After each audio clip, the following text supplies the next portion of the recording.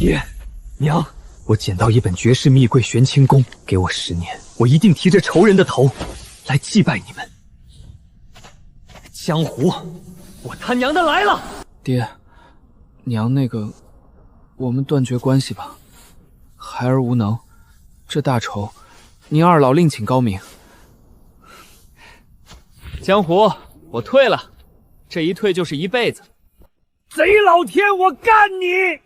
刚穿越就让我捡到绝世秘籍，可我却资质平魔，老了都还是普通人。幸好老子会经商，不然你让我怎么活？爷爷，你以前是干啥的呀？爷爷以前啊，闯荡江湖的。哇，那你会武功吗？会一点点，3流那种。3流是啥意思？3流就是连你奶奶打不过。沉默，找了你30年，你挺能藏啊。你们要干什么？紫衣门办事，斩草除根。我能问个问题吗？当年你们为什么杀我全家？不知道，我就是个干活的，上头让杀就杀。行吧。原来我不是什么武侠男主，只是路边小兵。笑傲江湖哪有那么容易？此仇不能报，我恨呐！丁，宿主第一式结束，第一式结算中。宿主第一式结束，评价88。所获评分可用来提升下一式的资质、悟性、血脉。你第一式，你的悟性10，资质11，血脉5。这玩意儿就是我的金手指，每次死了都能保留意识转世重生，那我是仙侠男主啊！大仇可报矣！不对，不对，既然我能转世轮回，那上面是不是还有修仙的？管他呢！现在最重要的是报仇，非报不可。童子，给我加50点悟性，剩下的全部梭发到资质上。加点完毕，已重开。这一世，我叫林默爹娘都在，还有个8岁的小妹。爹，行了，锅里留了碗粥，趁热喝了。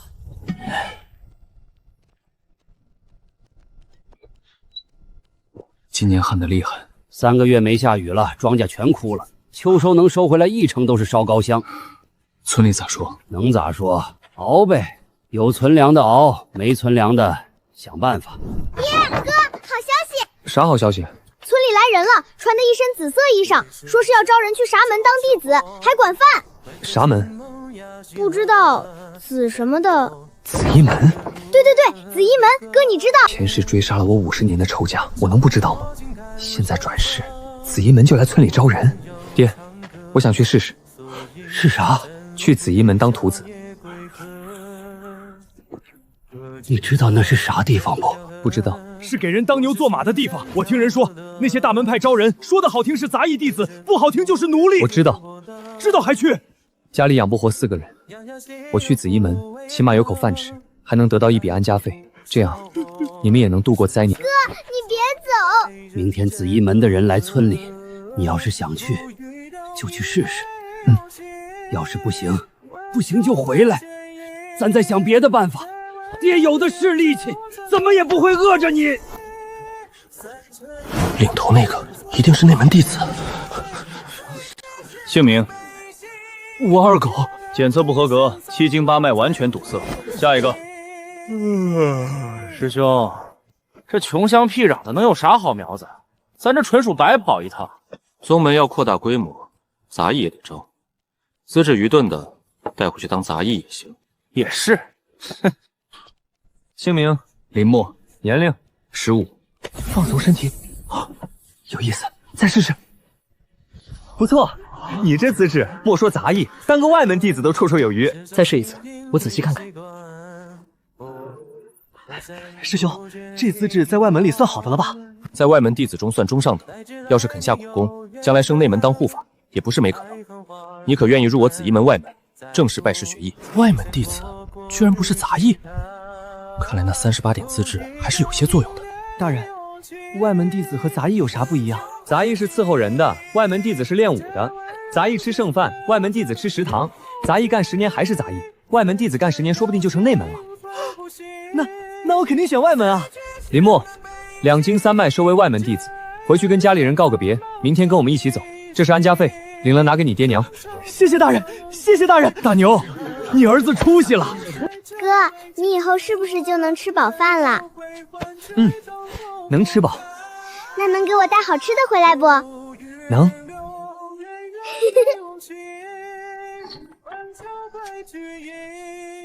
听说村长家的丫头八脉全通，那岂不是传说中的八脉全通？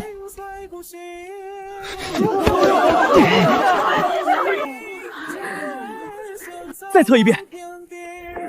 真的八脉全通！师妹，这是百年难遇的练武奇才啊！林姑娘，你愿不愿意入我紫衣门？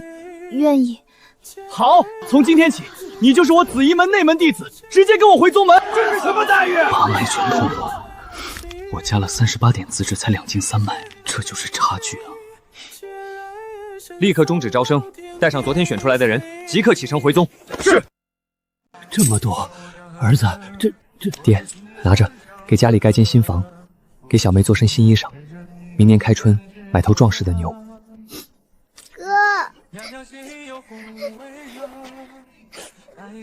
哥要走了，你在家要听话，照顾好爹娘。那哥哥，你还会回来吗？这是什么？桃树的种子，你把它种在院子里，好好看着长大。然后呢？然后等它开花结果的时候，哥就回来看你。真的？真的。那它什么时候开花结果？那我每天浇水，每天看着它长大。走了。哥，我等桃树开花。快看，那边就是陈家村。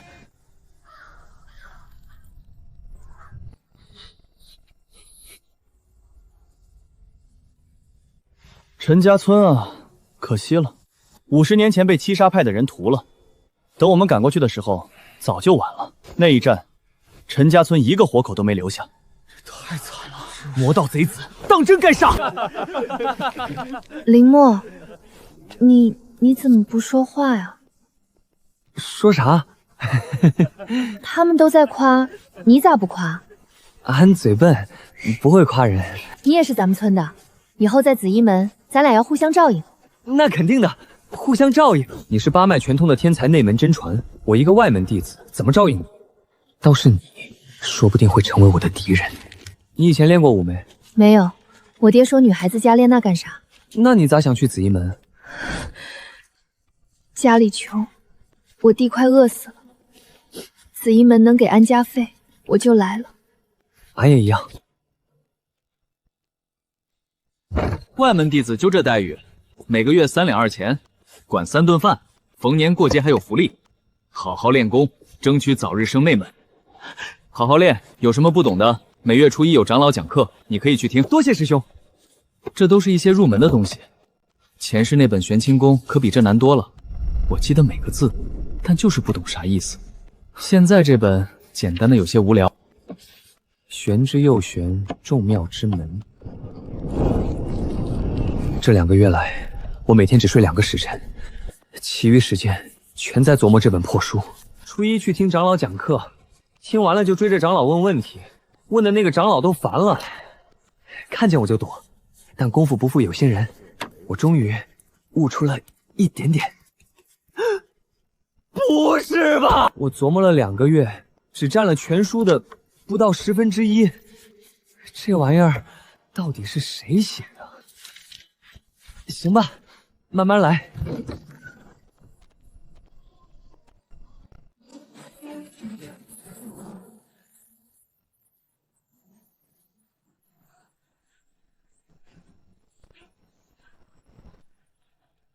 我辈修士，当打100万拳！爽！这小子还在练功，可不咋的，每天都练，命都不要了。切，装模作样。听说他刚来2个月就练成了紫鱼心经，二长老经常夸他刻苦。刻苦有个屁用！2经3脉的资质能强过那些3经4脉的？哎，玄清宫第1层，我练得差不多了，再有2个月就能突破3流5成。林墨练得挺勤快呀。有事。兄弟们看你天天这么练，累不累啊？歇几天呗。歇不歇是我自己的事。你自己的事儿，你天天这么练，长老天天夸你，搞得好像我们多懒似的。你这么搞，让我很难做啊。所以呢，你们想咋地？简单，以后少练点，别天天出风头，不然咋地？不然就让你知道什么叫规矩。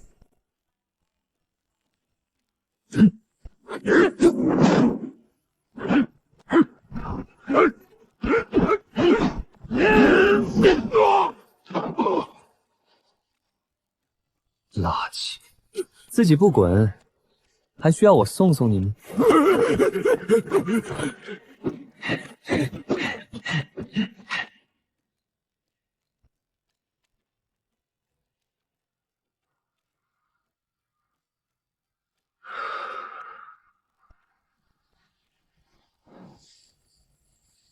才1年就晋升3流武者，比前世快了20倍，这就是功法以及资质带来的改变。林墨，你突破了！我靠，1年就3流了，你小子可以啊！林墨，你突破了3流，不去长老那儿报备一下？报备啥？报备了有奖励啊，丹药、兵器、功法都有。3流了，不错。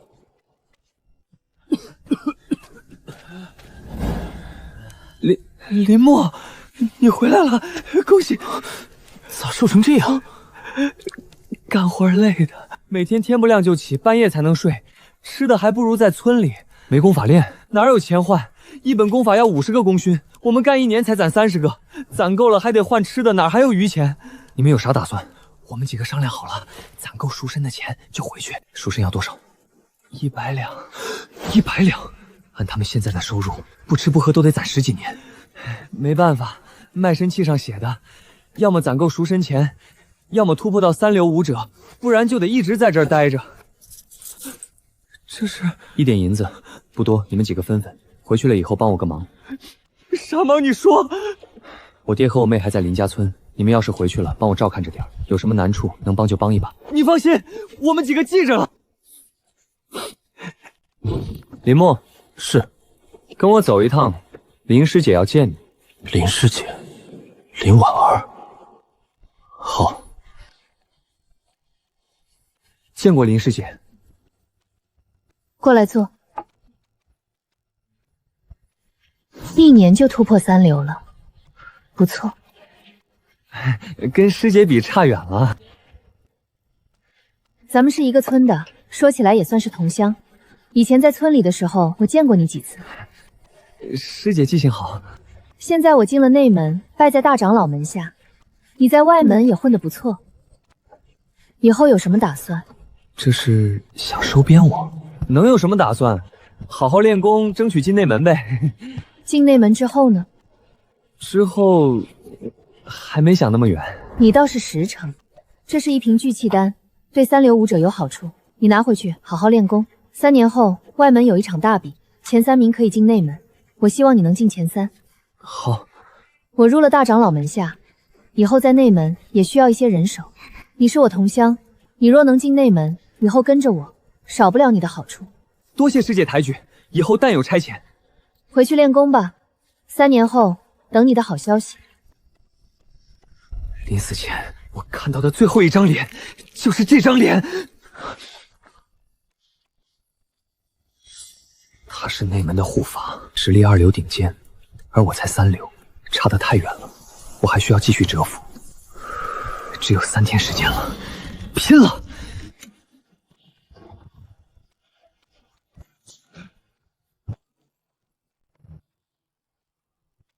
最后一刻，我总算成功突破2流，终于有了与那些天才一较长短的资格。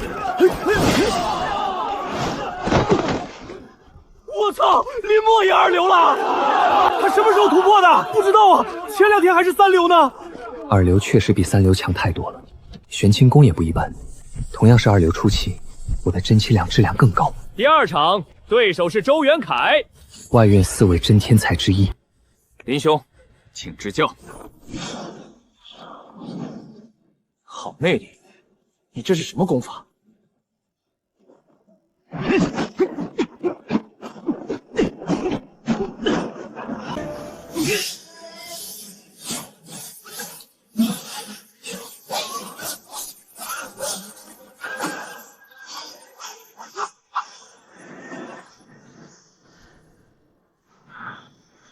小子内力明明不如我，但就是打不垮，这是什么鬼功夫？激战至40招，这小子的内力竟还没耗尽，看我一击破你！找到了，受死吧！你输了。鱼王应接一击主刀，好狂，就像一头狼，就叫他狂狼好了。或许他能跟外院第一天才沈流云一较长项。林哥，你赢了周元蒯，你赢了4大天才。林师弟，你很强，还好，你的打法我看懂了，就是硬扛着往前冲。但这招对我没用，试试，因为我的剑你扛不住。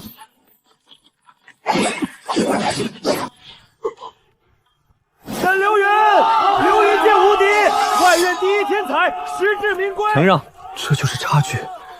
他拼尽全力能扛周元凯40多招，但在沈流云面前，我只扛了3剑。多谢指教。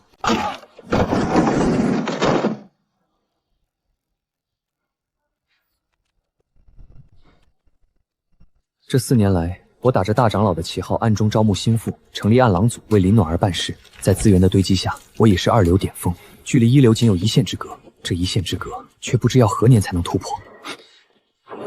大人，吴护法那边有消息了。说，吴天德3天前领了密令出宗，刚刚收来消息，他已完成任务，正往回赶。不过什么？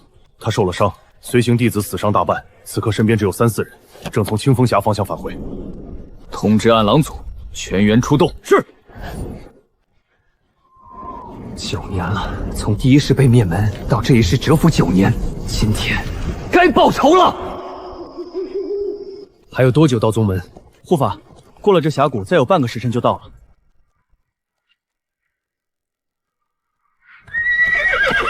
不对劲，太安静了，虫鸣声怎么停了？快停下！有埋伏！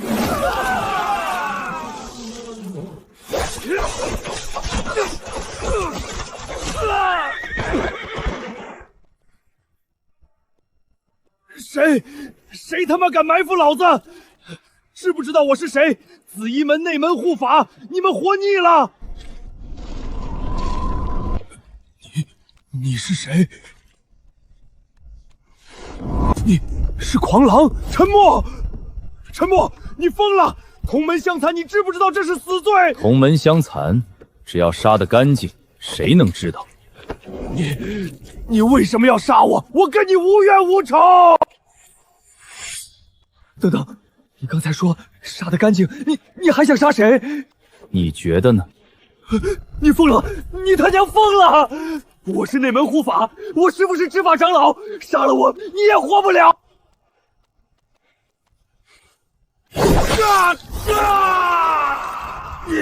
你这个疯子！我做鬼也不会放过你，紫衣门也不会放过你。想知道我为什么杀你吗？记不记得陈家村？我上辈子叫陈默。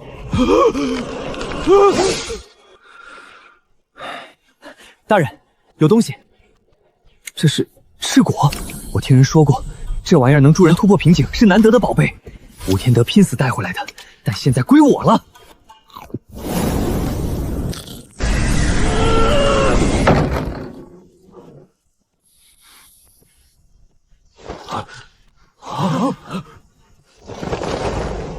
恭喜大人！终于晋升1流武者，在紫衣门也算高端战力了。2经3脉的资质，1流基本就是极限，再往上，后天。 1流了，托师姐的福，是你自己的本事。他的气息和内门那些护法完全不一样，更凝实，更厚重，像是一座大山压在面前。师姐，你后天了？小后天而已。师姐天赋惊人，小后天算不得什么，待我突破大后天，才能年轻1倍无敌。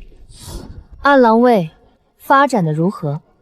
托师姐的福，现在有3流武者17人，还有5位刚突破2流，都是能办事。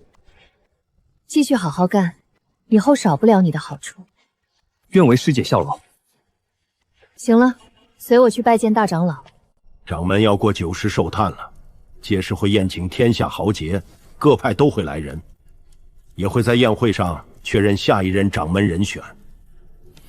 陈默，你说说这事儿怎么看？弟子斗胆说一句，掌门之位有德者居之，婉儿师姐的天赋，放眼整个宗门，无人能及。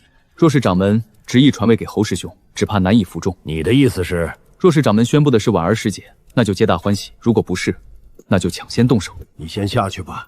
大长老还在举棋不定，那就由我来添一把火，让紫衣门乱起来。诸位弟兄，今晚我将带你们去搏一场大富贵，可愿同去？无所愿也。吾等愿为师姐扫清障碍，请大长老早做决断。这些年，陈默替我办了很多事，我一直以为他只是为了往上爬，为了资源，为了利益。可现在，他带着20多号人跪在这儿，说愿意为我去死。陈默，你想好了？弟子想好了。好，若大事可成，我定然不会亏待你等。师父，请您成全。婉儿是我一手带大的，24岁的小后天，紫衣门立派起以来从未有过。未来的先天强者，甚至可能更高。侯方杰凭什么跟他争？掌门之位，有德者居之。他徒儿做的呢，我徒儿怎么做不得？陈默，这些年你做的事，我都看在眼里。以后有什么事，你放手去做。需要什么资源，直接开口。若是成了，我也不会亏待你。谢大长老。大长老也是有私心的，若是事成，他会先过一把掌门的瘾，再传给林婉儿，名利双收，好得很。各怀心思，这样最好。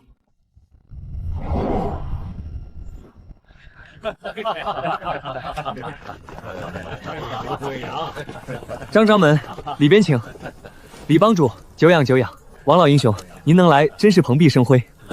陈长老，离开林家村已经整整10年了，现在桃树应该开花了吧？小妹也长成大姑娘了。林护法，抱歉抱歉，张掌主，里边请。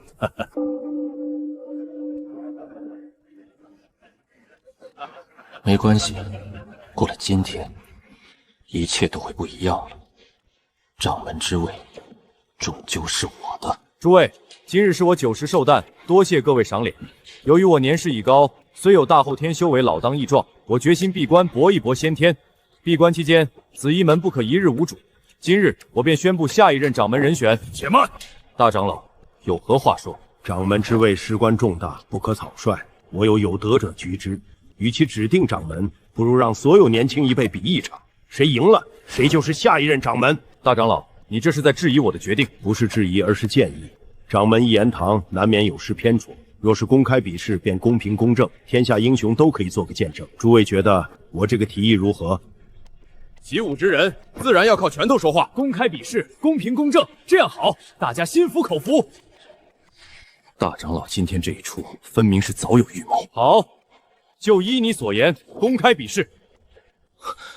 侯师兄，师妹斗胆请教。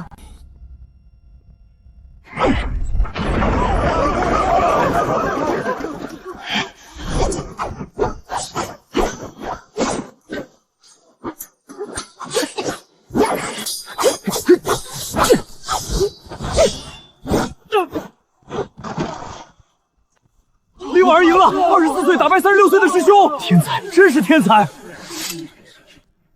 掌门承让。不对，我被人下药了，真气使不上劲儿，不然我怎么会输？侯师兄，输了就输了，何必污蔑人？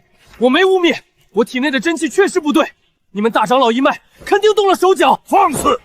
输了就说是下药，这就是掌门的弟子。谁不知道你们早就想夺权？公平公正，你们肯定在饭菜里下毒了！放屁！明明是你们技不如人，输不起就别比！跟他们废什么话！大长老一脉的兄弟们，动手！大长老，婉儿师姐万岁！为了富贵，拼了！打起来了，有意思，真有意思。咱们看戏就好，别掺和。大人，山上打起来了。我当然知道，这可是我亲手挑起来的内乱。给侯方玄下毒的人是我，那毒混在酒里，侯方杰喝下去的时候还笑着跟我点头致意呢。开门，请一些我们的朋友。什么朋友？外面可都是。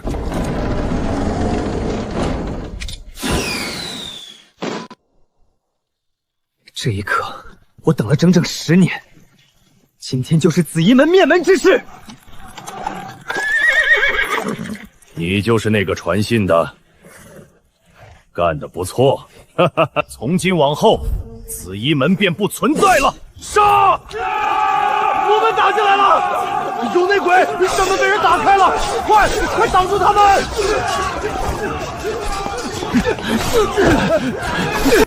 ！10年了，10年的隐忍，10年的谋划，10年的蛰伏，今天终于实现了。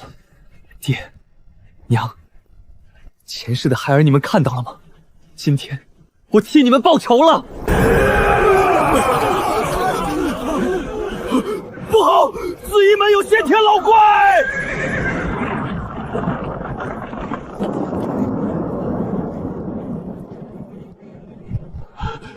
好，很好。本座闭关30年，一出关就看到你们在自相残杀，快撤！还引来了魔门。你有何话说？太上长老，纵容门下夺权，以致门派遭此大难，该当何罪？一个不留！大长老一脉皆为叛逆，查清之后，紫衣门竟然有先天30年闭关的老怪物，偏偏在今天出关，偏偏今天突破先天。林婉儿呢？杀了他！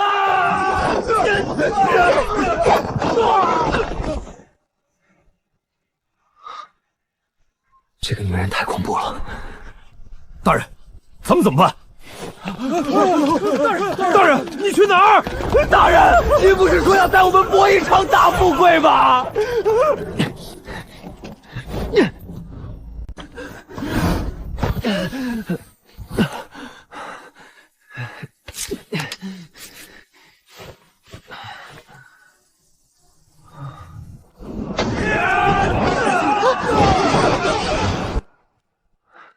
江湖险恶，本就如此。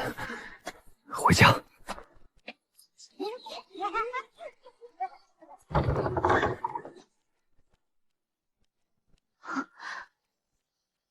哥，桃树开花了。哥，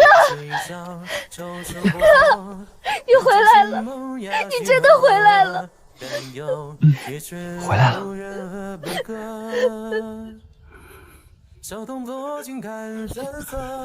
爹，哥，你肯定饿了吧？快吃。哥，你说等桃树开花就回来看我，桃树年年开花，你一直没回来，我还以为你骗我呢。没骗你，就是有点忙。哥哥这次回来，好像不打算走了。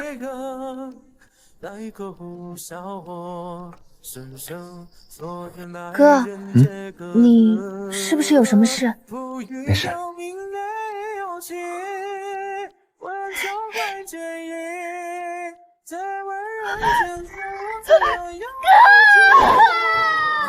找到了吗？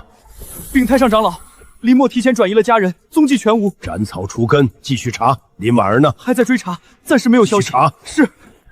25岁的大后天。这丫头比我想象的还能跑，又回来了。这一生的你执着于复仇，15岁入紫衣门，蛰伏10年，首任仇人吴天德，门寿宴下毒，挑起内乱，引七杀门攻山，重创紫衣门，却终究棋差一招，失败后毒发身亡，卒于故乡桃花树下。你这评语能不能正经点儿？下一世即将开启，是否使用积分？用。资质加188点，悟性加100点。林兄，你总算醒了。昨晚喝那么多，我还以为你要睡到下午。这一世，我居然成了七杀魔的嫡传弟子，临经者，悟经七脉比前世强了何止1倍。这资质放在紫衣门，妥妥的内门天才啊！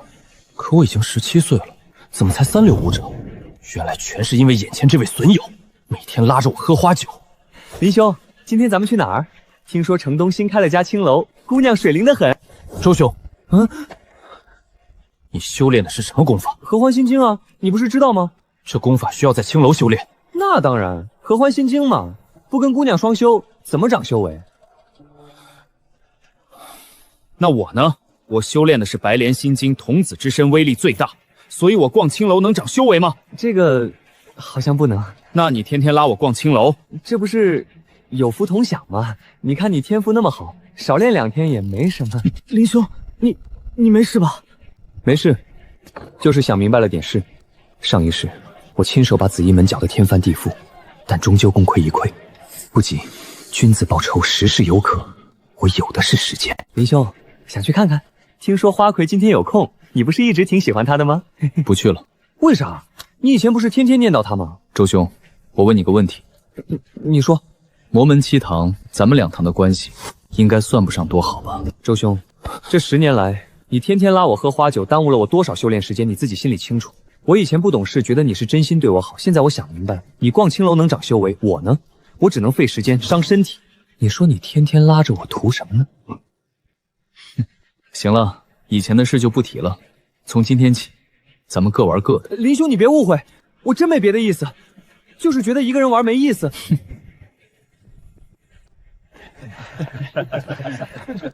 哟，林大公子今天怎么有空来？青楼倒闭了，想查点东西。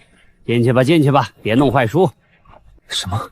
紫衣门死了那么多人，居然没有就此没落，反而比之前更强了，成为正道3大领袖之首。朝廷不能让魔门一家独大，所以需要扶持正道势力。但朝廷扶持紫衣门的力度大得有点离谱，这是把紫衣门当亲儿子养啊？不对，事发15年前。距离他上一世死亡才过去15年，可我已经17岁了，时间对不上，怎么会这样？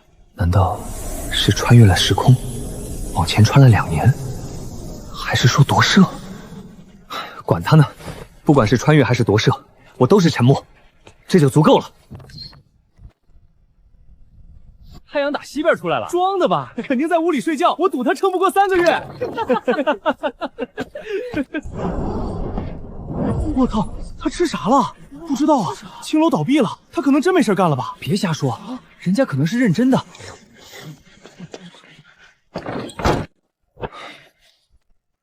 白莲心经里的口诀和玄清宫里的口诀好像能对上，不是一模一样，而是互补。这是什么情况？难道这2门功法原本是同一本？可是不对啊，白莲心经虽然不错，可玄清宫起码是先天宗师所造，2本功法层次差得太远。怎么会是同一本？白莲心经会不会是简化版？甚至玄清宫也不是完整的，只不过玄清宫相对白莲心经更完整一些。将白莲心经补齐之后，再与玄清宫结合，才是真正的完整功夫。堂主，林惊蛰这几个月一直在闭关，大门不出，二门不迈，用功的很。那逆徒也会闭关，不会是在青楼闭关吧？哼，师傅。1、2流，只差1线。这几个月，你真的一直在闭关？是。没出去鬼混？没有。没去找合欢堂那帮人？没有。哈哈哈哈哈！好啊，臭小算开窍了。你爹当年把你托付给我，说你资质不凡，让我多看着点。这些年我看着你整日往合欢堂跑，心里那个急呀，骂又骂不得，打又舍不得，我都愁死了都。现在好了，你总算懂事了。等你突破2流，我亲自给你挑一门好功法。以你的资质，将来接我的帮也不是没可能。接班白莲堂主，那自然是好的。但如果是魔教教主，那不是更好？师傅，弟子有一事请教。说，咱们的白莲心经是从哪来的？怎么突然问这个？弟子修炼的时候，总觉得这功法有些玄妙，不像是后天功法，但又说不清缘由，所以想问问来历。你倒是问着了。昔年圣教开派祖师留下一门神功，名为玄魔功。但这功法太过于深奥，一般人根本练不了，所以圣教教主把它拆解开，简化成7部功法，传给7位亲传弟子。这7位亲传弟子后来就成了7位堂主，传功至今。玄魔宫、玄清宫名字都这么像，果然有关系。会不会这2本功法本来就是同一部功法的2半？只有把2者结合，才是真正的完整功法。怎么了？没什么。师傅，玄魔宫现在还在吗？在，但那是教主才能修炼的功法，咱们7位堂主只能参悟简化版。当然，修为不够，玉性不足，看了也是白看。我要想覆灭紫衣门，抱着灭门之仇，就至少要成为堂主。前路任重漏远了。去吧。我明白了，徒儿告退。2年半，从3流到1流门口，这速度，放眼整个江湖都是顶尖的。林师兄，堂主喊你过去。知道了。师傅，怎么了？血刃堂堂主快不行了。血刃堂，上一世我引的就是血刃堂的人攻山。当年那一战，血刃堂主身负重伤，逃回来之后就一直没好过。这些年全靠丹药吊着命，他要是死了，血刃堂就麻烦了。剩下的阿猫阿狗根本撑不起个堂口。所以长老院商量了一下，等现任堂主死后，新堂主从咱们6堂的精英弟子里选。怎么选？是开个比武大会，还是选个修为最强的？一堂之主统领上万部众，岂是光比武就能定的？计谋、城府、信性、手段，方方面面都需要考量。长老院会挑选综合素质最优秀的一位，出任血刃堂代理堂主。代理？对，代理。因为圣教有规矩，堂主最低也要后天修为。就比如你现在才2流巅峰，即便选上也不够格。什么时候突破后天，什么时候转正？那长老院怎么考察？总不能一个个看吧？人的名，树的影，真正的人才是遮不住的。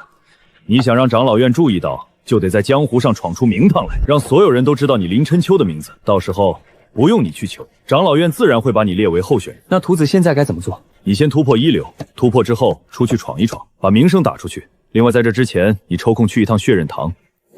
去血刃堂？去看看现任堂主，以晚辈的身份探望一下。你是不是觉得咱们圣教是魔门就该六亲不认？傻小子，外面叫我们魔门，你还真把自己当魔头了。就算是魔头，也得尊师重礼，不然把你扶持上来，你反手把人家给屠了，人家图啥？另外，圣教为什么被叫成魔门，你知道吗？是因为跟朝廷作对。咱们圣教从立教那天起就一直在造反，虽然一直没有成功，但朝廷也始终不能将我们根除。倘若你真的成了血刃堂堂主，统领上万部众，就万万错不得。弟子明白了，去吧。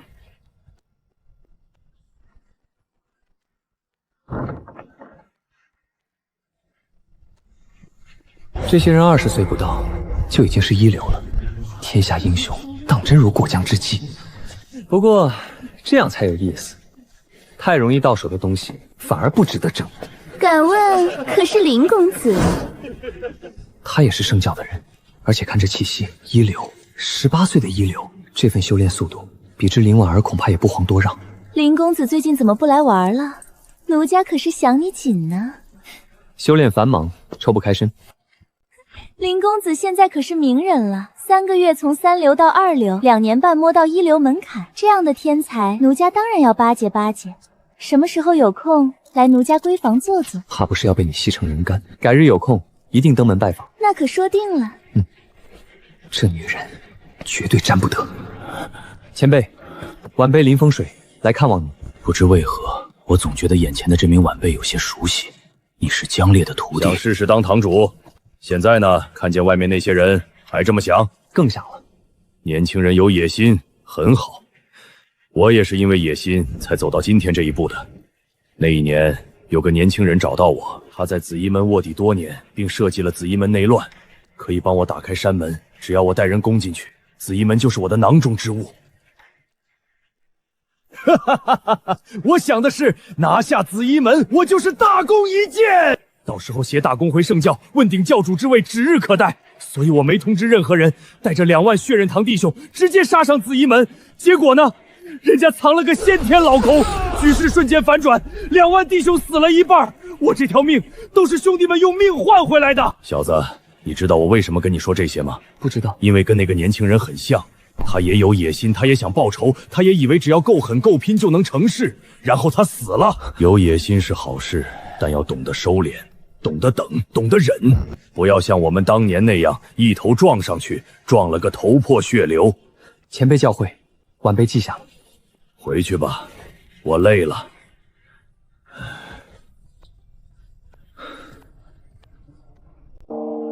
不要像我们当年那样。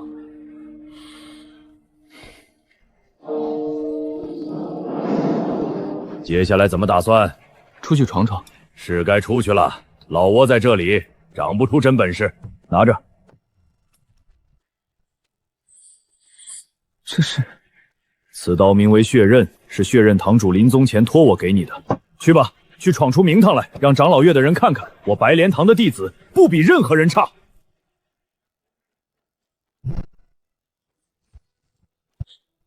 这5年来，有人说我杀人如麻，是个渡不扣的魔头；有人说我恩怨分明，从不滥杀无辜。他们甚至把我评为魔门4少之一，还给我取了个外号——血莲公子林惊蛰。我的名气现在已经进了长老院的眼中，光有名气不够，还得有实教，得有拿得出手的功劳。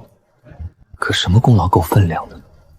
听说了吗？苍狼城出了位顶级富商，叫钱父。据说他是排得上号的大富豪，但真正让江湖震动的，而是他的身份。他是魔门的叛徒。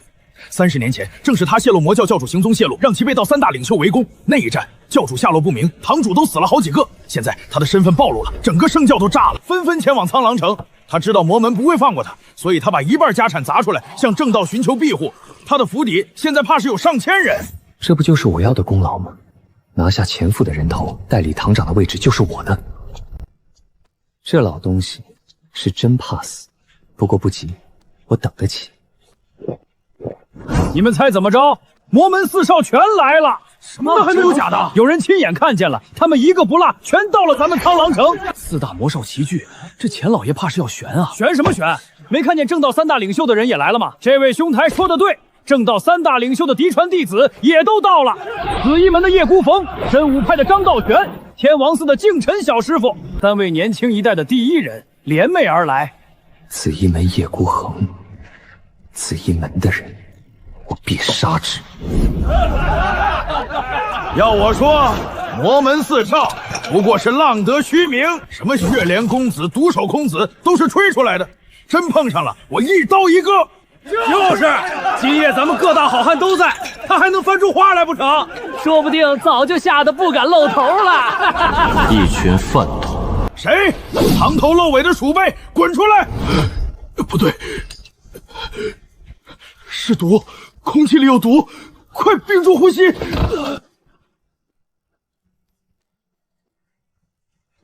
哈哈哈哈哈！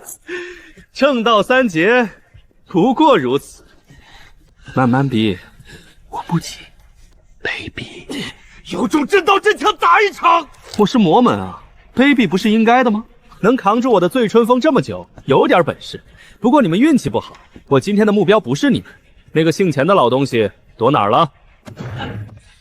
哼，没关系，你们不说我就杀人，一个呼吸杀一人，你们又能撑多久？说，有骨气。我就喜欢有骨气的人。我可是个好人，你们逼我哦。大和尚，你看着挺顺眼的，要不你先说。出家人不打诳语，你告诉我钱父在哪儿，我就不杀你，还会把所有人都放了。怎么样？出家人不是慈悲为怀吗？阿弥陀佛。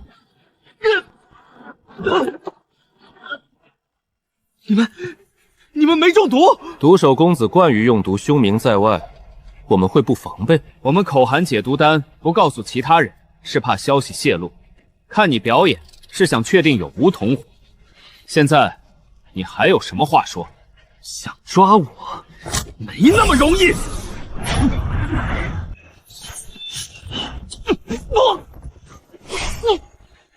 独手公子也不过如此。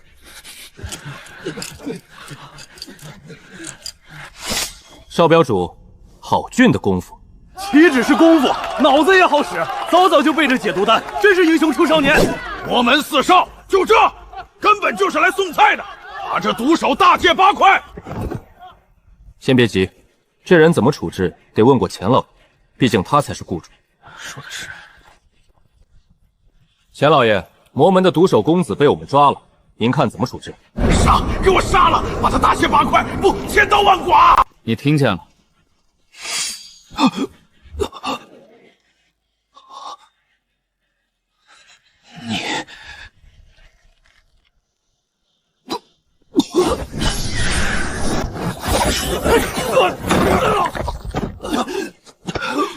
少镖主，你疯了！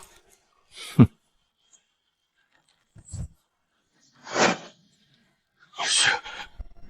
叶未央，那个什么少镖头，3天前就被我杀了。怎么样？惊不惊喜？意不意外？敬晨还能站吗？正道3劫确实有点东西，受了伤还能站起来。别废话，先拿下他们，再进去杀钱父。外面的，快把钱老爷转移！现在才想起转移，晚了。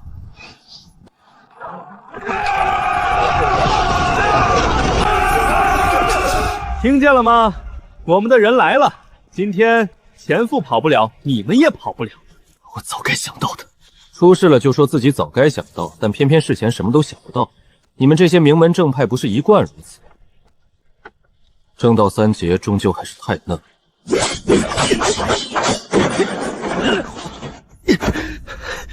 这两个家伙已经疯了！别管他们了，正道的人快冲进来了，先杀前夫。走。别追了，二人武功不可小觑，跑了也好，省得碍事。玄铁的，得花点时间，一起动手。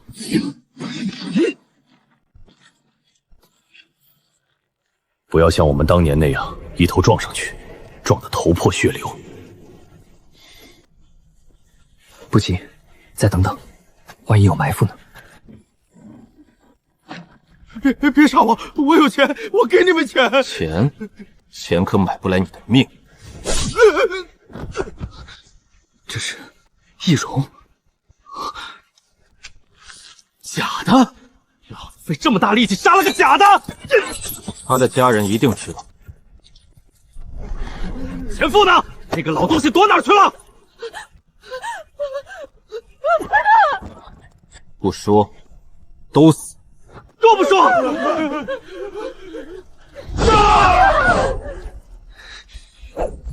我们居然被那老头耍了！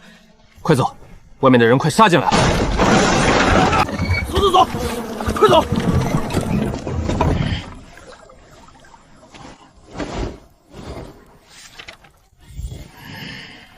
从今以后就没有前夫，只有张老三。今天我要发大财了！钱老爷，这是要去哪儿啊？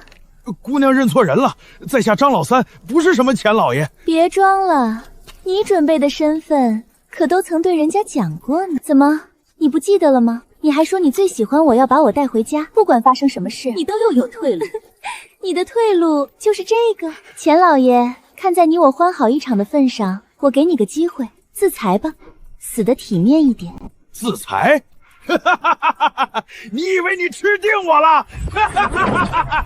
哟，藏得挺深啊。20年了，老子从没放下过功夫，就是防着你们找上门来，受死吧！你这是妖法！钱老爷，奴家这可不是妖法。好汉，多谢相助，帮我杀了这妖女，我给你钱，大把大把的钱。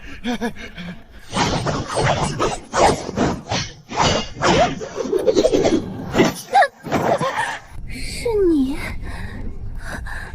这位侠，你救我性命，我给你一半家产，不，给你全部。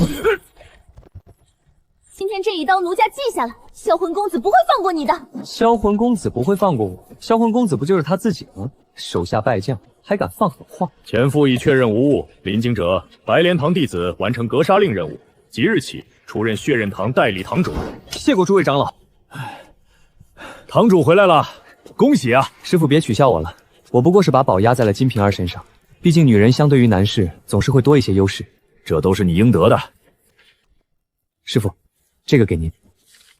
这是玄清功，弟子一直在修炼这门功法，它和白莲心境同源，但更深奥。弟子全靠它才有今天的修为。这，师傅闭关吧，白莲堂的事，弟子先帮您打理。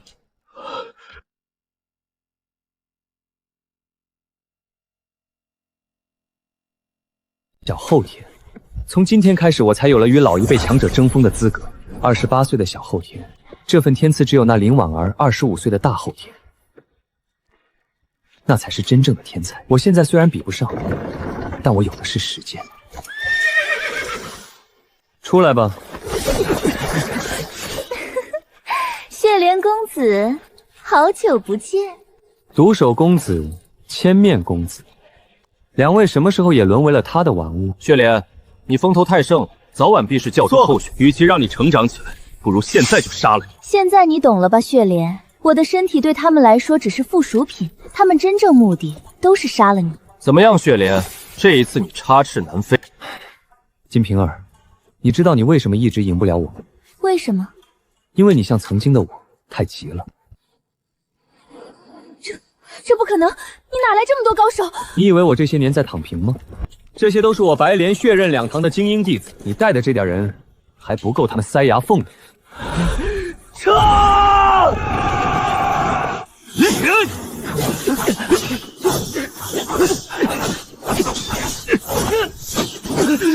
他的真气怎么用不完？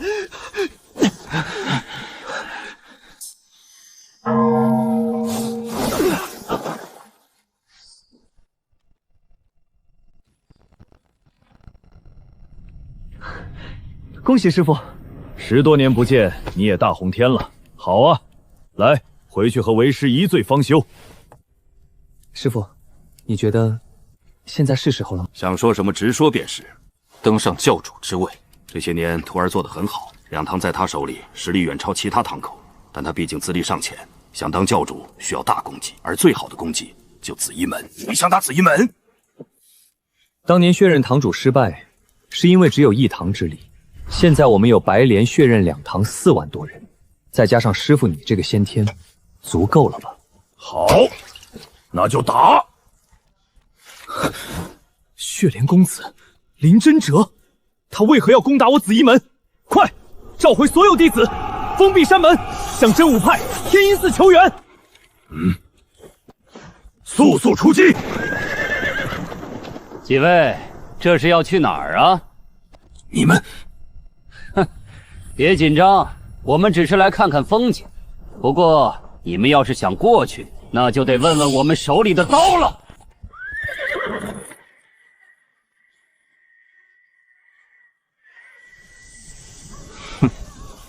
攻山！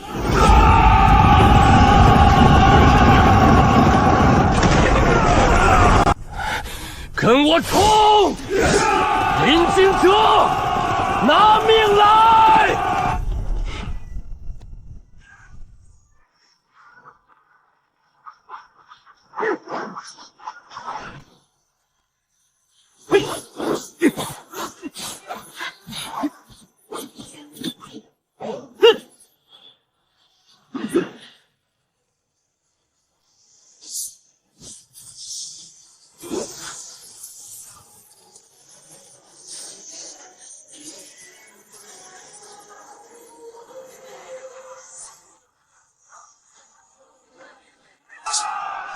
踏平紫衣门！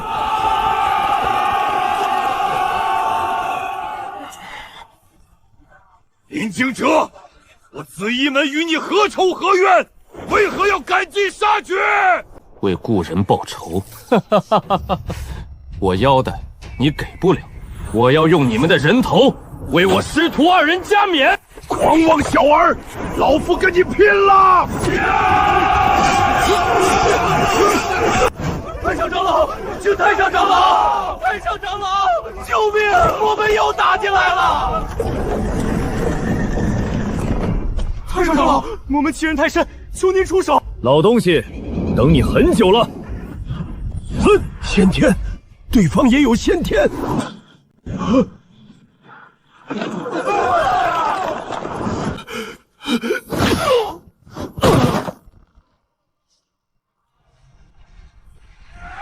杀一个不留。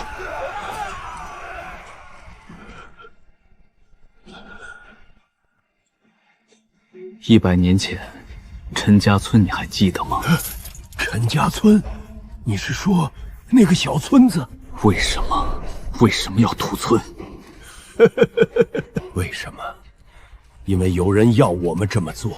谁？都是报应啊！怪我贪心，听信了那位贵人的话，否则紫衣门即便不能大富大贵，也能平安传承下去。朝廷的军队，他们怎么会来？是来救紫衣门的。怕吗？怕也没用。他们来了，那就打！区区朝廷走狗，我圣教什么时候怕过？你到底是什么人？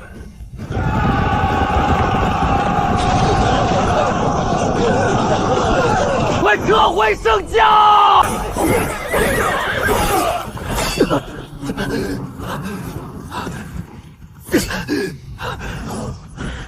徒儿，快走！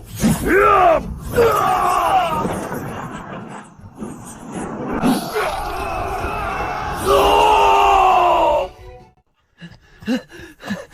沉默啊，沉默！你真是蠢到家了！你他娘是练武又不是修仙的，在凡人世界，军队才是战无不胜的存在。练了几手功夫，当了个魔教堂主，就以为自己能呼风唤雨了，真是可笑。还没完，只要活着就能东山再起。我得训练出一支真正的军队，朝廷又怎样？我总有一天要踏平他。周成风，他来这里干什么？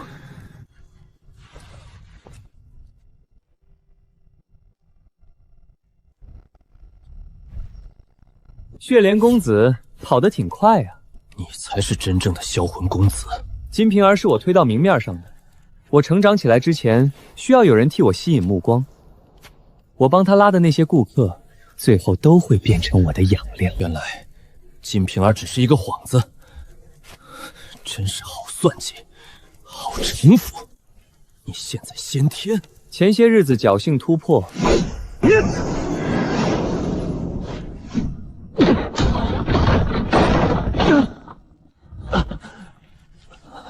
血莲公子，你之前说过一句话，我一直记着。你说魔门公子只有一个，这很不错。现在我告诉你，魔门公子唯有销魂。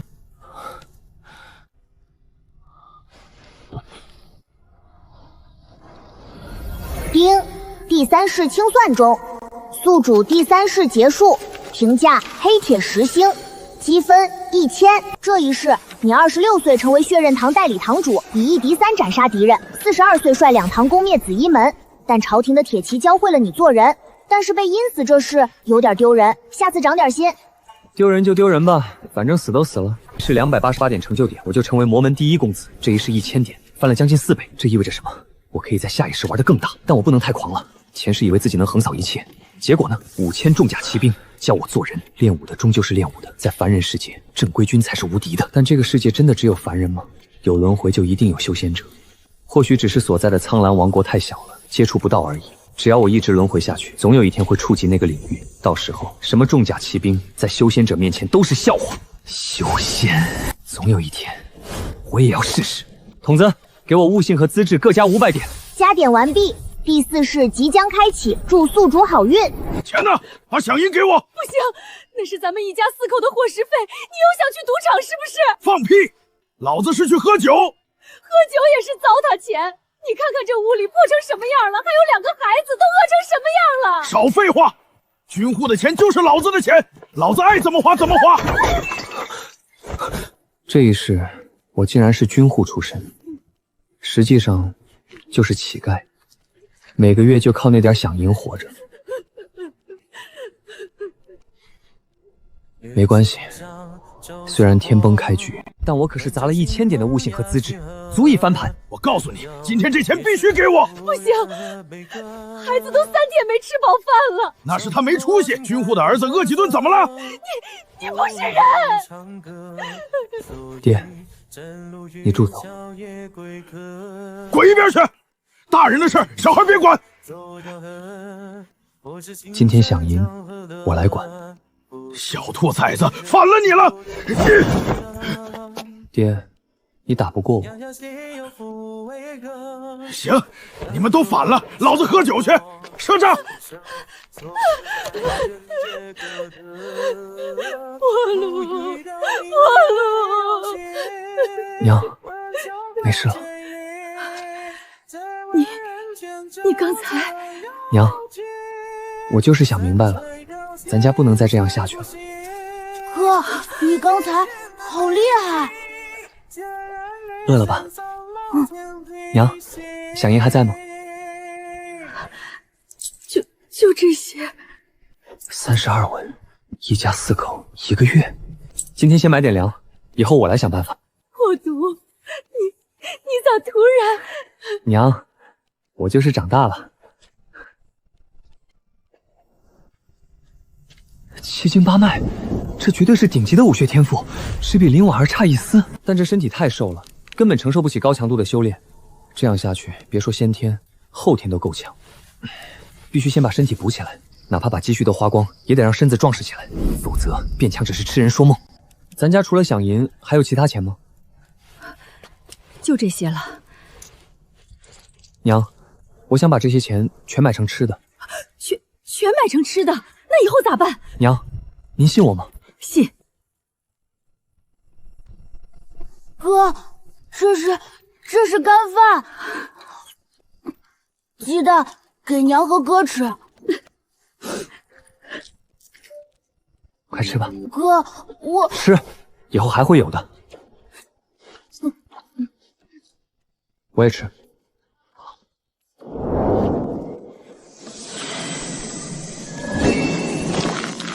三流武者，单单玄清宫已经如此强大，如果找到玄魔宫，把二者合一，会是什么样？上一世，周成风杀我的时候跟我说了一些话，他以为死人不会泄露秘密，可我的意识却是不灭的。金瓶儿留下了一首诗，诗里藏着玄魔宫的下落：青山埋骨处，白骨化莲台，莲开七瓣落，魔心自天来。我已经破解了前3句，找到了玄魔宫的大概位置，找到玄魔宫的下落，这是我这一世的目标之一。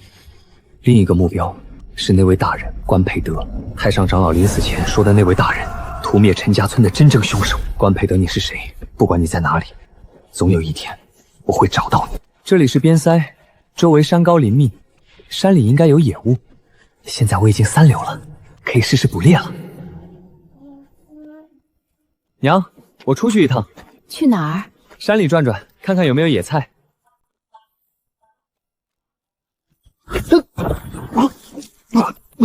这不对啊！杀人我是一把好手，杀个兔子怎么就这么难？陈破龙，那是陈破龙，这小子行啊！这么大一只猪，够吃几个月了。哥，咱们今晚吃肉吗？吃个够。爹，我不管以前怎么样，以后这个家我说了算。你安安分分待着，我吃肉，你喝汤。你要是再闹，下次碎的就不是石头了。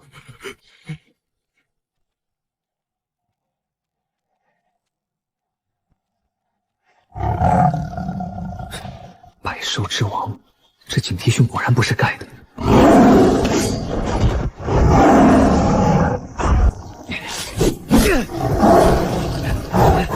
这玩意儿比2流高手还难对付，力大无穷，反应还快，得改变策略，不再硬拼，找机会往他伤口上招呼。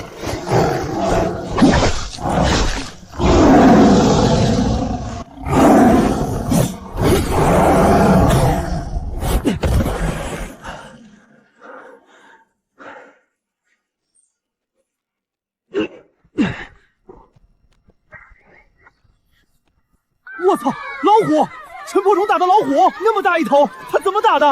打虎英雄，打虎英雄！破虫，你没事吧？没事儿，今晚吃肉。在下雁门关守将帐下征兵官，姓赵。听说你打死了猛虎，特来看看。雁门关守将，那可是这一带最大的官。年轻人，有没有兴趣成为将军帐下的签兵？大人，能否容我2个月？为何？我想将家中安顿好，再全心全意为大人效力。哈哈哈哈！好，那2个月后我再来。2个月，足够我突破了。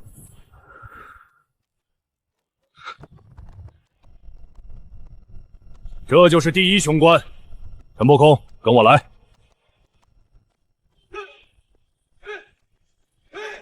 以后你住这儿，跟兄弟们熟悉熟悉。明天开始训练。新来的，陈破龙，请多关照。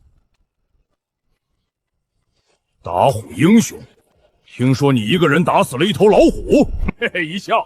打老虎和打仗可不一样，来，让兄弟们看看你的本事。血连七杀，第1刀连开。你这刀法哪儿学的？教教我们吧。陈破琼，周统领叫你过去。昨天那一刀我听说了，你这刀法，江湖上学的？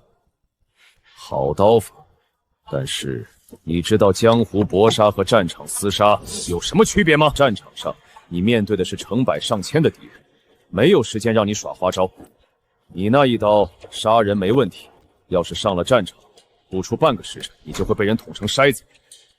我前世好歹是大后天巅峰，大名鼎鼎的血莲公子。战场从不追求招式变化，出手就要杀人，一往无前，没有机会让你躲闪，更没有时间让你调整招式。你那一刀很好，但不适合上战场。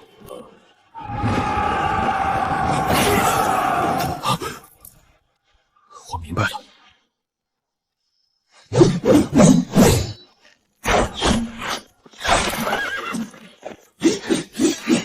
这小子是不是疯了？不是疯了，是狠，对自己狠。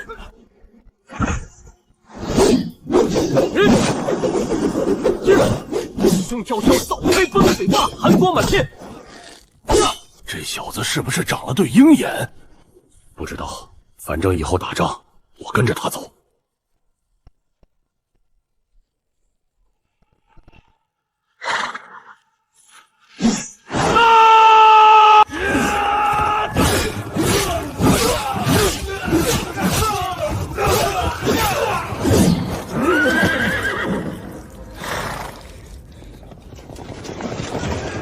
陈破棍，你他娘还是人吗？老将军召见我，肯定不只是因为我18岁就成了165者，一人杀穿敌阵，这太耀眼了，耀眼到不合常理。陈破头在，抬起头来。3年前你还在山里打猎，3年后你就能杀穿敌阵，说说看你是怎么做到的？回将军，3年前我无意中得到了一份传承。什么传承？魔教教主的传承。魔教教主？你确定？我还得到了一首诗，据说藏着魔教镇教神功玄魔功的下落，今日便献给老将军。青山埋骨处，白骨化莲台，莲开七瓣落，魔心自天来。年轻人，你倒是坦诚，魔教玄魔功的下落你愿意说出来，是信得过老夫？你知道老夫今年多大了吗？听闻将军已近100岁，就是大后天巅峰，困了30年。如果找到你说的玄魔功，确实有可能突破先天，多活100年。但你想过没有，老夫如果闭关去突破需要多久？短则3、5年，长则10年、20年。这期间这关口怎么办？老夫躲起来闭关，谁来守关？多活100年，看着关口失守，看着胡人南下，生灵涂炭，这命老夫要来何用？不过你若有需要，老夫倒是可以帮你找。将军，你年轻，18岁就一流了，比老夫当年强多了。到时候你来替老夫守着这万里边关，那东西老夫帮你找。将军，行了，起来吧，跪着怪累的。将军，当初周统领是老夫让他去的。你刚进燕灵卫，老夫就注意到你了。后来听说你刀法不错，就让周统领去点你一下。年轻人锋芒太露，容易吃亏，早点知道战场和江湖不一样是好事。将军大恩，铭记在心。但守卫关口一事，这个问题你不必急于回答，日后是去是留自己决定。好好练功，好好打仗，只要你现在还是关口的人便可。将军，末将有个东西想送给您。哦，不是武功，是一本书，是末将这几年闲着没事琢磨出的一些用兵之道，虽然粗浅，但或许对将军有用。拿来看看。这是兵者，国之大事，死生之地。这书是你写的？将军，找到了。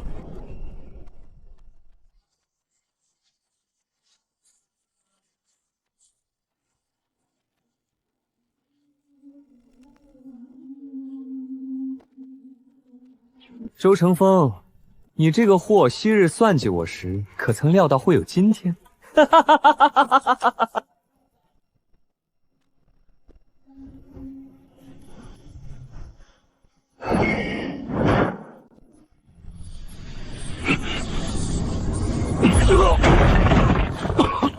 如果能融合成功，产生的会是什么？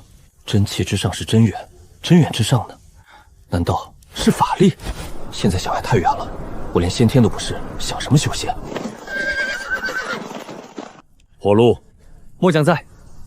老夫已经上书朝廷，举荐你为游击将军。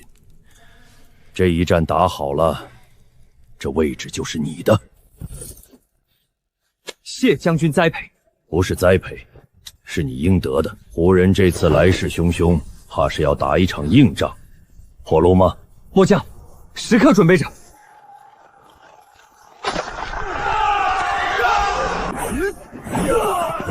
他就是一尊杀神，根本挡不住。鲍将军，此战斩敌3万，缴获牛羊马匹无数，胡人元气大伤，20年不敢南下。破路，你当真不负你之名？听说了吗？关口打了大胜仗，杀敌3万，何止？听说那个叫陈破路的先锋，一个人杀穿了敌军大营。21岁的小后天，了不得啊！传圣上口谕，李沧源加封护国扫北将军，赏金1000两，赐蟒袍玉带。陈破路连升3级，封游击将军兼雁翎卫统领。封侯呢？这么大的功劳，怎么没人封侯？李将军守边30年，打了多少胜仗，怎么连个侯都不给？听说朝廷那帮人光顾着自己庆功了。将军，您守边30年，立下多少战功？这次更是斩敌3万，凭什么连个侯都不给？封侯非我意，但愿边境平。只要胡人不敢南下，只要百姓能安居乐业，封不封侯又有什么区别？不过老夫唯一觉得亏欠的是你，以你的功劳，至少该是个参将，委屈你了。将军，末将不在乎这个。不在乎？你年纪轻轻，难道不想升官发财？将军，末将想要的不是这个。将军，末将想问一个人。谁？关培德。你怎么知道这个名字？末将有个故人，死在了他手上。故人？你今年才21，哪里来的故人？关培德，老夫确实认识。他是朝廷前任兵部尚书，后来成了皇亲国戚。老夫当年能镇守雁门关，他还帮过忙，有提携之恩。他是个什么样的人？正直清廉，不贪不占，是出了名的清官。他主张加强边备，支持老夫练兵。那些年的军饷从不拖欠，兵器粮草也总能及时送到。说起来，老夫还欠他一是怎么回事？将军，如果我说他手里沾着无数无辜者的血，您信吗？这不可能。老夫认识他几10年，他不是那种人。不管你信不信，有件事老夫得告诉你。什么事？关培德已经死了。死了？10年前老死于家中，算是善终。我找了4世的人，死了，老死的。破除，不管你和关培德有什么恩怨，人死如灯灭，放下吧。不知不觉，我已经轮回了4世。那些人和事，有的刻骨铭心，有的已经模糊。我有百世书，可以一世一世轮回下去。可别人呢，终将会成为一抹黄土。我就像一个被时间遗忘的异类。我所坚持的复仇和修仙，会不会只是个笑话？在时间长河面前，任何仇恨都没有意义。一个恨了100年的人，老死了，可悲，可叹。陈家村被灭，可能永远都找不到答案了。修仙，只有踏上仙途，才能真正超脱于时间。或许只有修仙者才是我的同类。将军，末将还有个问题想请教。说。这世上有仙人吗？怎么突然问这个？只是好奇。可能有，也可能没有。老夫活了快100年，没见过仙人，也没认识见过仙人的人。但苍兰王国一直有个传说，据说初代国主就是仙人的后代。或者说，苍兰王国就是仙人建立。那将军觉得这传说是真的吗？不知道，传了800年了，谁知道真假？破炉，老夫劝你一句：活在当下。真正的长生不一定是肉身不死，身虽死，名可垂于青史，这何尝不是一种长生？身死名存，垂于青史，我从来没想过。但这样的逍遥长生，并不是我想要的。将军教诲，末将铭记。破路，你回来了！哥，你打胜仗的事我都听说了，你太厉害了。想学吗？想，我以后也要从军，随哥哥上阵杀敌。娘，孩儿此次要随将军回京述职。破路，京城远，路上小心，好好跟着将军，别惹事儿。您放心，孩儿有分寸。驾！飞将军，那就是李云城，这就是守了关口30年的那位。旁边那个年轻人是谁？听说这次大捷的先锋姓陈，一人阵斩敌方猛将数十人，还夺了帅营大帐。这么年轻，原来出名是这样的感觉。习惯就好。这就是那个游击将军。对，听说后来从军了，立了大功，还是一个20几岁的后天高手，这么年轻。诸位可知，这次大捷全靠飞将军运筹帷幄，而飞将军能有如此谋略，据说是因为一本奇书《孙子兵法》。此书偏偏精妙，老夫活了大半辈子，从未见过如此精深的兵法。没想到《孙子兵法》已经传开了。伯仲，明天随老夫进宫，陛下要见你。你小子是真的出名了。今天老夫进宫，好几个大臣都在打听你。有个老家伙还问你有没有娶亲。将军，末将还小，20几岁已经不小了。不过也好，先立业后成家。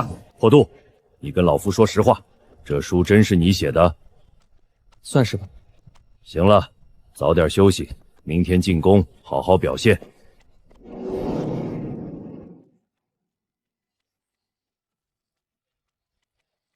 怪不得朝廷那帮人敢抢功劳，原来上面坐的是个孩子。宣雁门守将李龙城觐见，宣游击将军陈破壁觐见。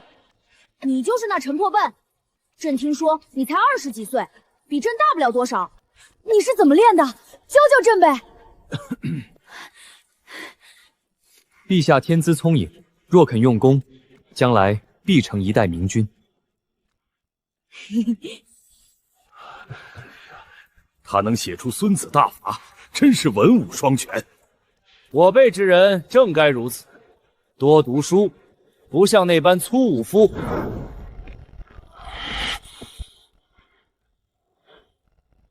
将军，武状元王腾扬言要挑战您，他在城东设了擂台，要跟您一较高下，谁赢了，谁才是真正的少年英雄。无聊，这小子叫王腾，今年的武状元。他爹是定国公，确实有两下子。什么修为？半步大后天。半步大后天确实不算弱，但我身负魔道咬枪骨真气，战力翻倍。别过会做真正的半步大天，我也敢碰一碰。陈破路，可敢一战？我还以为你不敢来呢。本来是不想来的，但你这么热情，不来好像不太礼貌。废话少说，动手吧。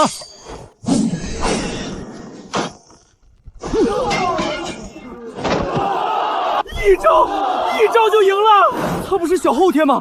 怎么这么强？武状元就这？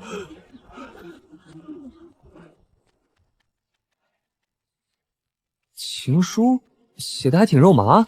哎，哈哈哈哈！破都，你也该成个家了。将军，末将还小，已经不小了。你看那王腾才比你大几岁，听说已经定了3房亲事。将军，您是知道的。将军。天牢出事了，有人劫狱，劫的还是前任魔教教主周成风。对，据说是个女先天出手，杀进天牢把人救出来了。然后呢？然后他们跑了。那个女先天太强了，根本挡不住。现在估计搜不到了。去哪儿？去看看。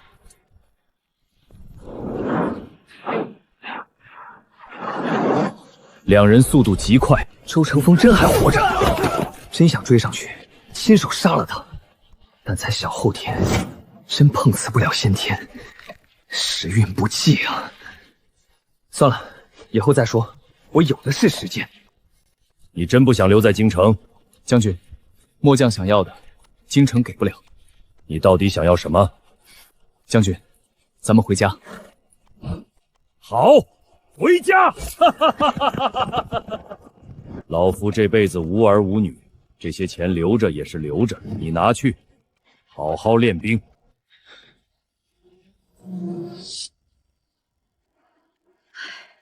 破路，你都30多了，怎么还不娶媳妇儿？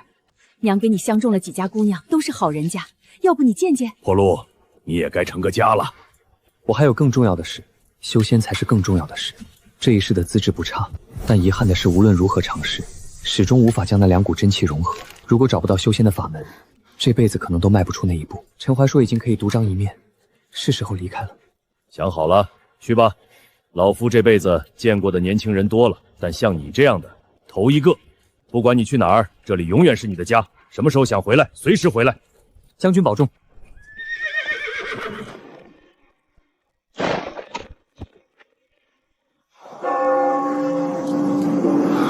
或许这世上无仙。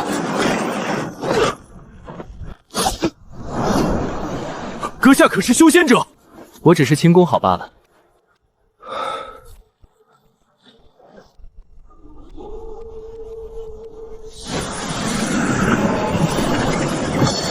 先天，我终于踏足了这个境界。看来是时候走一遭了，去皇宫深处看看。都20了，太后为什么还不肯还政？陛下息怒，太后也是为了陛下好。为朕好，为朕好就把朕当傀儡这么多年。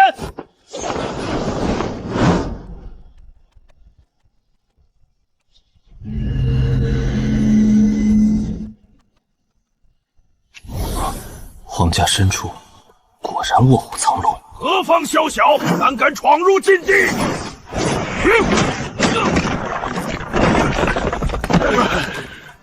什么？这人是谁？江湖上何时出了这么一号人物？3个先天，而且都是老牌先天。我刚突破不久，就能以1敌3，玄清玄魔果然凶悍。再来！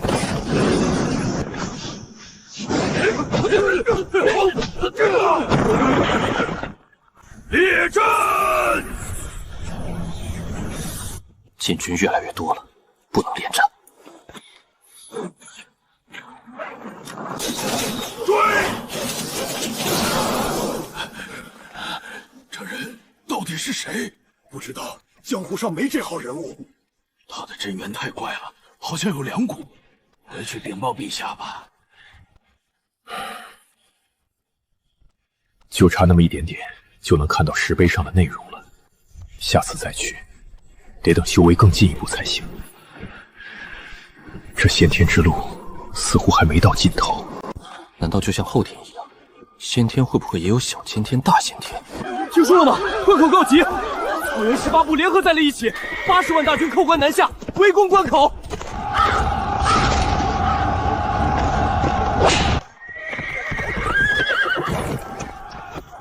李将军呢？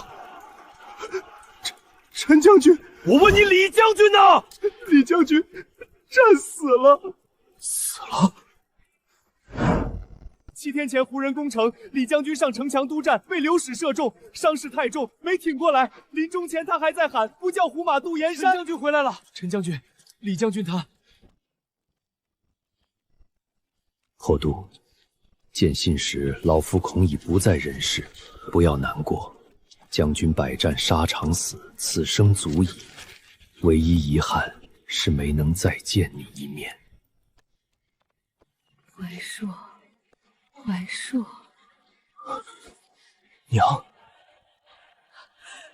路，你回来了！你弟弟他！娘，怀硕怎么了？陈将军，怀硕他失踪了。那一战打得太惨，尸体都找不全。有人看见他被胡人围住，后来就找不着了。活不见人，死不见尸。破卢，娘这几天一直做梦，梦见有仙人骑着仙鹤从天上飞下来，把你弟弟接走了。那仙鹤好白好大，你弟弟坐在上面，还冲娘挥手，对不对？他被仙人接走了，对不对？娘，对，他被仙人接走了。我就知道，我儿子是有福气的。怀硕死了我不信，活要见人，死要见尸，我会找到他的，不管多久，不管多远。将军，我回来了，对不起，我来晚了。您放心，关口我守着。是陈伯鹏，他回来了，杀神回来了，陈将军回来了，飞将军还在，杀大虎狗，飞将军没有死，飞将军永远活着，杀！这只是开始。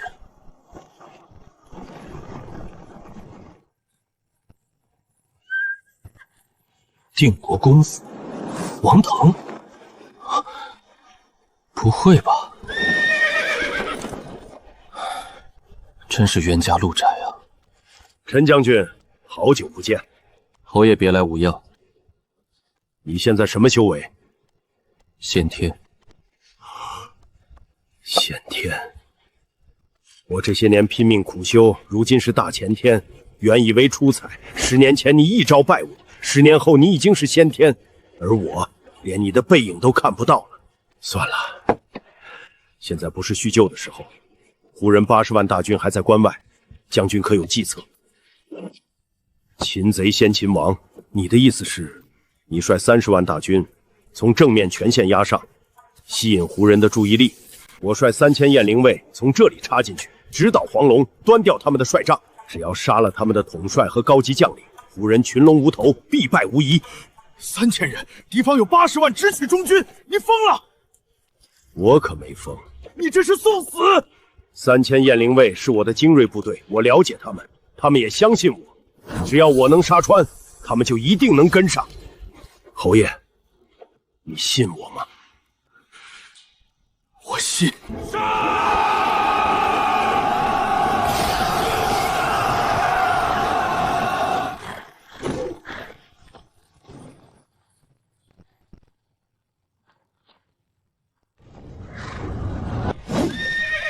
就是那里，跟紧我！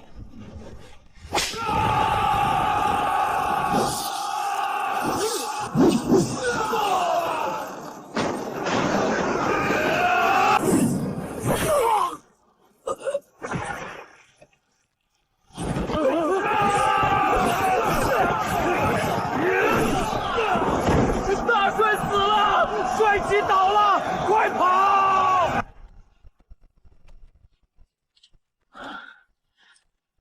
第一次见面时，怀霜也是这么大，拉着我的鞋脚，舍不得我走。走吧，往那边跑，跑远点儿。弟弟到底去了哪里？难道真的被仙人接走了？我会继续找，活要见人，死要见尸。禀陛下，飞将军斩杀胡人大帅，胡人80万大军全线崩溃。封赏，陈默晋封边关守将。这般封赏实在不公，您立下赫赫边关功绩，镇守边关屡立奇功，功绩无人能及，为何得不到应有尊崇？封侯非我意，那您图什么？图一个心安。老将军守边50年，战功无数，封侯了吗？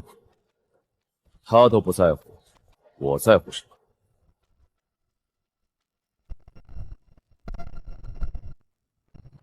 破路，你都多大的人了，还不成家？娘想抱孙子了，你不为自己想，也得为陈家想啊！娘，都依你。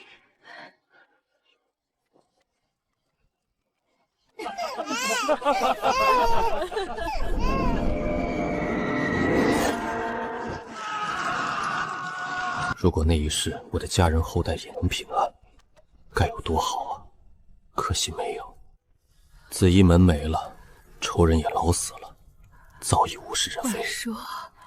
怀说怎么还不回来？娘梦见好几次了，他坐在仙鹤上冲娘挥手。娘，他忙，仙人忙。忙好，忙好，有出息。自此之后，胡人永不敢南下。陈破库，功盖天下，理应封侯。将军终于要封侯了，等了几10年，总算等到了。将军，胡人被打跑了，以后不会再有大战了。您的心愿，我替您完成了。那就是陈破群，打跑胡人的那位飞将军，真正的飞将军。陈老将军，请上座。陛下，老臣有一事相求。老将军，但说无妨。老臣听闻皇宫深处有一块石碑，是初代国主所留。老臣一生痴迷武道，想去看一看，不知可否？此乃皇室禁地，外人不得入内。陈老将军见谅。太平本是将军定，不许将军见太平。这句话我听过很多次，今天终于落到了自己身上。老将军，你酒里有毒，谁干的？太后，是你！仁兄，别怪我，我本不想出手，奈何天下只知有你飞将军，却不知我大元帅。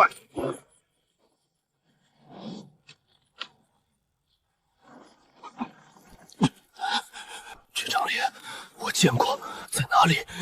你姓什么？哀家姓关，闺名子轩，先父关培德。关子轩，小花，当年那个被土匪玷污而被陈家村救助的女孩，是关培德的女儿。原来如此，原来如此啊！哈哈哈哈！我竟然为这幕后真凶守了一辈子江山。陈老将军，你笑什么？没什么，我一定会回来的。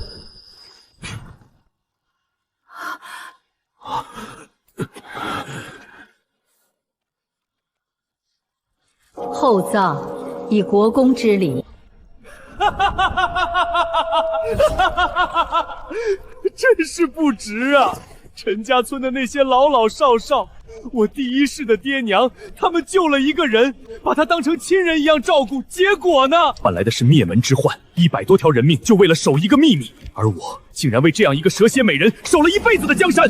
大胡人保边境，让关口固若金汤，护的是他的江山。他坐在皇宫里享福，我在边关拼死拼活，最后他却一杯酒把我毒死。好，很好，下一世我什么都不要，我只要他死，所有跟他有关的人一个不留。苍蓝皇室敢拦我，我就把皇室也杀光，杀个鸡犬不留。开始结算吧。宿主第4世结束。这一世你打虎成名，得李隆城赏识，献孙子兵法，大破胡人，封游击将军，闯皇宫禁地，斩胡人大帅，天下皆知飞将军之名。最后被太后赐毒酒而死。评价：白银3星，积分3000。你终于知道了真相，仇恨的源头原来是一个女人，可笑吗？可悲吗？下一世你要怎么选？怎么选？当然是杀！积分突破1000，特殊非人血脉5000点觉醒。点数消耗继承前世修为。我要想覆灭太后，甚至对抗苍蓝皇室，光靠自己一个人太难了。我需要一个可以和皇室抗衡的势力。孔子，世家血脉加1000点，悟性和资质各加1000点。加点完成，第5世即将开启，祝宿主好运。关子贤，洗好脖子等着。这一世，我居然是苍兰开国太祖之后，父亲是镇南王，拥兵30万。从出生的那一刻，我就被赐了爵位。前世我拼死守边数10年，连个侯位都没落得。这一世呢，一出生就拥有了，这就是投胎的含金量啊！这样的王朝不灭亡，还有天理吗？世子殿下，您醒了。还是7经8脉？不对，每条经脉比前世强太多了。这就是1000点资质换来的。这次距离前世仅仅过了7年，暴病而死。明明是毒酒毒死的，还厚葬，人都死了，厚葬有什么用？把后人弄到京城，为了方便监视吧。好一个朝廷，好一个太后！这些话明显为了展示天命，因此可信度并不大，所以根本没有修仙这回事，还是被人刻意抹去了。看来只能找族中长辈打听了。九弟，你怎么跑这儿来了？让我好找。八嘎找我有事。你难道忘记今天是什么日子了？今天是考教功课的日子。父王说了，演武场集合，考教咱们文韬武魔。你这几天光顾着看书，是不是把这事儿忘了？这才是世家大族的底蕴，哪像前世的军户，连饭都吃不饱，还想学文习武。九弟，你可得好好表现。这次父王亲自坐镇，听说太后还派了人来观礼。太后？对，说是来看看宗室子弟的成色，估摸着是想挑几个去京城当侍卫吧。太后，这么快就要见面了吗？也好，让他看看他亲手毒死的老将军又回来了。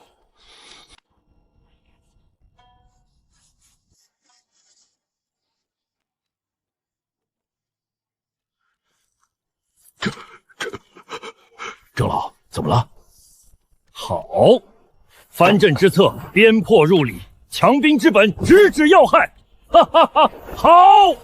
此子对兵法的理解已入化境，这些兵法韬略，老夫闻所未闻，却又字字珠玑。王爷，您生了个麒麟儿啊！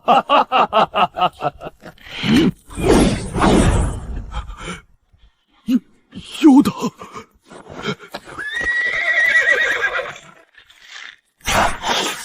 这是百步穿杨啊！哈哈，老九，你今天让父王开了眼。哈哈哈！父王这些年一直遗憾一件事。什么事？前些年边关出了个飞将军，叫陈破例。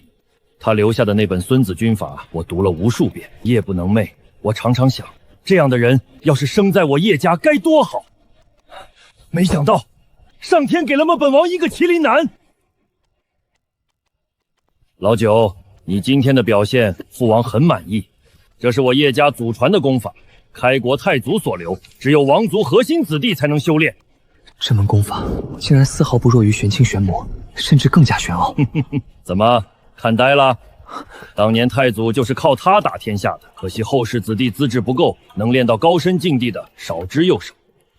本王希望你能把他练好。多谢父王。九公子1年就一流了，这速度比太祖当年还快吧？天才，真正的天才！要不是用了一门透支身体换取修炼速度的秘法，我如何能这么快？我等不了，要在最短的时间内变得足够强大，然后杀进京城，找那个女人算账。孙儿叶璇拜见祖父。坐。你的事老夫都听说了，1年入一流，比太祖当年还快。孙儿想问一件事。说。太祖他真的是仙人吗？你倒是问得直接。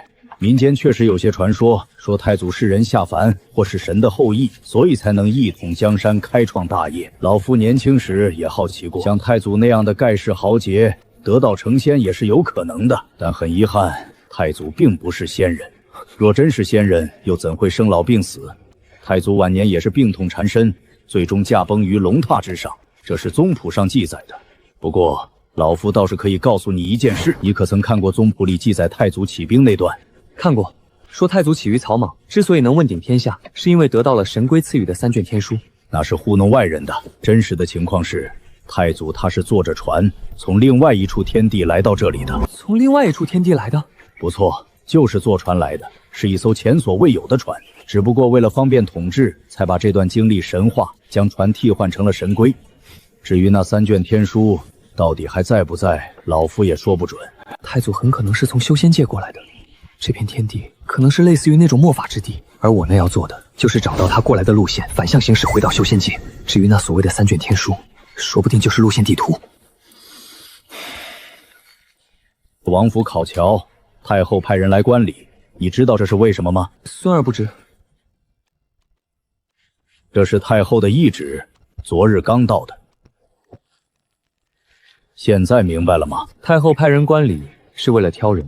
挑有潜力的藩王子弟，然后召入京城，说是培养，实则是质子。太后此举用意何在？你说呢？皇上怕是按耐不住了吧？继续说。如今天下外战消停，内战将起，而内战的焦点自然是皇权与太后。太后把持朝政，当今圣上却是傀儡天子，他怎会甘心？自然要开始争斗。太后下这道旨意是在试探诸侯王的底线，看看哪些是站在他这边的，哪些是站在皇上那边。如果诸侯王答应送出子嗣，那就表示愿意臣服太后，他会尽力培养；如果不答应，就是太后的敌人。好孩子，小小年纪就能有这般见地，真乃王府之大幸。祖父，孙儿想问，皇上那边可有旨意？哈哈哈哈哈！好，能举一反三，问老夫故意隐藏的圣旨，这才是我叶家的麒麟儿。皇上的密旨3天前送到的。皇上竟然也让我入京，怎么，很意外？这天下比你想的要复杂得多。太后垂帘70年，你以为真的只是因为她是太后吗？好好想想，想明白了再开口。皇上已经无人可用，他想借宗亲势力来与太后抗衡，而孙儿入京代表的是整个镇南王府，站太后还是皇上，都会产生深远的影响。你父王原想让你站皇上，毕竟咱们血脉相连，但你父亲也怕太后势大。这些年，太后已经笼络了不少叶氏宗亲，还扶持了一大批外戚势力，朝堂上下盘根错节。更可怕的是，太后本人手腕极强，如果是男儿身，她的雄才大略不输太祖，这样的人谁敢轻易得罪？那父王的意思是保持中立。我们打算让你称病不出，待在封地，哪儿也不要去，谁也不得罪，这是最稳妥的选择。这世上没有真正的中立，你不选边，两边都会觉得你是潜在的威胁。太后会觉得你不可控，皇上会觉得你不忠心。等他们分出胜负，第一个要收拾的就是那些墙头草。所以我必须去。祖父，孙儿得去。你想好了？太后和皇上都点名要我去，孙儿如果不去，就是同时违抗两边，到时候两边都有理由对我们发难。好，那你就去，让你八哥陪着你。他武艺虽然不如你，但为人机警，遇事也能商量。多谢祖父，九弟一路保重。九弟实在太耀眼了，祖峰亲自接见，再这样下去，我这个继承人的位置怕是要保不住了。现在好了，九弟要去京城了，京城那地方水深着呢。九公子放心，有在下在，没人能动您一根细毛。出发吧。停！九公子，怎么了？有杀气。保护九公子！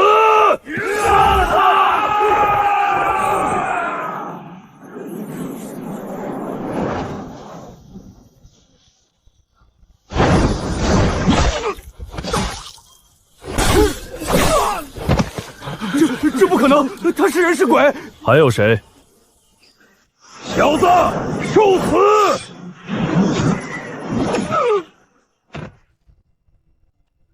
走吧。镇南王世子叶璇，3片树叶杀3个一流巅峰，一刀斩杀小后天。这是什么妖孽？他绝对是苍兰第一天才。你们难道忘了官家那位？官家？哪个官家？太后的娘家。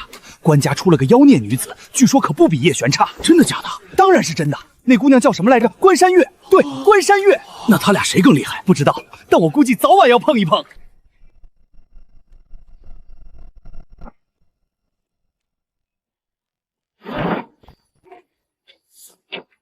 陛下，您别生气了，太后她……这能不生气吗？这是皇帝，他凭什么当着那么多人的面训斥朕？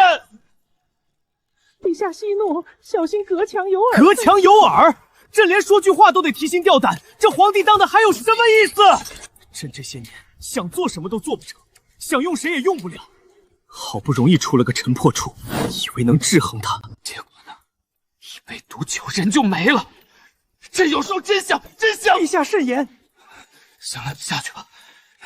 朕想一个人待着。是。朕说了，想一个人待着。啊，你是谁？你是镇南王世子叶璇，见过陛下。叶璇，你不是明天才进城吗？哈哈哈，好，不愧是我宗室栋梁，有胆色。你今晚来找朕，是想站朕这边？陛下，臣明日要去拜见太后。臣自有计较。罢了，你去吧。叶璇。你很像一个人，像那位陈将军。当年他也是这样，什么都不说，但朕知道他心里有数。希望你落得一个和他一样的结局。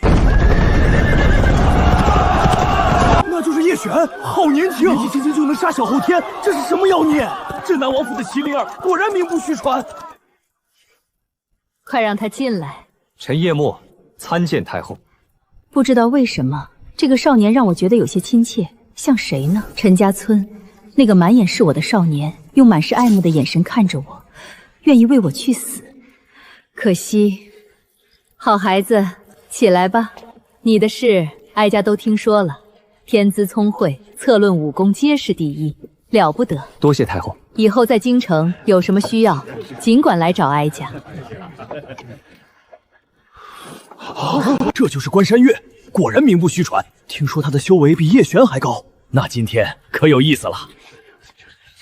山月见过姑祖母。好孩子，来，坐哀家身边。月儿，你觉得叶璇怎么样？百闻不如一见。叶璇，你觉得月儿如何？人间绝色。哀家想将山月许配给叶璇，你们俩一个是王族第一天才，一个是官家第一天才，天造地设的一对。太后怎么会来这么一手？如果我不接受，之前的努力就全白费了，甚至可能引起太后怀疑。如果她接受，仇人的同族成了她的妻子，那未来我要屠灭如何处置她？太后，孙儿有话要说。怎么了？孙儿想和叶公子打一场。关山月要挑战叶璇，这是要争第一天才的名头啊！孙儿从不嫁庸才，若叶公子能打赢孙儿，孙儿无话可说；若打不赢，月儿如今就像多年前的自己，那时候我也是这般傲气，不把任何男子放在眼里。也正是因为这份傲气，我才拒绝了那个少年的心意。后来我如愿嫁入皇家，为了守住秘密，亲手葬送了那个少年的全村人。叶璇，你可敢应战？敢！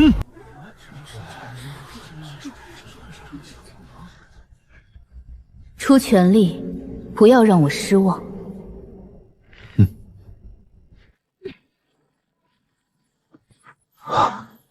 活了4世，见过无数天才，这关山月似乎还更胜一筹。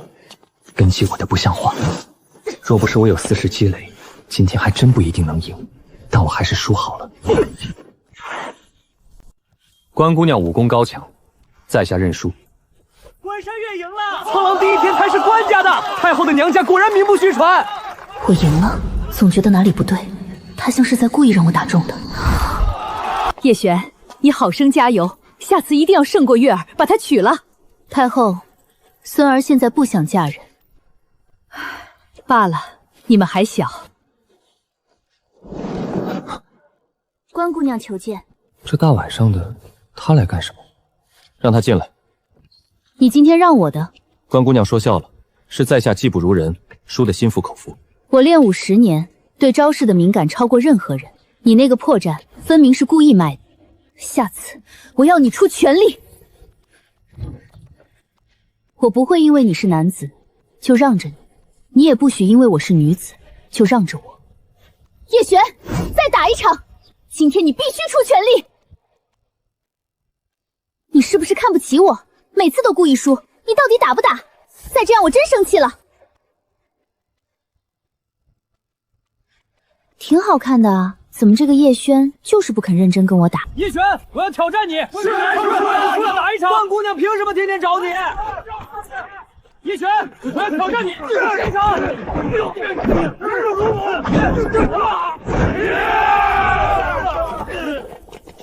这王族功法练出的内力，似乎能起到调和作用。以前玄清和玄魔水火不容，现在有玄黄居中牵引，这2股内力竟然开始慢慢融合。一旦这3股内力真正融合，能达到一个新的境界，到那时，这还算是练武的吗？太后，不如直接毒杀皇帝，对外宣称暴毙，一了百了。此事万万不可。皇室传承数千年，是天下共主。哦，叶世子有何高见？若皇帝死得不明不白，再擅行废立，必然引起天下动荡。那你说该当如何？天子上承天命，若要废立，需天时地利人和3者缺一不可。何为天时地利人和？天时乃上天赐予，只能静待；地利，太后可将皇帝圈禁起来，切断他与外界的联系；人和，则是要找出站在皇帝那边的人，一一除去。具体如何实施？好，就按你说的办。皇帝身体不适，需要静养，为免打扰暂居西院，非诏不得出。所有奏章信件都要先经本宫过目。几位爱卿怎么不说话？回太后，微臣虽眼拙，但那是老鼠无疑，臣也认为是鼠。好，很好。那几个人交给你了。必不辱命。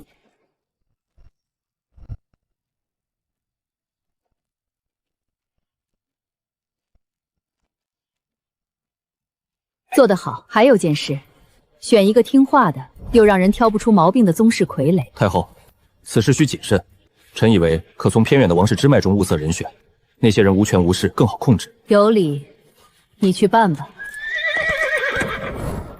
他究竟藏着什么秘密？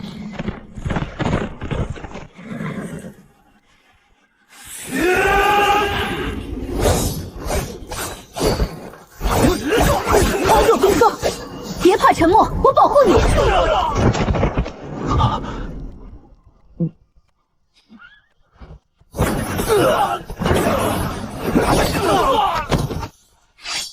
你一直知道我在？嗯。为什么不点破？你想跟就跟着吧。叶璇，这些杀手好像是你大哥叶广派来的，你打算怎么办？不怎么办，他是我大哥，我能怎么办？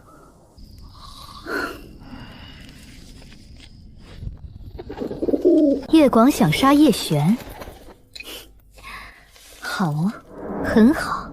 一个不团结的镇南王府才是我所需要的。叶璇越是被排挤，就越会倒向自己。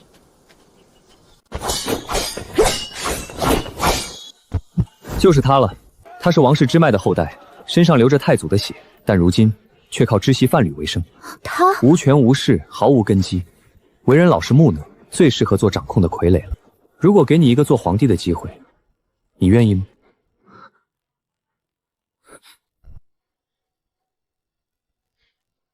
哀家封你为中山靖王，赐府邸，拨黄金1万两。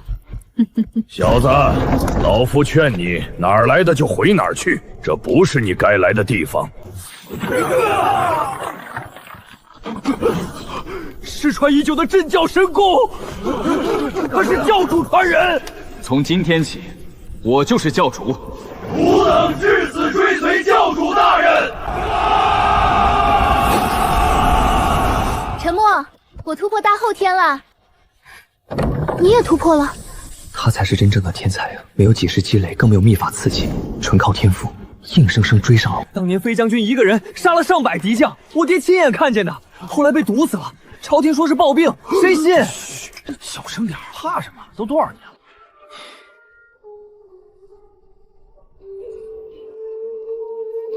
将军，我来看您了。飞将军胆气豪，一身铁甲护朝朝。胡臣不敢犯疆土，千载英名传九霄。身虽死，名可垂于青史，千百年后还有人记得你，记得你做过的那些事，这何尝不是一种长生？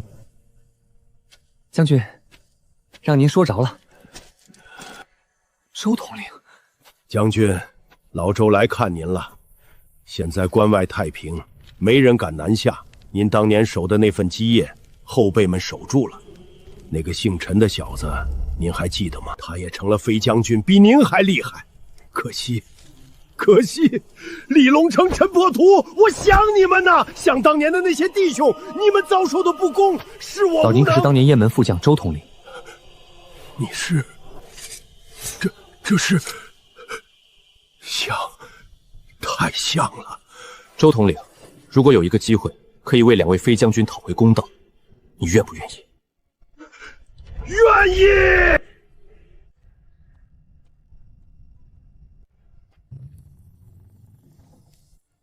有人来过，而且不止一次。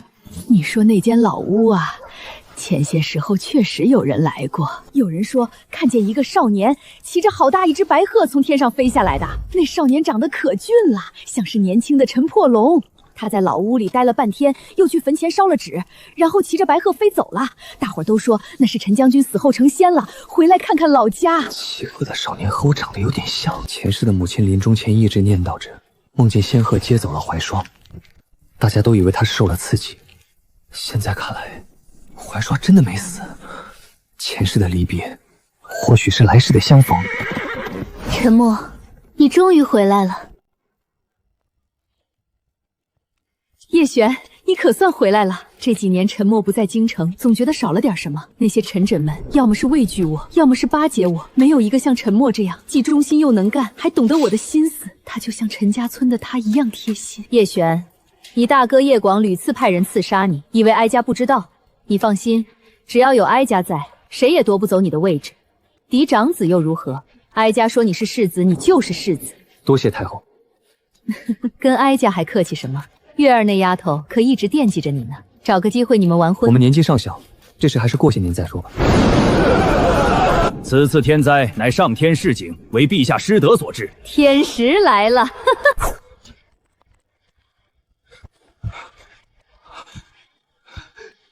这该如何是好啊！想办法送给金无畏的人，事成之后，朕保你一世荣华。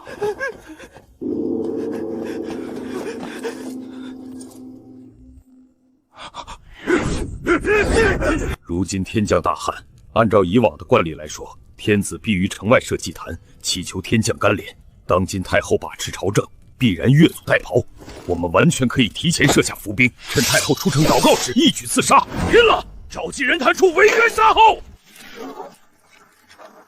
杀太后，听令来！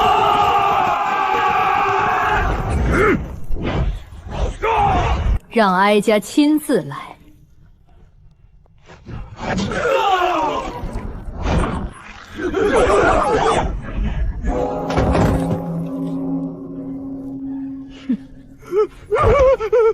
陛下，这就是你想看到的吗？当今皇帝德不配位，则黄道吉日，行3请3让之礼，正式传位于中山靖王叶玄德。否则前期的努力全部白费。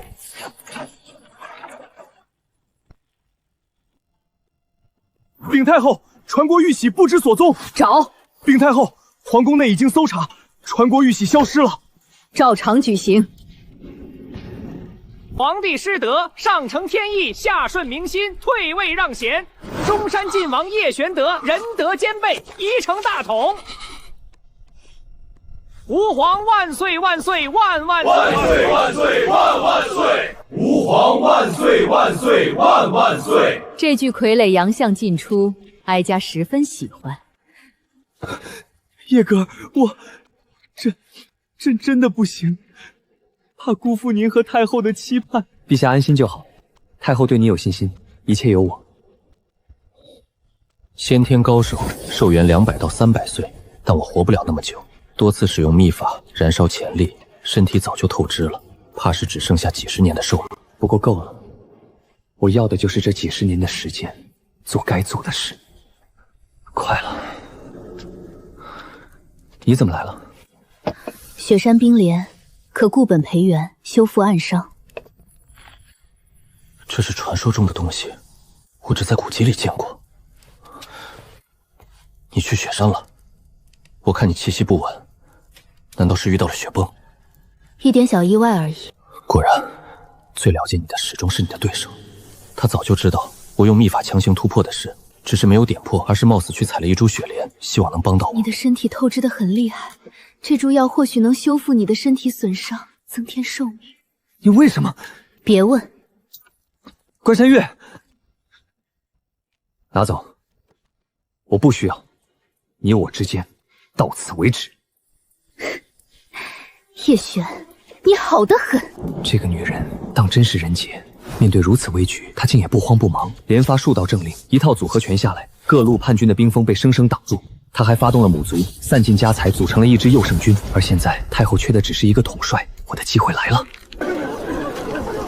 没想到死去的废帝居然还活着，要讨伐太后，这简直是千古未闻之事。太后又应该如何应对？跳梁小丑罢了。叶玄德，你立刻下一道圣旨，昭告天下，你才是正统。禀太后，镇南王暴毙，其嫡长子叶广趁着叶玄远在京城，继承了镇南王之位。太后，臣愿领兵讨伐逆贼，臣大哥叶广弑父夺位，罪大恶极。臣恳请太后给臣一个机会，亲手斩他，夺回王位。叶璇，你也该成家了吧？哀家记得山月那丫头这些年一直跟着你，你们俩的事，哀家都看在眼里。月儿自幼父母双亡，是我一手带大的。你若娶了山月，就是我官家的女婿，内部将不会有任何反对声音，这右圣军便可以交给你。怎么，不愿意？臣愿意。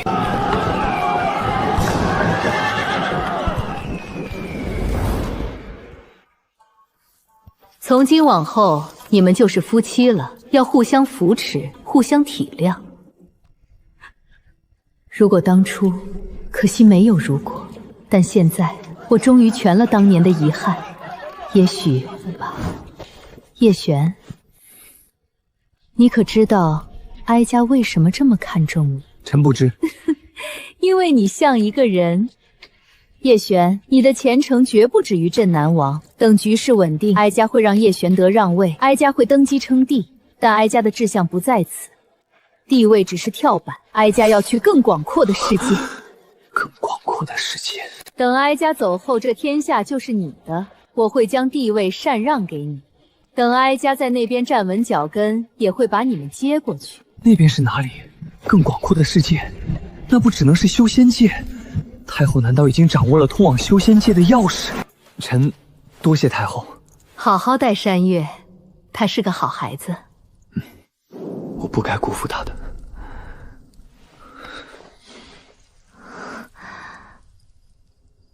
你早点休息。叶璇，你还是不想要我？那天在雪山，我以为我快死了。我想的最后一件事是还没有和你好好打一场。后来我活下来了，我就来找你了。我关山月这辈子没求过谁，但今天我想求你一件事，你能不能好好看看我？对不起。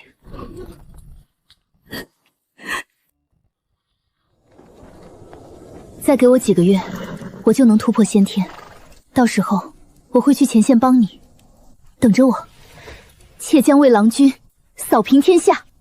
等，我快没时间了。出发！如果我做错了什么，对不起。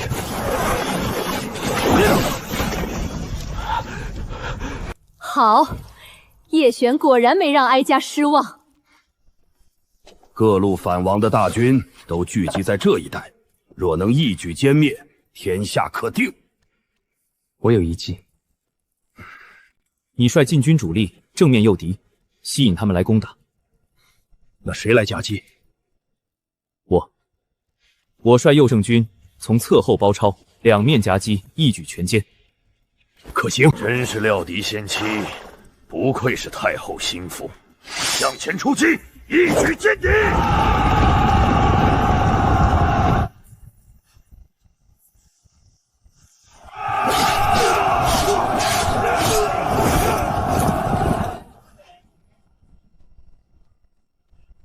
叶璇啊，叶璇，你何时来呀？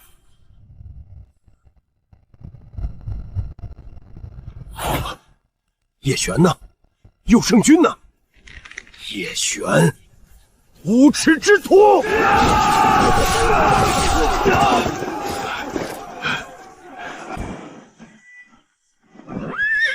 周将军，你也要反？哼，反！本将奉旨秦王，何谓反？今日来此，是有一笔旧债，向你讨之。王腾，你还记不记得当年关口所为？飞将军率3000雁翎卫千里奔袭，斩胡人大帅，杀敌无数，功劳簿上却写得你血战不退，牵制敌军主力。后来太后要除掉飞将军，是你在朝堂上进谗言，说飞将军功高震主，早晚必反。太后一杯毒酒，飞将军死在京城，我们边军被就地解散，没有抚恤，没有安置，多少人穷困潦倒，多少人落草为寇。王腾，你踩着雁门将士的尸骨，爬上了天下兵马大元帅的位置，今天该还了。老匹夫，你以为你能杀我？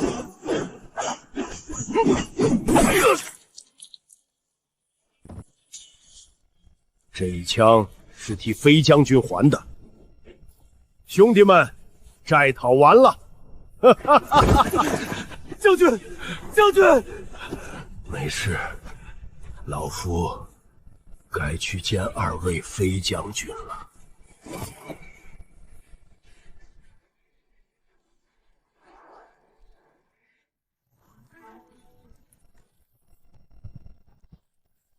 元帅，这是死路，咱们是不是走错了？没错，我是讨债的恶鬼，不需要你们保护。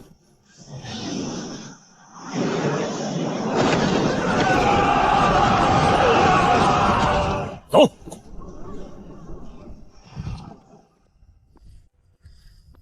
父亲，祖父，玄儿，父以你为王，这天下之主。我看，儿臣是来告别的，孩儿志不在此。玄儿，这镇南王之位本就是你的，你若想要，随时可以拿回去。父亲，儿臣想要的从来不是这个，我所做的一切，只是为了给自己一个交代，也是为几世的恩怨打上一个句号。父亲，祖父，保重。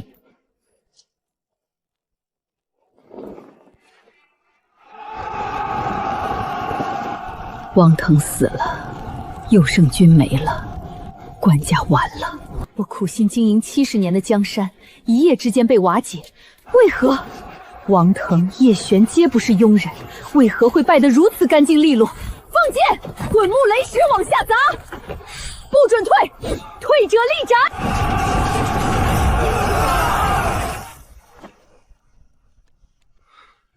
这个女人当真是人杰，即便身陷绝境，也没有丝毫慌乱。若是换一个人，京城早就破了。可惜，她遇上的是我。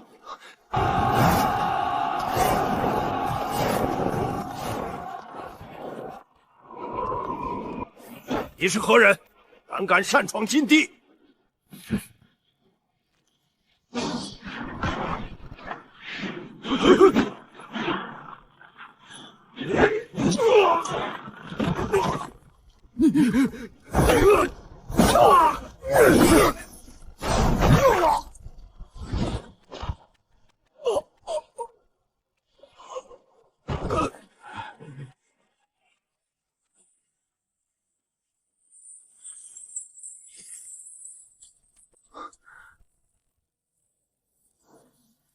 神归此书，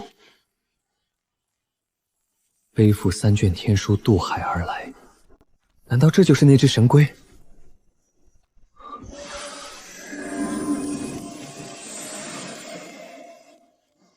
这是世界地图，苍兰应该位于这其中的一片大陆吧？至于修仙者，是位于其他几片大陆。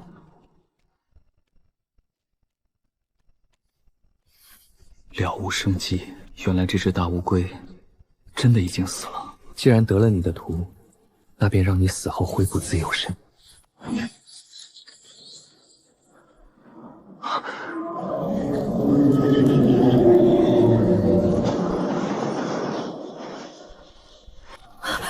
不好！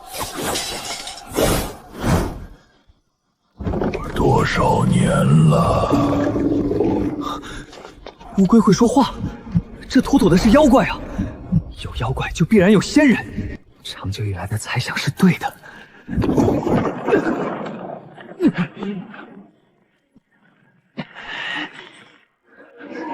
你的真源，你是叶冲天的后代。是，正是先祖。你知不知道你做了什么？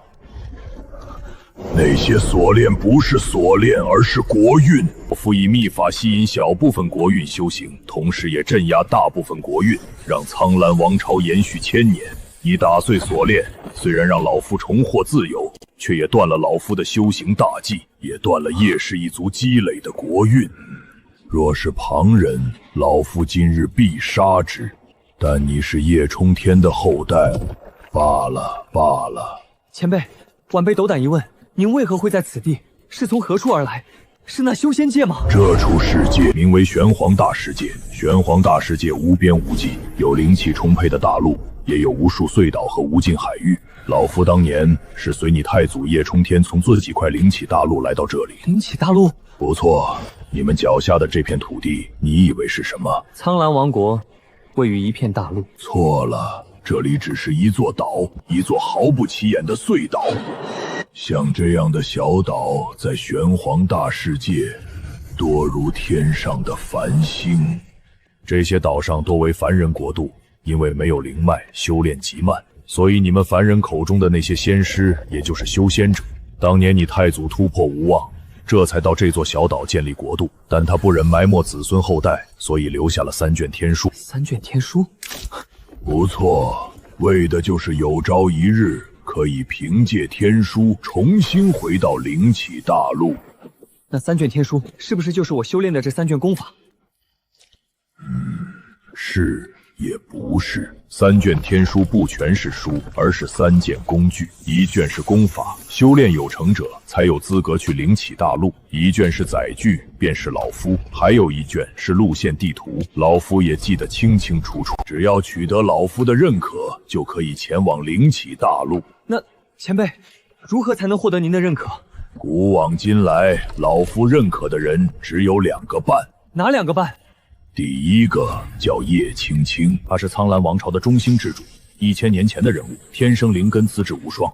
老夫本来要载他去灵起大陆，但被人抢先了一步。还有人抢先？不错，他的天赋太强，刚从出生就被灵起大陆强者感应到，把他接走了。能让修仙界的人直接跨海来接，那是何等的天资！第2个你也猜得到，太后。200年前她来过这里，当时她还是个少女，但心性坚韧。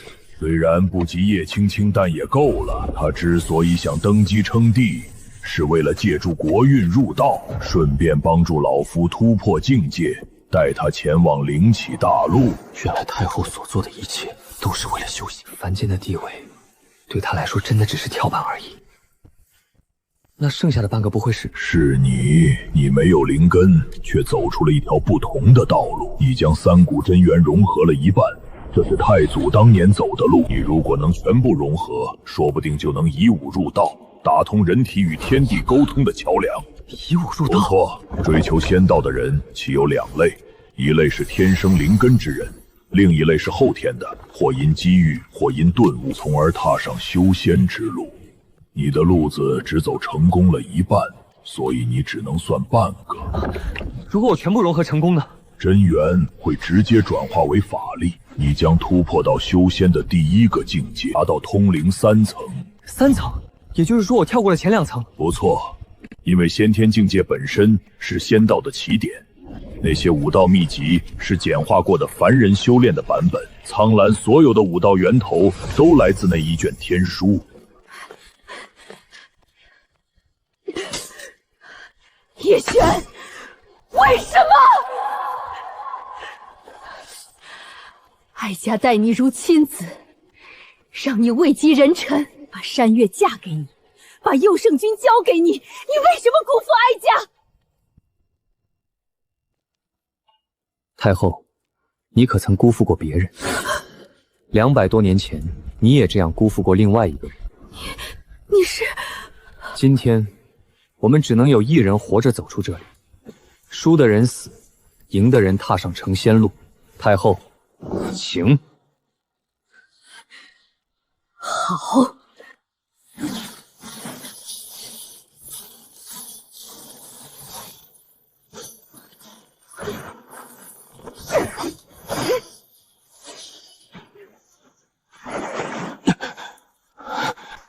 不能再拖了。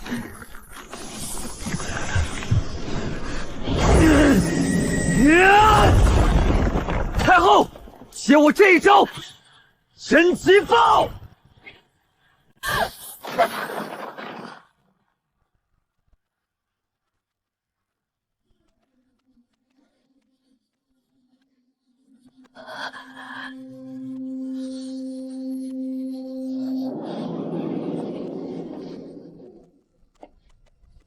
我要去灵起大陆。你的资格还不够，你只融合了8成，最后2成需要你自己悟透。老夫可以等你10年，10年之后，你若能成功融合，老夫便载你去灵起大陆。若不能，好。体内的3股真元已经融合了9成，但最后那1成，无论如何也迈不过去。我的潜力已经压榨干净了。也许这就是命吧。10年前的事我都知道了，我的所有亲人被你活埋在绝谷之中，最疼我的姑奶奶也死在你手里。你为什么不躲？前世因，今世果，欠你的都还你。你我之间恩怨两清。没有亲人，没有爱人，这世界于我而言，还有什么值得留恋的？丫头，你是？你吸收了太后溃散的国运，又以痛苦入道，破开了天地桥梁，凝聚后天灵根。你可以随老夫去灵起之地。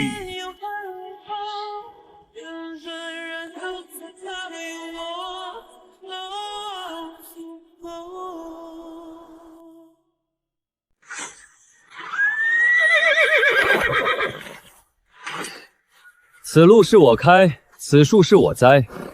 要想从此过，留下买路财。哟呵，小子，你活腻了是吧？敢拦老子的路！老大，哪儿来的毛头小子？乳臭未干也想学人劫道？我看他是山里呆傻了，分不清好人坏人了。别跟他废话，一刀劈了，省得碍眼。要么留钱走人，要么留命埋山。上，打断他的腿，把人给我拎过来。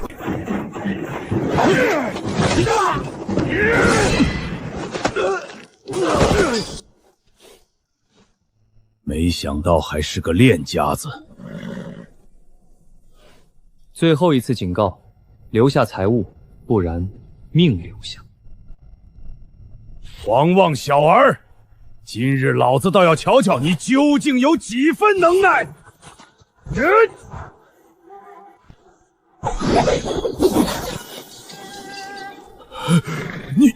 你到底是什么人？我是谁不重要，但我说过此路不通。我们走。老大，我说走。小子，黑风岭的账我们日后再算。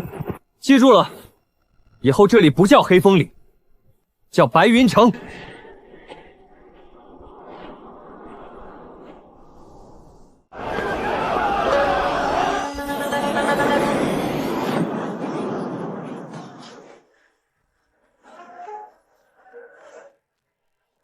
他就是苍兰来的那位大先天，听说从无败绩，未寻对手，特意来此挑战白云城主。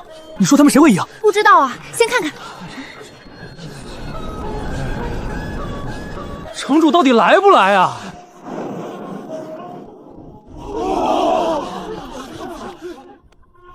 白云城主，能否让我见识见识大家口中这武林最高的山？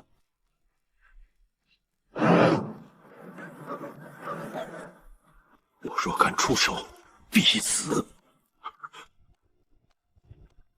我输了。那位从无败绩的武林盟主，遇到武林最高的山，竟然败了，连动手的勇气都没有。多谢城主不杀之恩。城主无敌，我们城主也有天人之姿。50年不败，白云城主武林最高的山。果然名不虚传。这一世，我叫独孤城，白云城城主4000点悟性，65道经验，再加上这些年的呕心沥血，3门功法终于彻底融合，化成一种前所未有的全新力量。除此之外，刀枪剑戟、拳掌腿爪，18般兵器，各种招式心法全部融合，自创了一门功法。此功一成，我可称为无上先天宗师。您重金礼聘的2位将师到了，快请来。卢老先生、莫老先生，一路辛苦。城主折煞老朽了。久闻白云城主威名，今日得见，3生有幸。不知城主要造多大的船？什么用途？运货还是载人？载人，远渡重洋。远渡重洋的话，那船要造得大些，坚固些。老朽曾造过一艘3000辆的浮船，可载数百人远航万里。不止万里。我要造的船，要能穿过无尽海洋，到达另一片大陆。另一片大陆？这世上除了苍兰这片大陆，还有其他大陆？城主，老朽斗胆问一句，您要去的那片大陆有多远？很远，远到超出你们的想象。城主，不是老朽推脱，实在是没有那样的船，再大的船也经不起那样的远航。海上风浪、暗礁、风暴、海兽，随便一样都能让船毁人亡。我知道。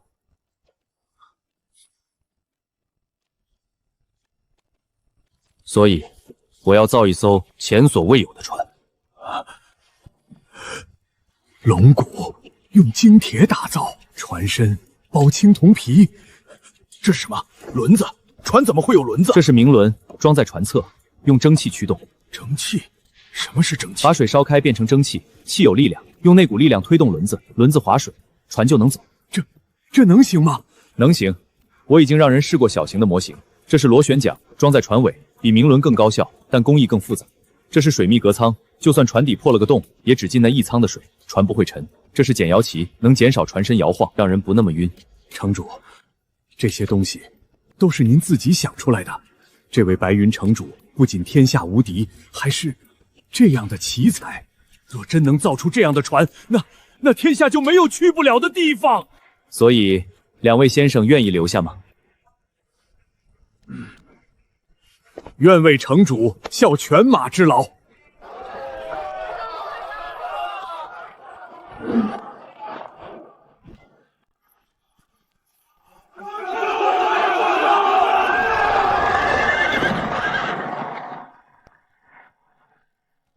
大人，现在城里的百姓都不理解您，觉得您这是疯了，成天和工匠混在一起。燕雀安知鸿儒之志在？现在前往修仙之地，唯一缺的便是载具。乌龟不驮我，我就自己走，谁也不能阻止我追寻仙道的脚步。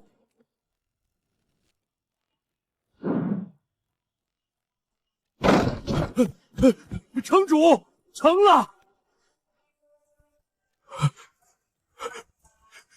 船下水了，浮起来了，一点没沉。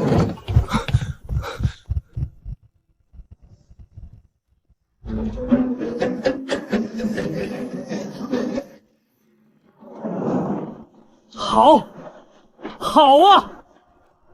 等着我。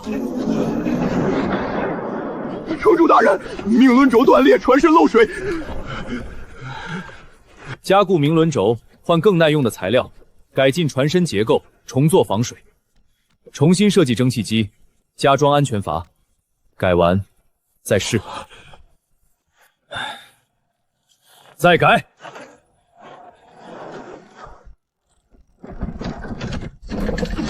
城主或许是对的，这艘船真的能行。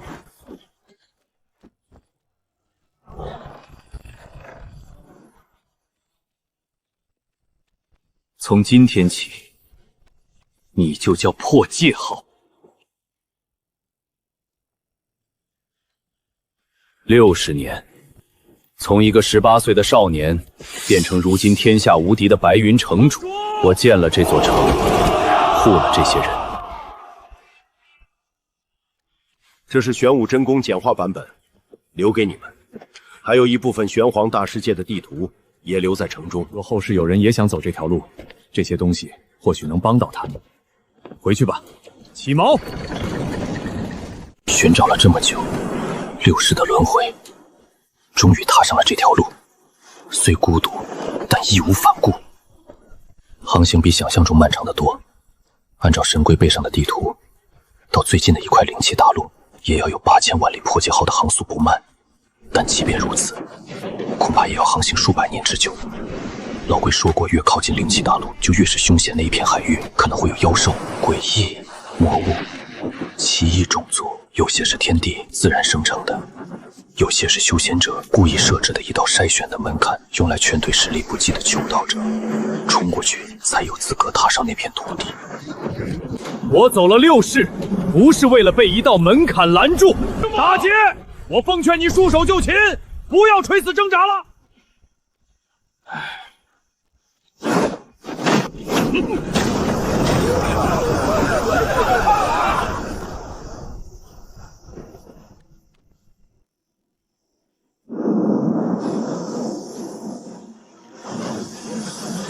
似乎这超凡航线并不困难，只是寂寞，非常寂寞。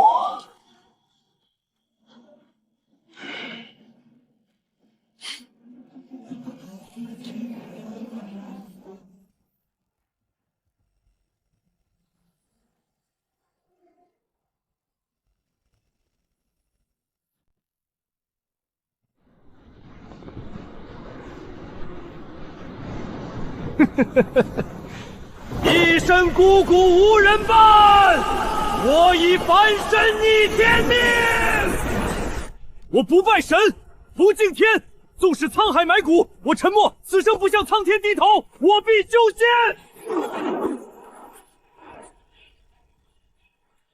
第3年，晴无风，收集淡水2桶，船体完好。第30年，钓了一条鱼，钓了不好吃，写了首诗不好看，跟自己说了句话不好听。第60年，寂寞，寂寞，寂寞无从下笔。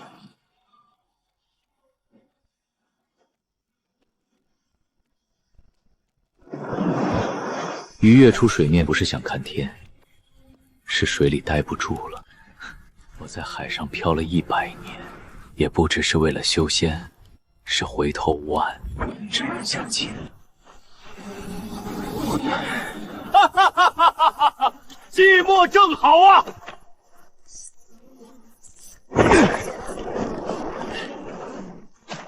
终于看见人了，虽然是个死人，但好歹是同类。漂流半生，就差一点，不甘心。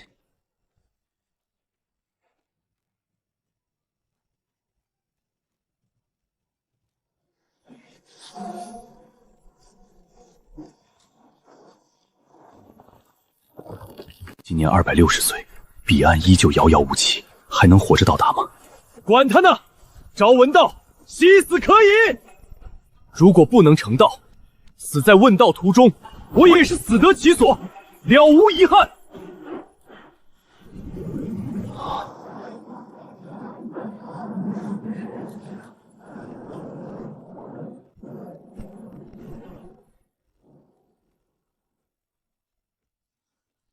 老龟说过，超凡航线的最后一段，标志就是珊瑚。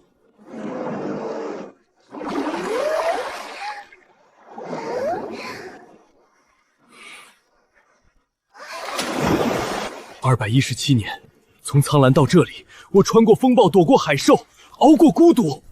今天，我终于到了。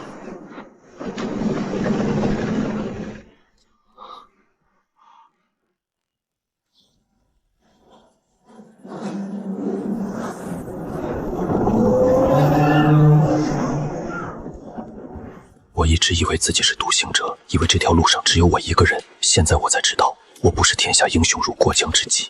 有人比我快，有人比我慢，但所有人都在走，都在往同一个方向走。这位兄台，好船，在下孟章，独孤城。看公子骨相，是武道修行之人，算是。杀人防身，仅此而已。此乃浩然气。我出身寒门，家境贫寒，半生苦读，屡试不第。3年前一夜，我挑灯苦读至夜半，翻览圣贤正气篇，忽然胸口震颤，灵牌通明。那一刻，胸中一股纯白正气冲天而起，浩然气便在此刻自生。真元生于血肉，浩然起于心神，确实不同。你我相见恨晚，后面这段路一起走。正有此意。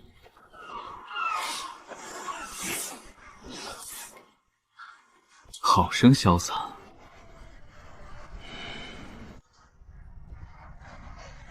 远道而来的贵客们，鲛人岛欢迎你们。为了表示敬意，岛上所有的东西都是免费的。我叫阿朱，贵客有什么需要？有茶就行。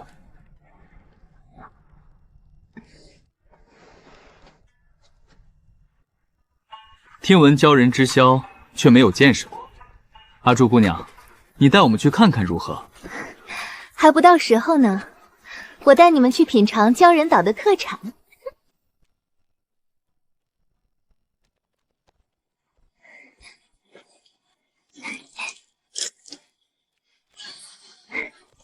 来，尝尝。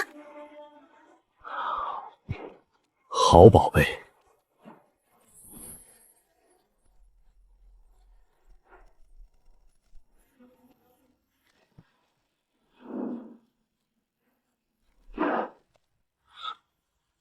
现在，我好像也成了那条鱼，跃出了海面，却忘了自己为什么跃出来。我来这里是为了去灵起大陆，为了踏上仙路。可我在这里做什么？我要走了，需要补充一些食物和淡水，烦请帮忙准备。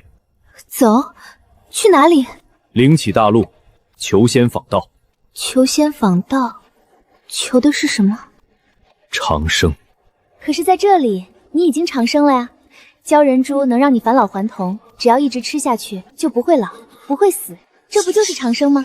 逍遥，你看这些求道者，他们在海上漂了几百年，你现在什么都不用想，不用做，你们求了一辈子的东西，不就在眼前吗？这里就是终点啊！他说的有道理，这不就是我追求的长生逍遥吗？可为什么我总觉得哪里不对？你也要走？总觉得不对劲。那些骑仙鹤、踏飞剑的人，你还记得吗？他们明明可以飞，却加速离开。你是说他们知道些什么？他们已经踏入通灵境，从某种程度上说比我们高明。他们都要加速离开，说明这里不能久留。今夜就走，不惊动任何人。先礼后兵，我们要离开，烦请放行。大祭司有令，贵客们远道而来，需好生休养。港口夜间关闭，天亮再走也不迟。这是鲛人岛的规矩，你们走不得。书生讲不通道理，武夫也略通拳脚。哼，凡俗武夫尚未通灵，也敢叫嚣，莫要敬酒不吃，吃罚酒。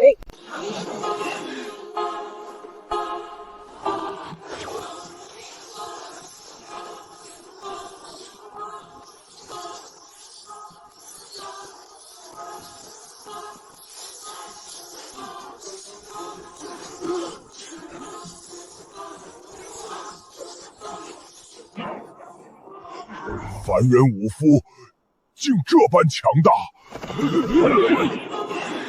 往前者死！独孤兄好身手，在下也来助你一臂之力。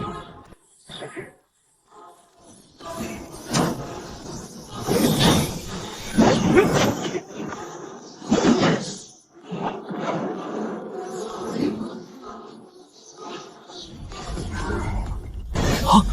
这就是浩然气的用法，一字定生死，一言断乾坤。今日一见，果然名不虚传。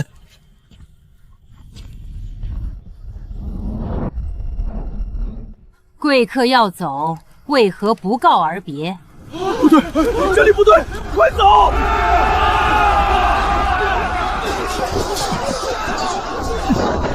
阿朱，你可知罪？你放走了贵客，坏了鲛人岛的大事，按族规当焚之。6世了，我见过太多生离死别，如今场面小儿戏儿。孟兄，他在岛上照顾了我们很久，那是他意有所图，我们无需挂怀。必有所图也好，虚情假意也罢，我们受了他的好，这是事实。圣人有云：以德报德，以直报怨。他何以待我，我便何以报他。我不能眼睁睁看他去死。孟兄，你读书读傻了。哈哈，也许吧。读了一辈子书，我如果连这点道理都不认，那就白读了。真是个疯子！你怎么？我以为我早就学会了不管闲事，但你刚才那句话让我想起一个人。谁？一个曾经的傻子。恭喜二位道友梦醒，你们听到的歌声是入梦的引子，从那一刻起，你们就进入了梦境。梦里的一切都是假的，其实自始至终你们都未曾登岛，但你们的反应是真的。二位公子可知鲛人之箫？鲛人之箫，入水不湿，遇火不燃，寻常人求1尺而不得，穿上它，后面的路能多几分生机。这条航线上，所有的人都被划分为4等人，最次的第4等是那些熬过孤独，却在鲛人所梦中不复醒者；第3等是那些能看破梦境一去不回者，而至于第1等，你们遇见便会知道。记住，求道之路最难的不是妖魔鬼怪，而是守住本心，不忘来时路。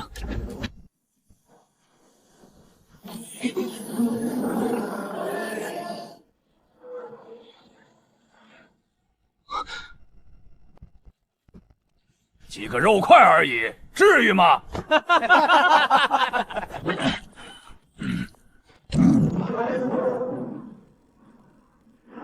完了，被困死了！滚！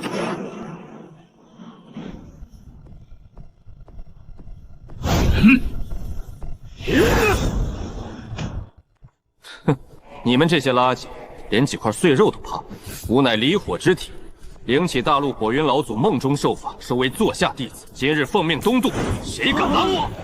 这就是第一等人，有实力，有背景，强大到可以无视规则。这还只是开始啊！我们能顺利到达彼岸吗？只要不放弃，我们终会到达的。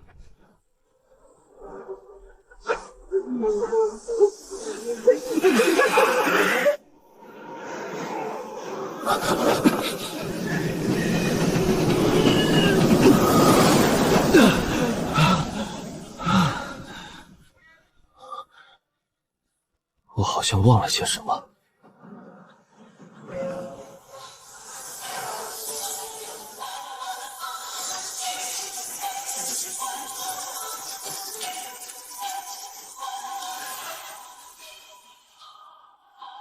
以后有足够的点数把资质开到最大，会不会也能像他们一样强大？实在不行，要不现在就原地重开试试？独孤兄，千里之行始于足下，君子不器，方能成大器。这片海域困不住我们。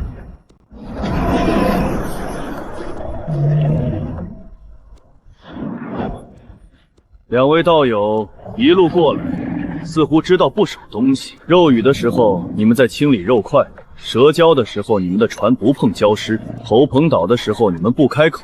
每一道劫难，你们都像是提前知道该怎么过。若想动手，尽管来厮杀。我是武夫，听不得道理。道友，我们只是来商量的。还有谁想知道？别退，快撑不住了，一起上！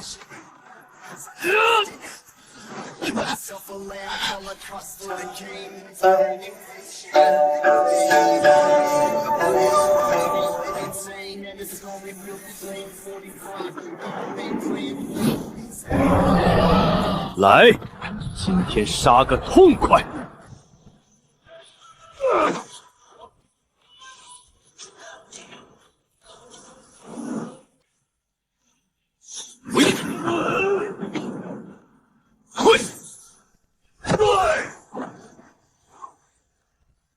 痛快，太痛快了！孟兄，被冲散了，得尽快找他会合。阿朱说过，超凡航线有9重劫难，现在已经过了8重，只剩最后一种无面者之船。给我一张脸，找你娘要去！给我一张脸！来战啊！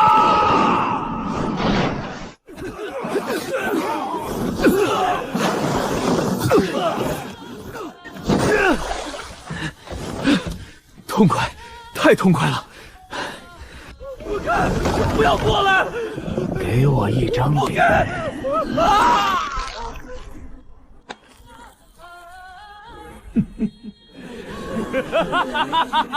换脸，不是要脸吗？来拿呀！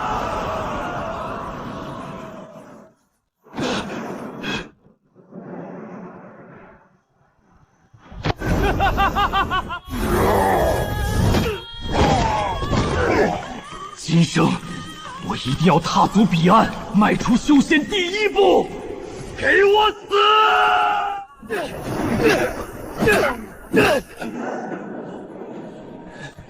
这是我的脸，我的人生，谁也别想拿走。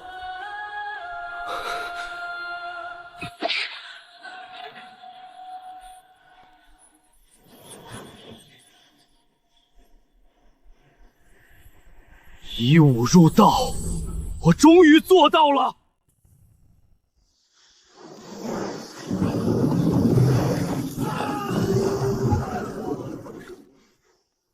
今年的成色怎么样？一般。除了那位，无上青阳剑体，不错，宗主亲自交代的。数百年前，宗主一缕神念，万里收徒，早就推算到他会于今日抵达，让我们来接。难怪这种天骄几百年出一个，咱们就是来当车夫的。不过这一趟，确实出了几个好苗子。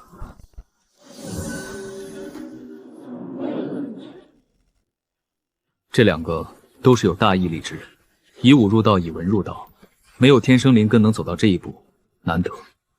要不要帮一把？我们得守规矩，岸上之人不能帮航渡之人。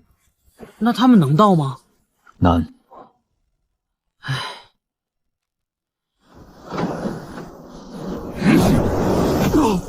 啊！他怎么过去了？巧合，也是命啊。你觉得谁能赢？那怪物已经夺了5张脸，实力暴涨5倍。这两人虽然都入了道，一个半步4重，一个3重巅峰，但缺乏仙家手段，没有神通，更没有法宝，打不过的。独孤兄，你不该出手的。今日若能活着离开，我孟章必涌泉相报。现在被我连累了，难道要止步于此了吗？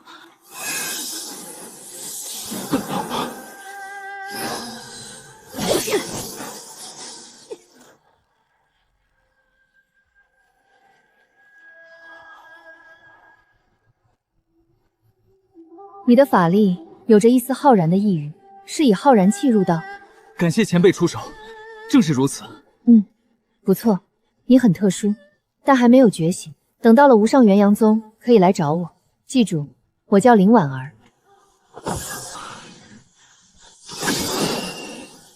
真的是她，第2世的林婉儿，那个天赋恐怖到令人绝望的少女。我以为她也死了，没想到她竟然踏上了这条路。几百年了，她还是那么耀眼，一剑斩5脸，如此手段，与仙人何以？而我却连站都快站不稳了。你认识他？不认识。走，我给你找药。好。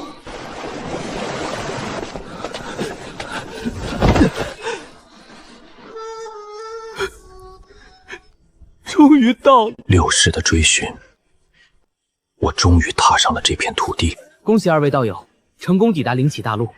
2位师兄，我这位兄长身受重伤，求2位赐一枚丹药。他日我孟章必当牛做马，涌泉相报。这不过举手之劳，不必如此。药来了，吃下去就好了。快吃，这是仙家妙药，吃了就好了。孟兄，独孤兄，我对不住你。快300年的海上旅程，9道劫难，我走到了尽头。独孤兄，独孤兄，他伤得太重了，我们修道之人生死平常，节哀顺变。丁，第6世结算中。这一世你名为独孤城，打劫土匪，剑白云城，以武入道，自创玄武真功。78岁驾船东渡，历经278年航行，9道劫难，杀穿超凡航线，于灵奇海岸边凝聚后天灵根，半步通灵4重。因伤势过重，上岸后身死。评价：白银10星，获得积分1万。这一世你渡过超凡航线，做到了无数人做不到的事，最终死在了岸边。但谁在乎呢？你踏上了灵启大陆。如果我再次转世，会不会直接降生在灵启大陆？如果是的话，灵启大陆一定比隧道凶险万倍。我可不想再落地成河了。这一世还是继承前世的修为血脉吧。孟兄应该已经进入宗门了吧？请宿主加点。童子继承前世血脉修为，资质加5000，悟性加3000，如此资质悟性，这一世我必将博1世仙缘。第7世即将开启。出生了，老爷是个公子。哎呦我的老天爷呀！灵光内敛，经脉自通，这是天生灵根啊！恭喜老爷，三公子天赋超绝，天生灵根，这是未来的仙师大人呐！我儿，不，仙人之姿，我儿张玄有仙人之姿！哈哈哈哈！老爷好福气呀！大公子天生灵根，二小姐也是天生灵根，如今三公子又是一门三灵根，整个张家家族也没几个老爷有这份福气呀！之后3个月多发3个月月费，另外班级探我埋了50年的灵酒，见者有份。快！赵丹师，三公子被人打断了腿，伤得很是严重。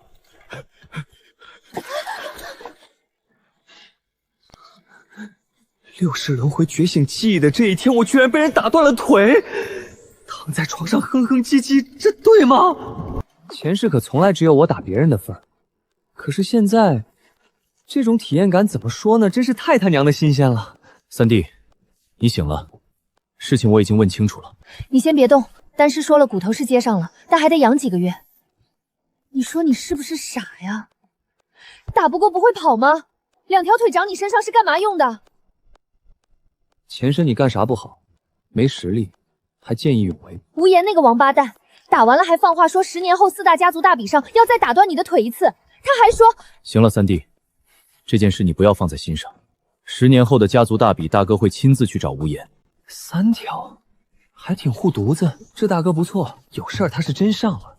灵起大陆天生灵根，不用再走一遍以武入道的老路，这开局比我前世强了不知道多少倍。至于那个无言，需要10年。那我也别叫什么南诏武林最高的山了，改叫南诏笑话算了。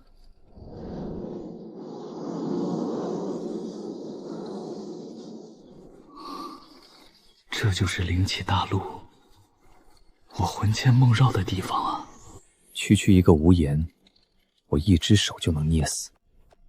真正难办的是无言的哥哥无烈，他号称落霞城第1天才，通灵3重巅峰，最近已经开始冲击通灵第4重神识境。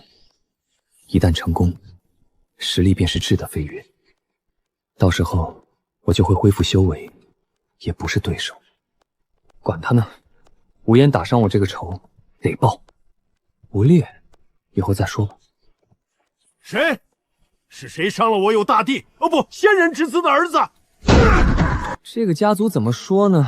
团结是真团结，彪悍也是真彪悍。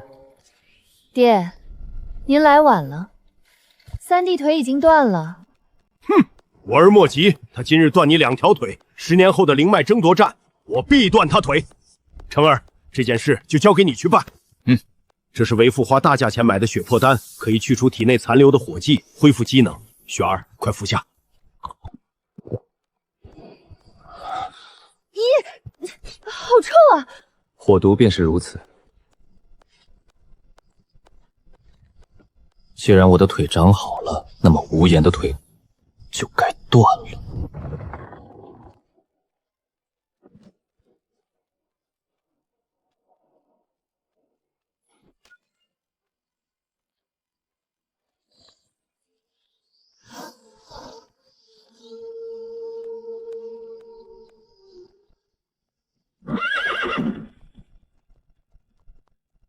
什么人？通灵1重，一个通灵1重的毛贼，也敢拦本少爷的路！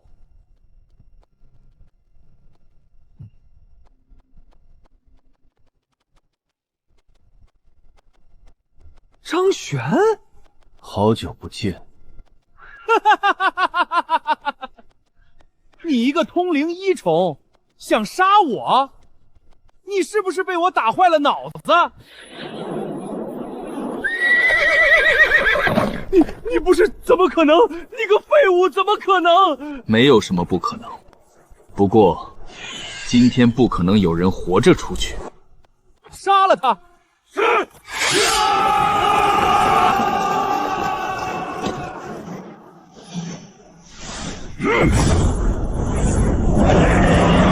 千兵万凶！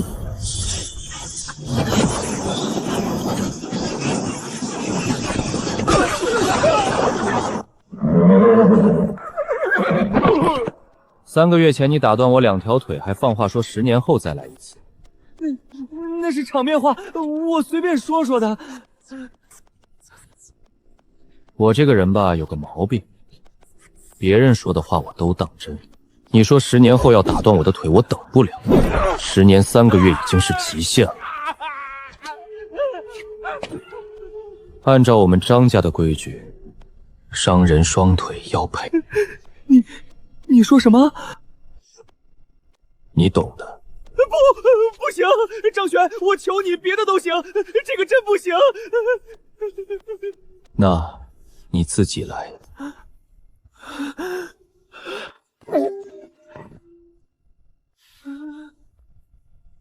好了，张家的规矩你算是还清了。张家的规矩说完了，现在说说我的规矩。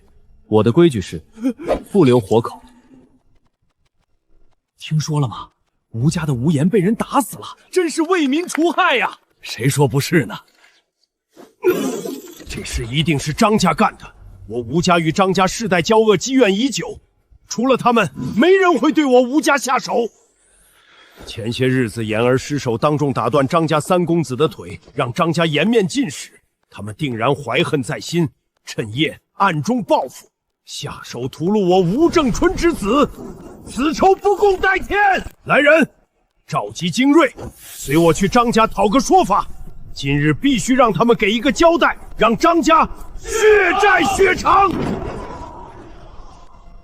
吴家家主大驾光临，带着这么多精锐兵戈相向，不知是何用意？莫非是我张家近日礼数不周，得罪了吴家？张正元，别在这里装模作样！我言儿昨夜惨遭屠戮，是不是你张家所为？张家记恨犬子伤了你家3公子，便暗中下此狠手，当真卑劣无耻！吴正纯，你说话可要讲证据，凡事讲究因果凭据。难道空口白牙就想污蔑我张家？证据除了你，整个城内还有谁与我吴家有如此深仇？你儿子身上无半点我张家专属的雷法残留，全城皆知我张家世代修行雷诀，出手必带雷光气息，这是根本无法掩盖的痕迹。反观你儿子身上的痕迹，是纯正的肉身武道功法所致，无半点术法痕迹。这等手法与我张家功法截然不同，你凭什么赖在我头上？分明是你吴家得罪了其他高人，惨遭报复，自知理亏，便想胡乱栽赃我张家，想要借机讹诈，未免太过可笑。就是王家输不起便乱咬人，当真丢尽了世家颜面，无凭无据上门寻衅，真当我张家好欺负成？走。幸好我留了个心眼，没有使用张家功法。不过我得尽快提升修为了，那个吴烈可不弱。张家那个被吴岩打成重伤的小子，居然5年连破2重，通灵3重了，隐隐有压过吴烈，成为落霞城年轻一辈第一有的势头。那5年后的大比，张家不是赢定了？谁知道呢？说不定吴烈率先突破呢。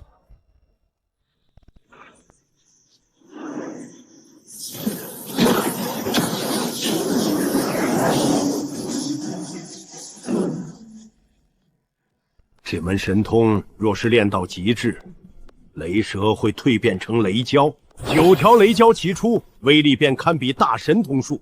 若是9条雷蛟再进一步，化作一条雷龙，那就是真正的大神通术了。而目前整个张家只有你老子我能做到这一步。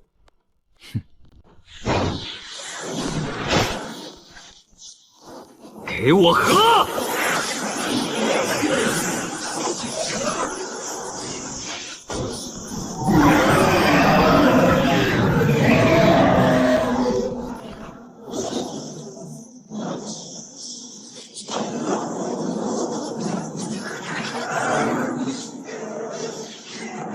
还不够，我要的不是雷蛟，而是雷龙。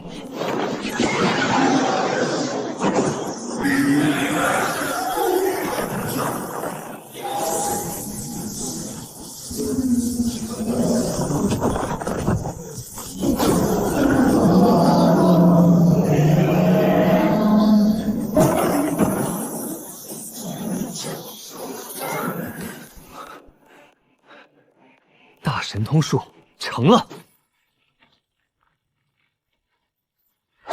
离火炎炎经上的2门核心神通，我练了10年，终于大成。而且最近我时常感觉眉心处隐隐发胀，像是有什么东西要破壳而出。那一定是神识，只要神识萌发，踏入通灵4重，我就能御剑飞行，日行千里，在整个落霞城都算得上强者，也就有了外出游历的资格。烈儿，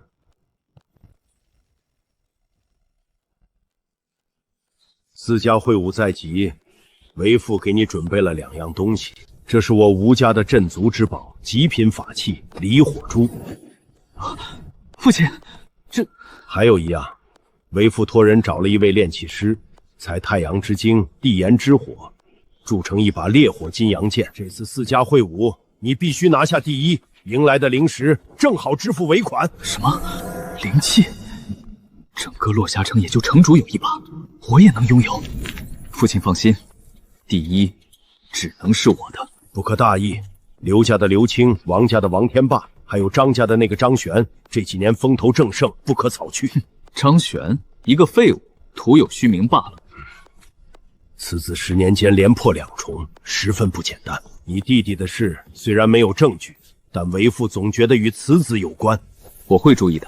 私家会武在即，规矩你们都清楚。上品法器太过珍贵，家族也拿不出几件。这次会武你们暂时使用，若能帮家族赢下比斗，这件法器便永远归你们所有。踏云靴，速度类法器，穿上后身法如风。我6世轮回以武入道，最懂一个道理：天下武功唯快不破。我要这个。三弟，那柄剑威力最大，品质无限接近极品，我跑得快就行。三弟是想把最好的让给我们。那柄雷纹剑和三弟的紫霄雷诀最配，可他偏偏选了靴子。好，既然你自己选了，那就这样分。10年苦修，成败在此一举。记住，你们不是为自己而战，是为张家而战。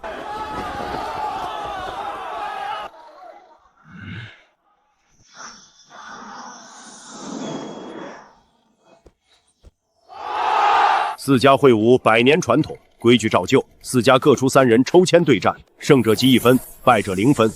总分第1者获得新发现的平石矿外100年开采权。任何人、任何家族若敢我避，休怪老夫不讲情面。第1轮，张家对刘家，吴家对王家。二妹、三弟，既然我是大哥，那就让大哥我为你们开路。大哥这次是认真的，好有男子气概。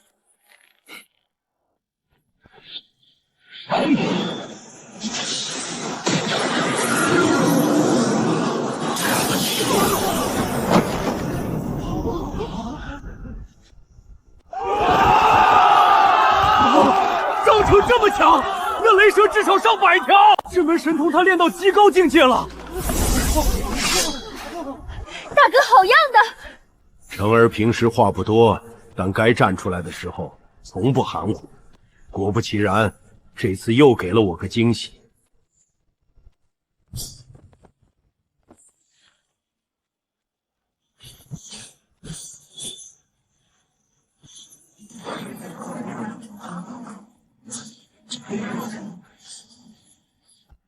刘青神通确实不俗，一剑刺出，方圆数丈都结了冰，就连哥哥照出的上百条雷蛇也被死死冻住。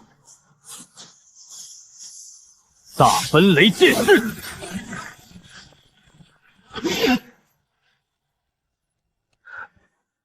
你输了。张家3战全胜，挺进决赛。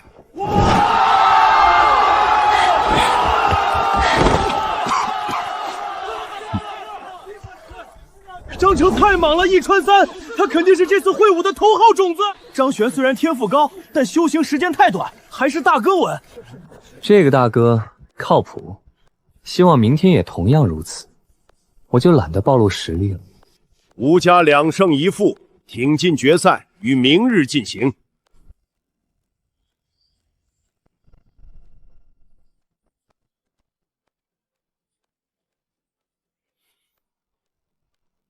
吴昊也太强了，除王天行外，几乎都是一招秒。张成能打过他吗？难说。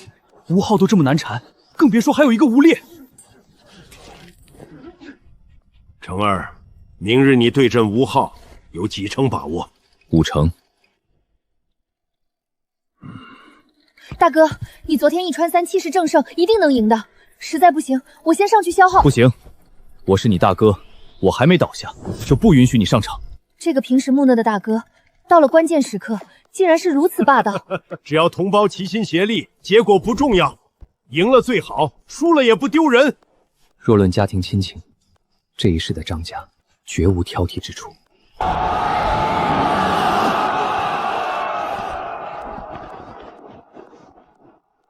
听说你昨天一穿3，巧了，我也是。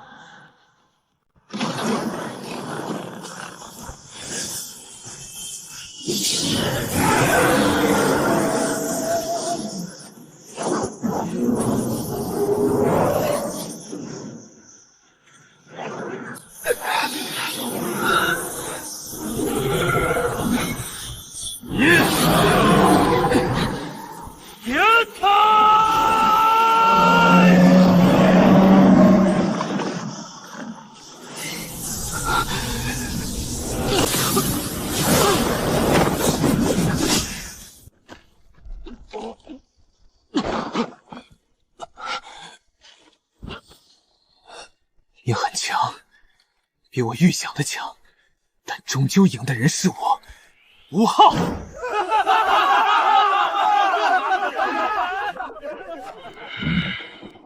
张家对吴家第1场，吴昊胜；第2场，张家主还要继续吗？成儿是张家最强的，连他都输了。玄儿虽然通灵创命巅峰，但修行日短，法力不如吴昊深厚，还没有攻击性法宝，怎么打？张家主，我是城主，不管谁赢，灵脉都有我一半，谁输谁赢对我来说无所谓，但你要为孩子们考虑，再打下去就要伤根基了，不值当。张家绝不认输！大哥输了还有我还没打。你才通灵2重巅峰，吴昊通灵3重，那又怎样？张家人没有不战投降的。二姐，我来。你？我？张璇，他才通灵3重没几年吧，法力肯定没吴昊深厚，天赋高有什么用？实战又不是看天赋。听说你是张家的修炼天才，突破速度甚至要快过吴烈。可惜你修行太短，再给你10年，或许能赢我。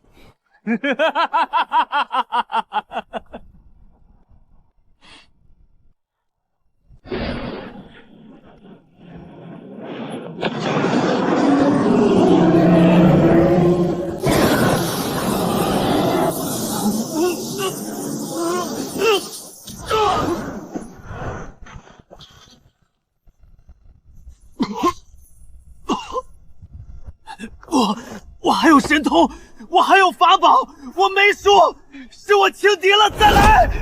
输了就是输了，你不是他对手，退下吧。你们看见没有？那可是雷蛟，整个张家也没有几个人能做到。这有什么好稀奇的？这不过是偷袭，人家吴昊都没准备好，趁人不备。哼！烈儿，先回来。吴东，你上。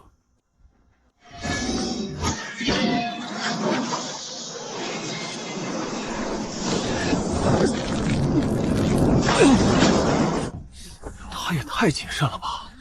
估计是忌惮雷蛟凶猛。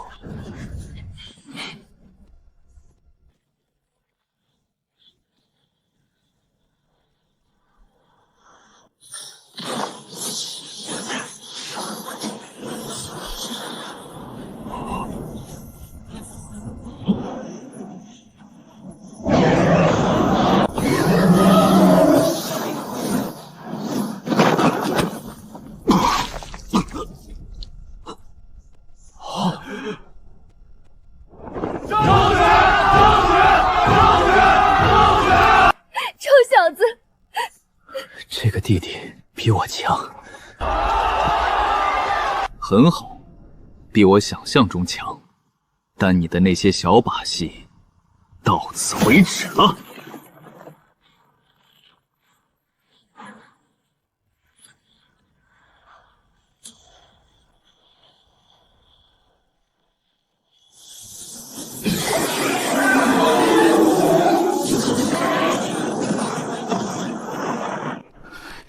再来！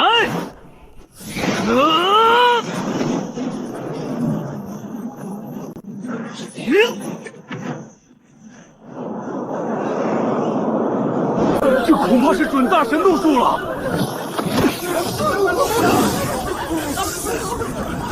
我下这经脉风雷拳兽，看神狂叫四驴舞。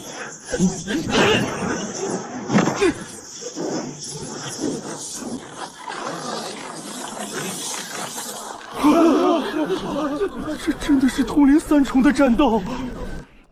我倒是小看你了。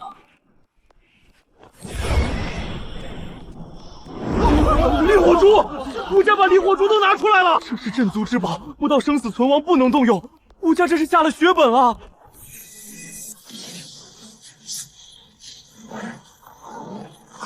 张玄，到此为止了。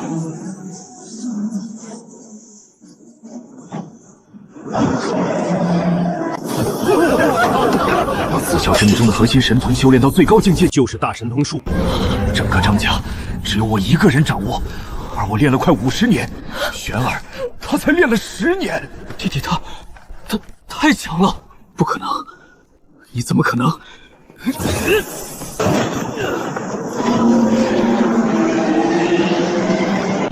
这是什么神通？没见过，张家没这门神通，难道他自己创的？疯子，两个疯子！吴烈每一次全力出手，都是他防御最薄弱的瞬间。我要等那个时，压抑已久的恐怖反击力量，在这一刻令人彻底被点燃，就是现在。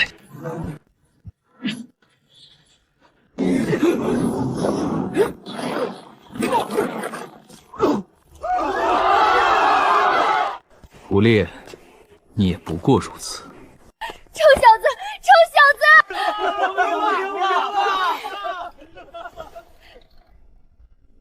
！4家会武，张家胜，灵脉归张家。张家这回发了，连赢2场，从此坐拥2条矿脉，5条矿脉，张家独占2条。何止呢？他们不仅发了，就连天才也辈出啊！那个张玄才20多岁吧，大神通术都练成了。落霞城第一天才，名副其实。他们外面的人哪里知道这2条矿脉一半都不是我们的？落霞真人要抽走一半，剩下的一半还要分给族中子弟修炼，落到库房里的不过10之1、2。爹，城主也是神通境，你也是神通境，4大家族家主都是神通境，联手难道还打不过他一个？凭什么交出一半？你以为神通境都一样？这是本命神通符录，通灵5重中神通境的修士体内都会修成一张，你学至大成的所有神通都可以镌刻在上面，成为本命神通。镌刻的越多就越强，符录就越强，战力就越高。而落霞真人神通符录上镌刻了3门大神通术，12门小神通术。那爹您呢？1门大神通术，5门小神通术。刘家家主1门大神通术，4门小神通术。王家1门大神通术，3门小神通术。吴家1门大神通术，4门小神通术。即便我们4人联手，也打不过他一个，所以他能坐拥一半灵石安心修炼，我们则替他打理城池，分一口汤喝。玄儿，你不一样，你10年练成大神通术，20多岁的通灵3重，天赋卓绝，将来你有希望超过他。您不知道，我这天赋是掺了水分的，主要靠的是前世的积累，真实打实的比起资质，我不一定有吴烈强。好了，回去休息吧，突破神识的事先不急，根基稳了，什么都好说。会武那一战，我打得太狠了，浑身没有一处好的，但那一战也让我摸到了神识境的门槛。快了，就在这几天。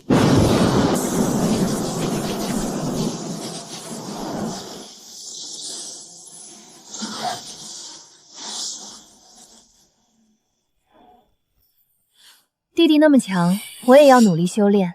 不然怎么当这个姐姐呀？这就是神石。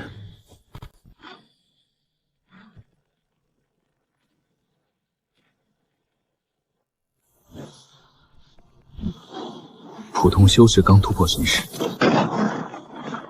一般刚够能托起自己飞行，而我的神石能拔树，能压塌房屋，至少是普通修士的10倍。大概是因为6世轮回，我的灵魂意识比普通修士强大，神石从灵魂中来，自然也比普通人强大。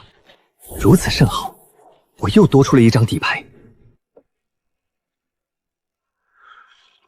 家主，三公子突破神石了。什么？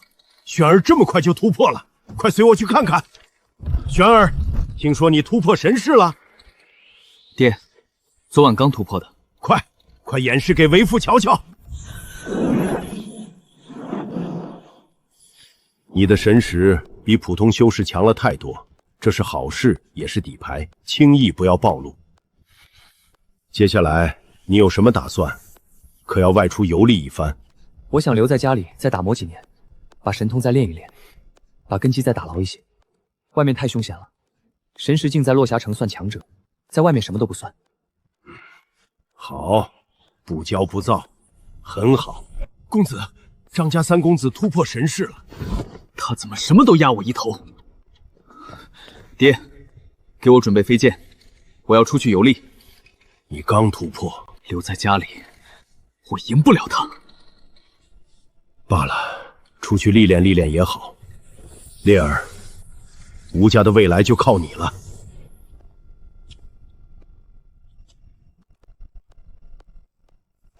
传令下去，全府庆贺！今日起，吴家大摆宴席3天，款待全族子弟、四方亲友，为烈儿接风洗尘。吴烈突破神识中期了，还带回了大神通术。张玄这2年在干什么？好像一直在家里修炼，听说连门都没出过。快了，等我再进一步，就去找你。干什么呢？烈少爷，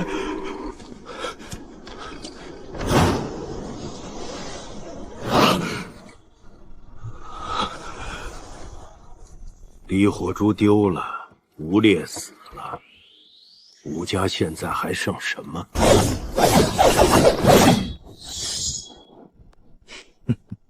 没有镇族之宝，这样的吴家凭什么占一条矿脉？爹，此时不动更待何时？大神通术，有德者居之，没有极品法器坐镇，吴家已有取死之道。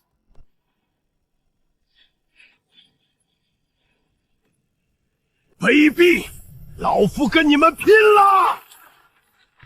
原本以为跟吴烈会有一场恶战，结果吴烈直接嘎了，现在甚至连整个吴家都要没了。果然，修仙界是残酷的啊！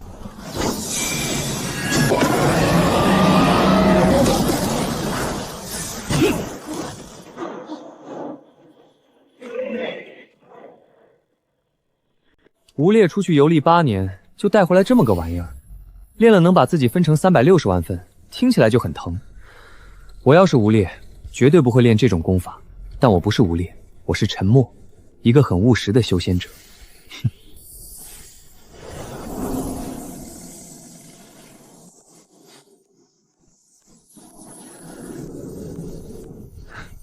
这功法还行，至少跑路的时候挺好用。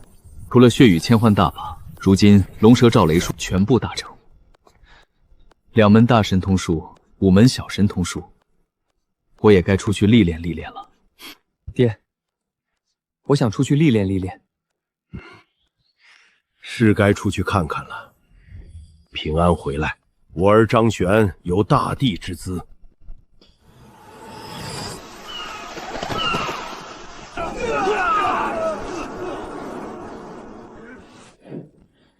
不是说外面的机缘很多吗？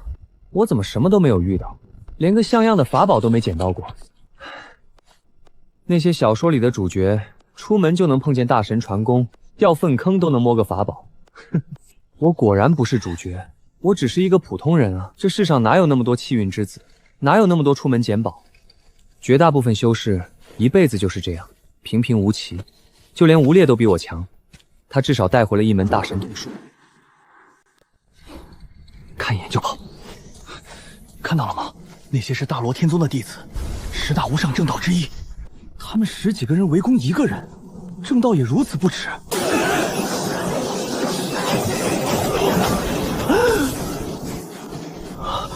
这他娘才是修仙啊！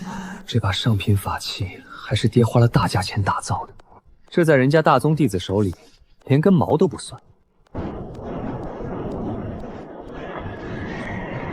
大崩灭掌！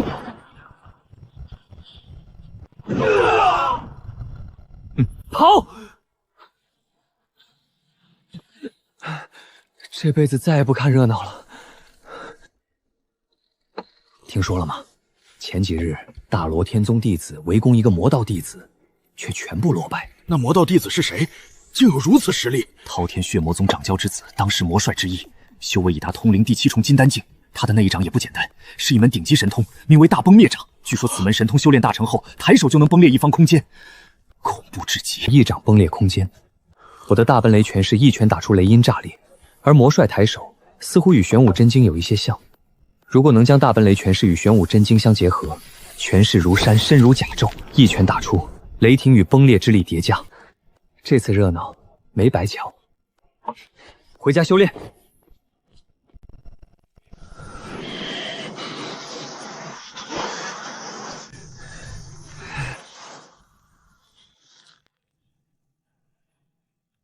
今天叫你们前来，是想和你们商量一件事。如今我族正兴，当举全族之力建立家族大阵。族长，万万不可！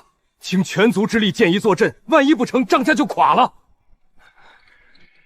是啊，有这钱，不如多买几件法宝建阵有什么用？王刘两家敢打过来，城主第一个不答应。玄儿，你觉得当如何？爹，我们未雨绸缪，即使他们暗中算计，等大阵建好，我们也丝毫不惧。不愧是我儿，我们应该居安思危，靠自己总比靠别人强些吧。我不想把族人的命压在别人身上。我同意。我也同意。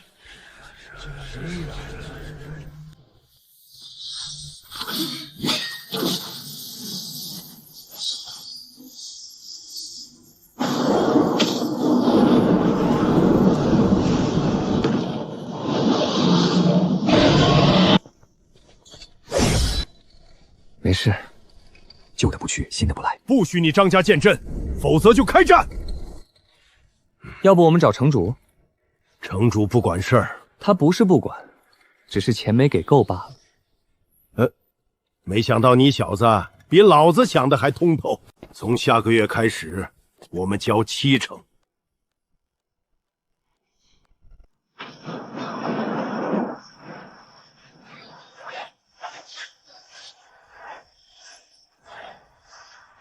在大阵之内，我有信心1挑2，甚至占据上风。此阵一成，张家在落霞城的根基彻底稳了。从此以后，王刘两家再也不能轻易撼动张家。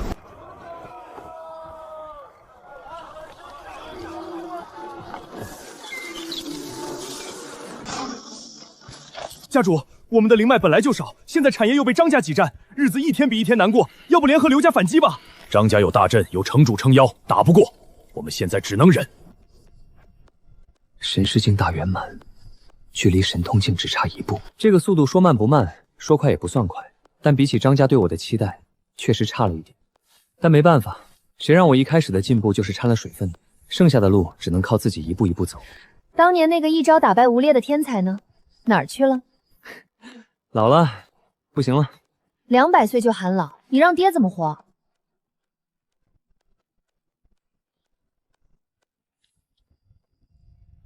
这个家也该我来扛一扛了。我寿元无多，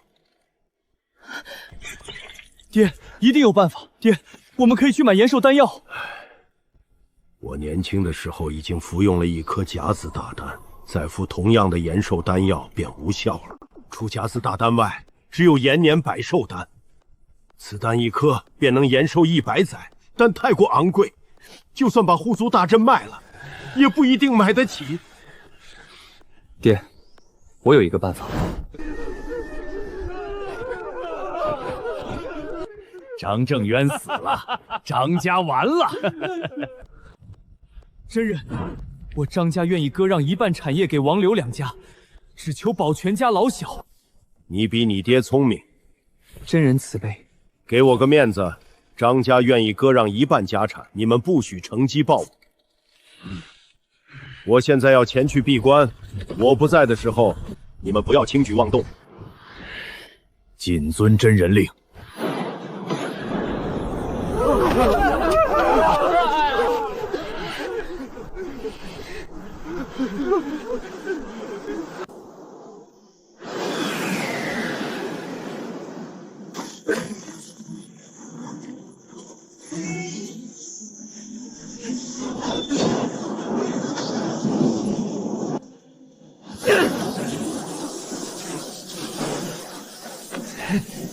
你们不守信用，我们已经交出了一半产业，你们何必苦苦相逼？信用？张正渊死了，你拿什么跟我们讲信用？一半产业，我们要的是全部。既然如此，我张玄今日即便拼得粉身碎骨，也绝不让你二人称心如意。螳臂当车。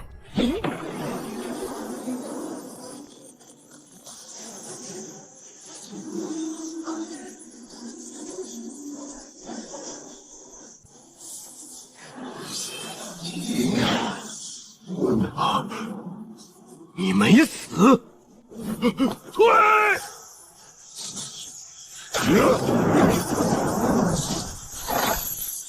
我等这一天很久了。你疯了！你寿元已尽，就算杀了我们，你也活不了。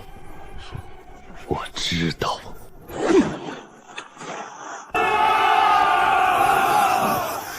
真武大霹雳！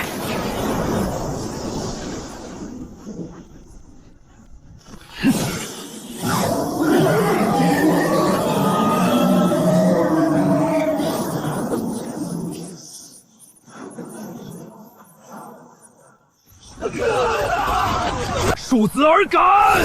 假的，全都是假的！示弱、割肉、装死，都是为了今天，为了把我们引入这座大阵。逃，能逃一个是一个。出去以后潜心苦练，替族人报仇。血雨千幻大法，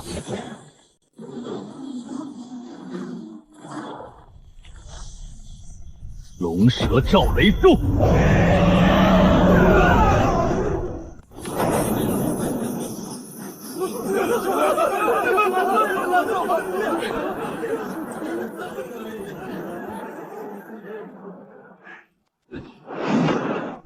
张成，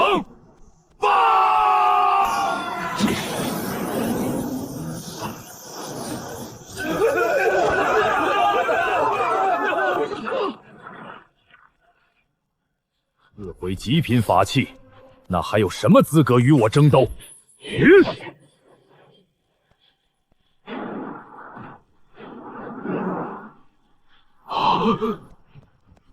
哈哈哈哈哈哈！我张正渊这一辈子值了。张家交给你们了。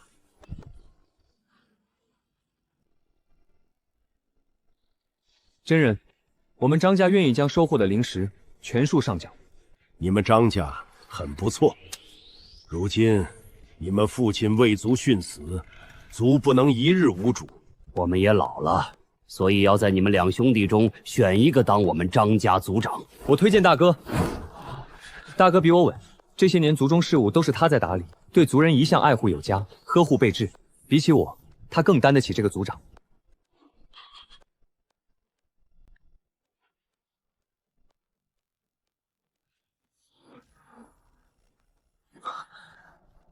我的拳还差得远呢。你这老小子，练个功也太浪费了吧！这门神通要把自己化成一堆血滴，我总觉得瘆得慌。360万滴血散出去容易，收回来难啊！但不练不行，不练到圆满就刻不上符箓，就成不了神通境。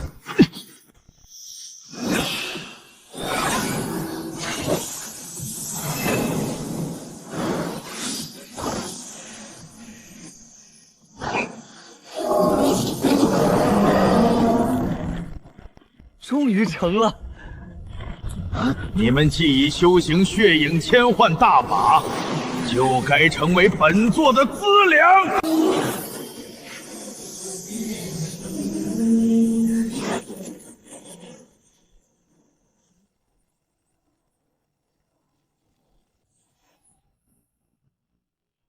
何方道友降临？落霞城若有得罪之处，还请见谅。道友？谁是你道友？本尊乃血屠大魔头。落霞真人，落霞城第一强者，活了600年的老怪物，连自爆法宝的机会都没有，这就是化外天魔。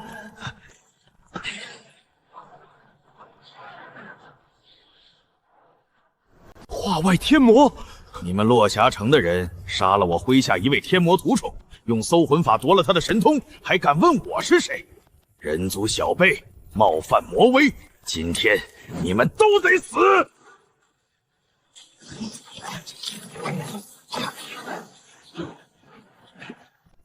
光明借道，万古为先。不错。够本座炼制一炉好丹药。练了100年，把血影千幻大法练到圆满，到头来是给别人炼的丹药。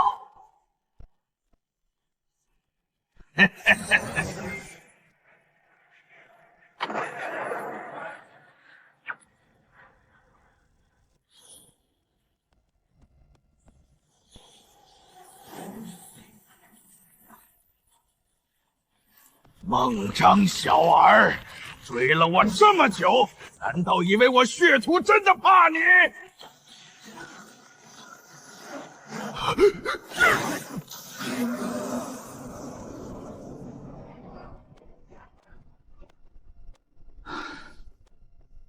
又来晚了。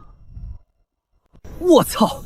好不容易突破神通境，突然跳出个什么大魔头，这他娘找谁说理去？8成是吴烈那个王八蛋，在外面游行时杀了一尊化外天魔，搜了对方的神魂，得到了血影千幻大法。吴烈死了，仇报不了，就拿落霞城出气，连累整座城的人跟着陪葬。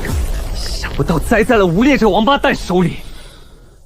算了，修仙一途本身就是凶险万分，有哪几个人能死得轰轰烈烈、明明白白？绝大多数人都稀里糊涂的死去。毕竟在那些大能眼中，低级修士跟蝼蚁没多大区别。随手踩死一群蚂蚁，蚂蚁到死也不会明白究竟是谁杀了自己。所以这么想来，我还是幸运的，最起码知道了仇渣是谁。丁，第7世结算中，这一世你10年练成大通术，4家会武击败吴烈，成为落霞城第1天才，后参与灭亡刘2家之战，奠定张家独大格局。闭关100年，8门神通圆满，突破时化外天魔降临，全城被屠。这就是修仙界拨云诡谲，凶险四伏，很多人不明不白就死了，你只是其中一个，加油，让自己变得更难杀吧。2万点，还不错，这次不能再梭哈了。万一刚出生又跳出个魔头把我宰了，连成就都没来得及刷，那就完蛋了。得留点积分保底。筒子，留5000点保底，剩下的资质加5000，悟性加5000，身家血脉加5000。这次怎么也该给我个大宗门弟子的身份体验一下吧。第8世即将开启，祝宿主好运。能寻得天魔妖矿的，本座收为真传，传神识化海剑气。若死在外面的，就怨你们自己无能，不配成为本座弟子。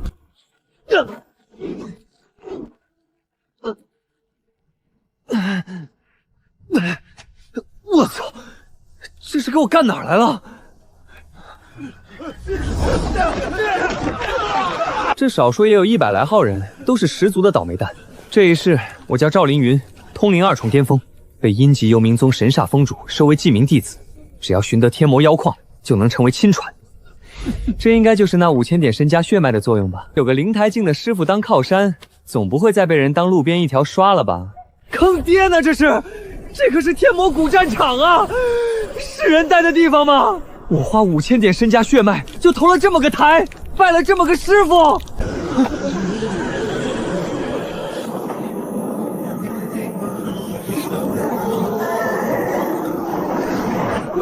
跑啊！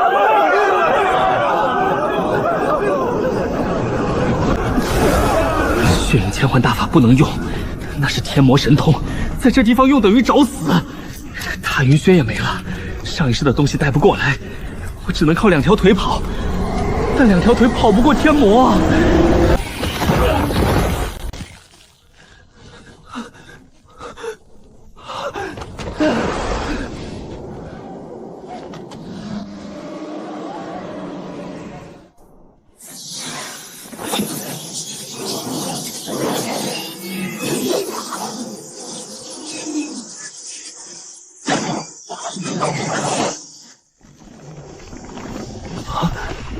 我去，免疫物理攻击这还怎么玩？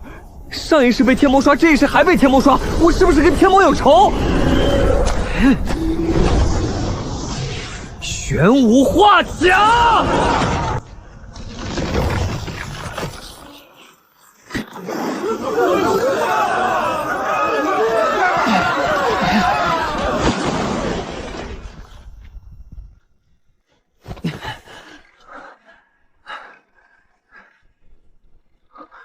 居然是中品灵石！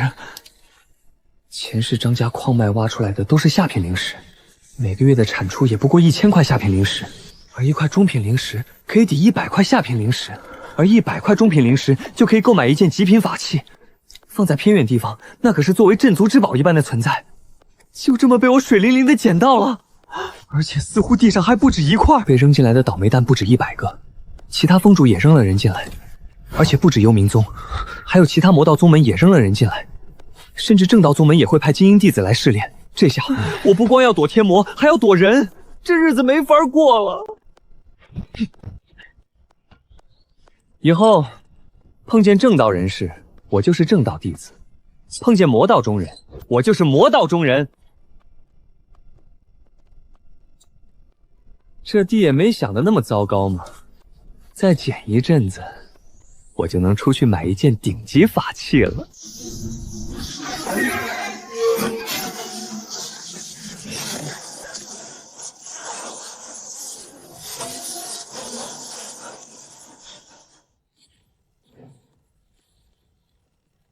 雷火的功法居然能对天魔造成伤害，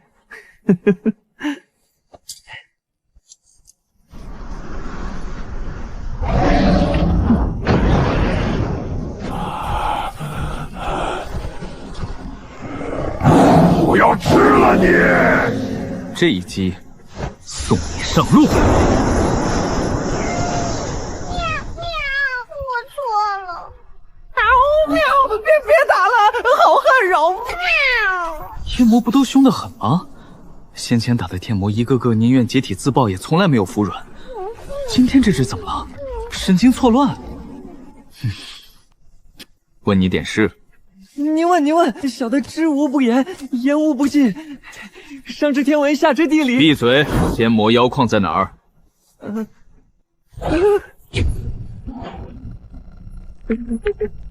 小的知道有一处在北边山谷埋得很深，外面有天魔守着，小的可以带您去，只求您饶小的一命。总觉得哪里不对，眼前这个天魔比人还胆小，怕不是个假天魔。你叫什么？小的没有名字。从今天起，你叫猫胆。猫胆，这名字也太难听了。好听，太好听了！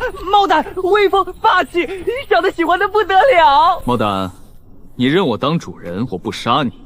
主人，小的跟您混了，您让小的往东，小的绝不往西；您让小的打狗，小的绝不撵鸡。主人，您是哪个宗的？幽冥宗，好宗门，好宗门！掌教金丹大能，七风phòng主，灵坛大修士，威风霸气！主人，您的雷法真厉害，差点把小的电死。小的最怕雷了，小时候被雷劈过，留下病根了，一看见闪电就腿软。主人，您知道吗？这战场没有魔头，那些大魔头看不上这种小地方，都去大战场了。您的血雨千幻大法尽管用，没人管。你怎么知道我会血雨千幻大法？您身上有那味儿啊！天魔一族的功法，我闻都闻得出来，就像狗闻骨头，猫闻鱼，小的闻天魔功法，一闻一个准儿。所以，我躲了这么久，白躲了。那个确实白躲了，不过主人英明神武，高瞻远瞩，谨慎一点总是好的，小心驶得万年船嘛。主人，小的多嘴问一句，您是不是被天魔杀过？看您的眼神，一提天魔就咬牙切齿的。主人，你看那边有个正道弟子在挖灵石，要不要小的下去吓唬吓唬他？小的装凶可像了。闭嘴，赶路。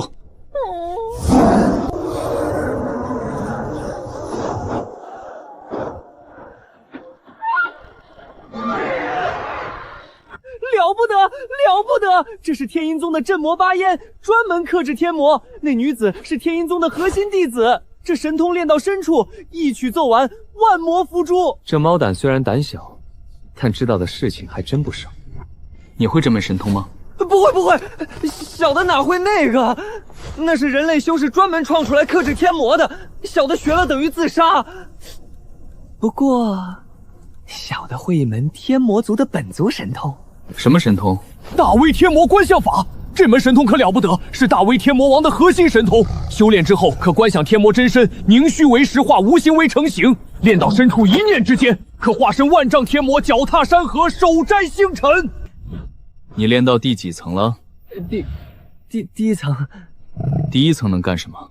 能变成一团比较结实的雾，挨雷劈的时候能多撑一会儿。那我能练吗？估计是行的吧，毕竟血雨千幻大法您都学会了，神通是不分种族的。如此一来，我岂不是白得了一门神通？你刚才说这战场没有魔头？没有，绝对没有，小的用脑袋担保。那我要是用了大威天魔关，不会引来的魔王追杀吧？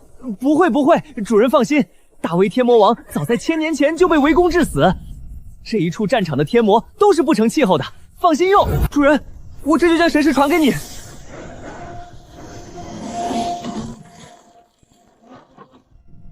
主人，你以前练过？没有。那你怎么这么快就成了？我懂了，你是万中无一的天骄。八世为人，我的精神力远超普通人，精神类的神通简直是为我量身定做的。等我入了神识境，这门神通只怕立刻就能大成。到那时，观想出来的可就不是1丈高的天魔了。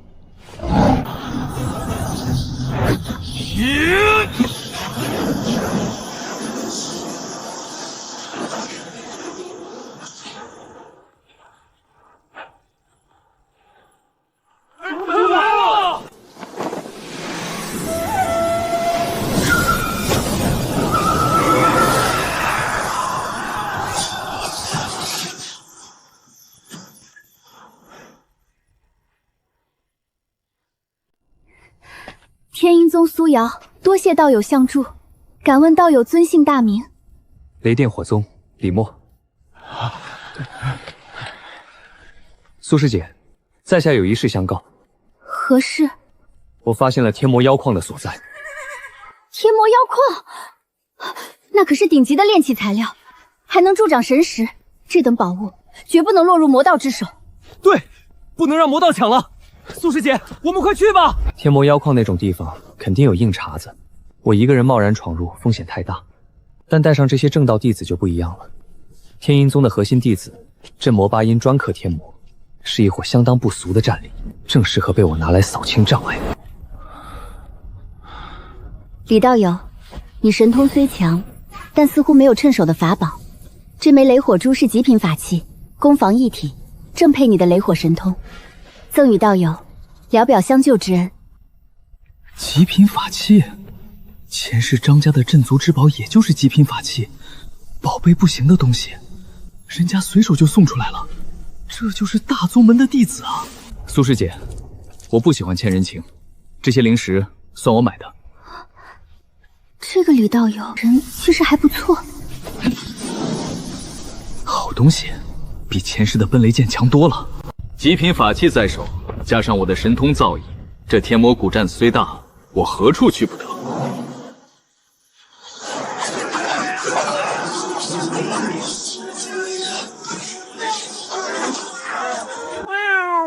这不是韩瑞吗？幽冥宗这批倒霉蛋里的种子选手，据说背景很深，被他便宜师傅寄予厚望。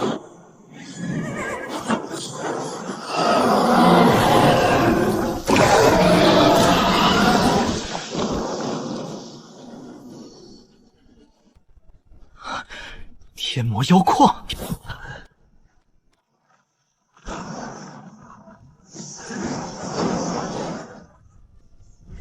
除魔未到，人人有责。邪魔妖道，速速交出天魔妖矿！赵凌云，你丫的就是魔道啊！对着我喊除魔未到，这是几个意思？赵凌云，一个幽冥宗的弟子喊什么除魔未到？想抢宝物就直说，何必找这些借口？你这邪魔歪道，休要血口喷人！在下雷电火宗李默，一向与邪魔外道不共戴天，行得正，坐得直。韩瑞，幽冥宗的恶徒，休想挑拨离间！你们瞎了！他腰里挂的可是我们幽灵魔宗的储物袋，里面还有我们幽灵魔宗的衣服令牌。不妙，百密一疏。这有什么稀奇的？正邪厮杀，缴获个储物袋是常有的事。李默道友一身正气，品行正直，绝不是你这邪魔歪道能凭空玷污的。不错，够了，韩瑞，你幽冥宗作恶多端，今日又想抢夺天魔妖矿，还想污蔑正道弟子，结阵！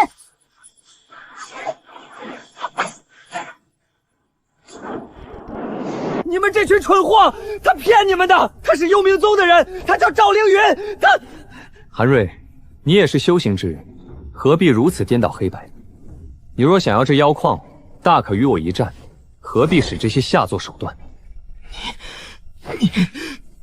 诸位道友，此人执迷不悟，不必与他多言。除魔未到，就在今日。动手！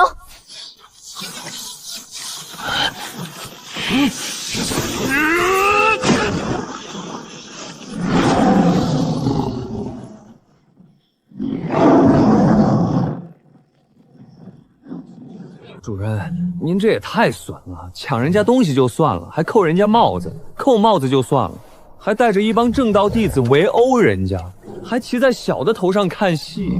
闭嘴！你懂什么？我这是以智商取胜。嗷！喵！什么是智商？好，这是你们逼我的。本来这一招是要留着招待楚天袭的，你们非要找死，那就怪不得我了。楚天袭，太乙教的楚天袭，不然呢？你以为我韩瑞是什么人？挑战一个无名小卒？楚天袭，天纵人杰，太乙教年轻一辈第一人，我要打就打最强的。就凭你，楚天袭师兄天纵人杰，太乙教掌教金身境大能的亲传弟子，你一个魔宗宵小之辈，也配挑战他？痴人妄想！配不配，你马上就知道了。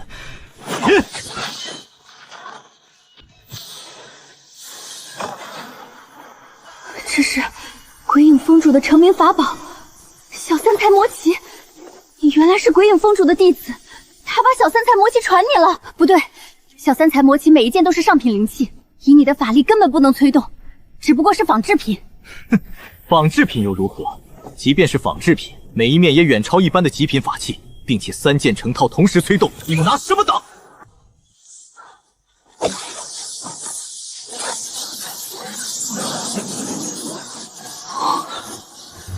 这就是大宗门弟子的底蕴，一出手就是成套的极品法器。还好有苏瑶他们探路，不然冒冒失失冲上来，现在躺在地上的就是我了。结阵，天阴伏魔阵。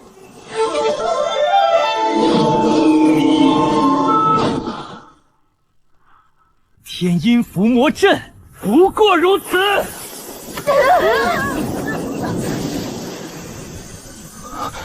这就是成套极品法器的威力，10个人结阵都挡不住。不能再留手了，不然今天真要翻车。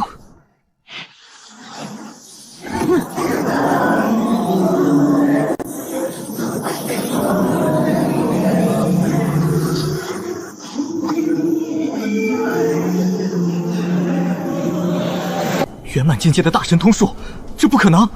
赵凌云这个名不经传的小子，竟然把大神通术练到圆满境界。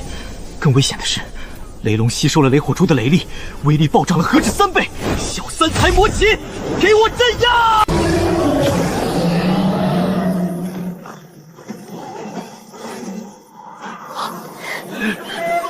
天鹰伏魔剑，全力发放！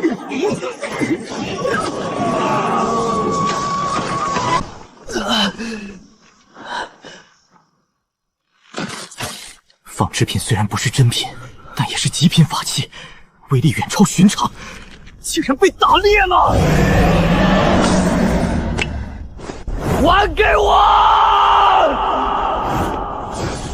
趁你病，要你命！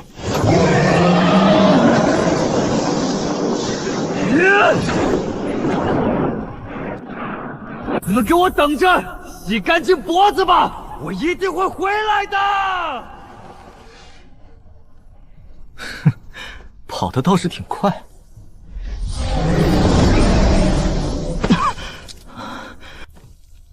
主人，打完了。打完了。主人霸气，一拳打的那小子屁滚尿流。闭嘴！可惜，让此邪魔外道逃离，不能触摸卫道，我惭愧啊！李道友，不愧是雷电火宗的高徒，品德高尚，正直无私，一手雷法出神入化，更是令人佩服。雕虫小技，不值一提。苏师姐，这妖矿咱们平分，我让人切成几份。不必了。赌对了，这些所谓的正派弟子缺乏历练，脸皮一个比一个薄。李道友，这一战多靠你的雷龙破局，这妖矿是你应得的，我们再寻其他的便是。对，李道友拿着吧，我们还能再找。这古战场又不是只有一块妖矿，还能再找。主人，小的还没跟您说完呢。这地方是大威天魔王的陨落之地，他老人家的怨念不散，才形成了天魔妖矿。有的深埋地底，有的被那些半步四重的天魔占着。虽然稀少，但确实不止一块。你怎么不早说？你也没问啊。苏师姐，那就多谢了。日后若有机会，在下必当回报。李道友客气了。对了，那韩瑞口中的楚天袭是太乙教的天才弟子，3年从一介凡人跻身通灵3重巅峰，剑道通神，一剑能砍下一座山峰。韩瑞想挑战他，还差得远。果然，前世待在落霞城那种小地方，让我的眼界都局限了。这修仙界的水，比我想象的要深得多。主人，您在想什么呢？在想怎么变强。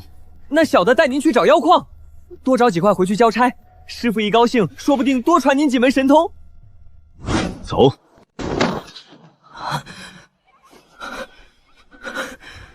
赵凌云、李默，不管你是谁，这个仇我记下了。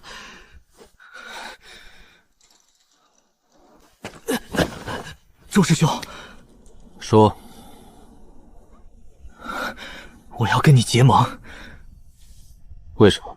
我遇到了一个硬茬子，小3才魔旗都被打裂了，天魔妖矿也被抢了。周师兄，你有日月星3面魔旗，我有天地人3面，我们再找到杨林，还有精气神3面，我们3人联手组成大3才魔旗阵。这片古战场谁是我们对手？就连楚天袭来了都怕。到时候整个古战场所有的宝物都是我们的。韩瑞，你知道我现在想什么吗？什么？我的心思已经不在天魔妖矿上了。那你想要什么？有确切消息，大威天魔王的一处洞府要出事了。大威天魔王的洞府？里面有大威天魔王生前留下的天魔神通、法宝、丹药，财富数之不尽。跟那个比起来，几块天魔妖矿算什么？那还等什么？我们赶快去找杨林，然后去洞府夺宝。不用去找。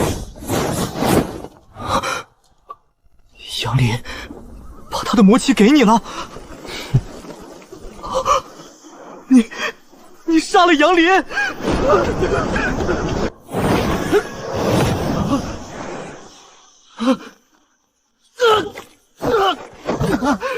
周爷，你疯了！我们是同门，你杀我鬼影峰主不会放过你的！同门？韩瑞，你实在太过天真。我们可是魔道修士，你身为鬼影峰主的弟子，却把小3才魔旗弄坏了，不配拥有小3才魔旗。周爷，我做鬼也不会放过你！大3才魔旗，9面齐聚。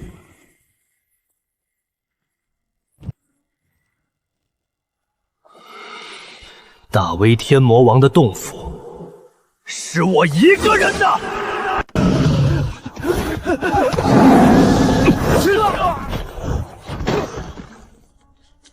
李道友，下手轻些。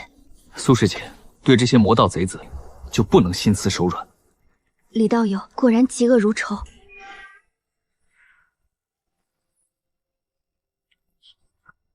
这些我都不要，你们分。李道友，这怎么行？苏师姐，在下修行的是雷火大道，拿一些外物就行。你们是天阴宗的高徒，将来要撑起正道门面，这些资源应该给你们。李师兄高义，李师兄才是真正的正道栋梁，天阴宗欠李师兄一个人情。主人，您可真会，明明是想收买他们收集天魔妖矿，却说闭嘴！小的闭嘴。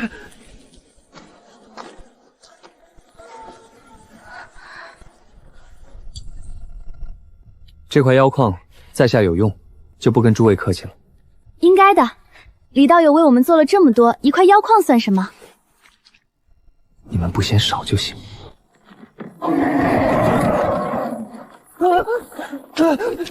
主人，是大威天魔王，他的洞府出事了。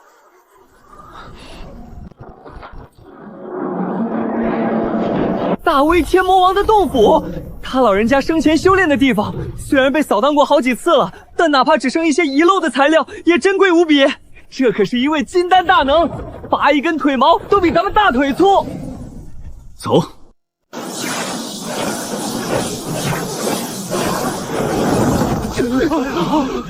赵凌云，你怎么和正道的人混在？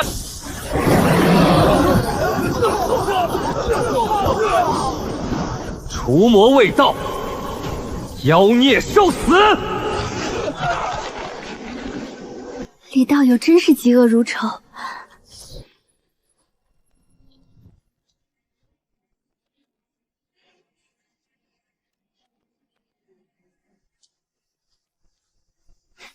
苏师姐过奖了。李默师兄威武，不愧我正道栋梁。李默？哪个李默？就是那个被人打了闷棍，衣服都被扒光挂在树上那个李默啊！咱们雷电火宗的李默。正道栋梁？我操！李默不是被打得半死，被师兄弟们抬回去了吗？那上面那个是谁？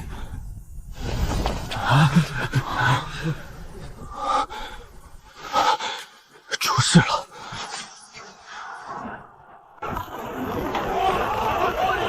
一起轰！轰开了，各凭本事！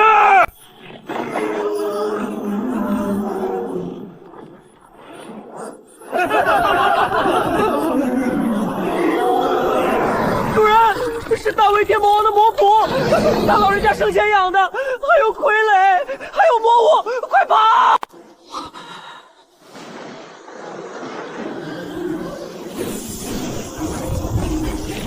啊！跑就跑！杀了他们，谁都别想进去！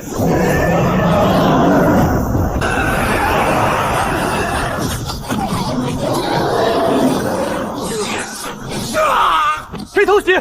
是魔道！魔道的人偷袭我们！放屁！明明是你们正道先动的手！主人，那边有半步天魔，那边也有，那边……闭嘴！指好你的路。那边有宝库的气息，小的闻到了，好多宝贝。主人，这边小的闻到魔气了，特别浓，一定是魔王宝库。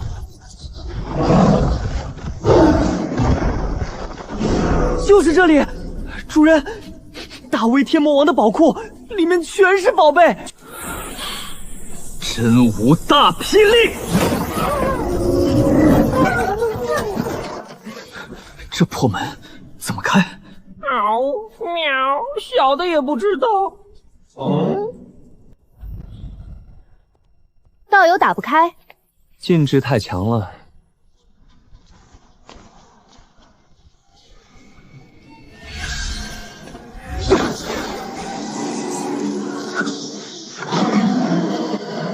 道友神通不俗，你我联手如何？破了这石门，里面的宝贝各凭本事。好。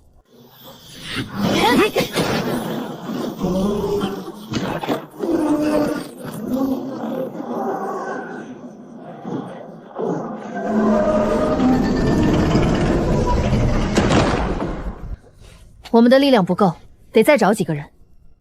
我去找些人来。我也去找，1个时辰后这里碰面。对了，道友是哪个宗门的？雷电火宗，李默。你说什么？雷电火宗李默，你疯了！李默，雷电火宗的李默，那个被魔道小贼打了闷棍、扒光衣服挂在树上，到现在还躺在宗门里养伤的李默。糟了，暴露了！他穿的也不是雷电火宗的服饰，怎会知晓其中奥秘？就是他，冯兄，多谢了。好你个魔修恶贼，伤我门人，还在这招摇撞骗！今天这笔账该算了。一个冯潇就和我不相上下，又来10几个雷电火宗的弟子，这下可算是玩脱了。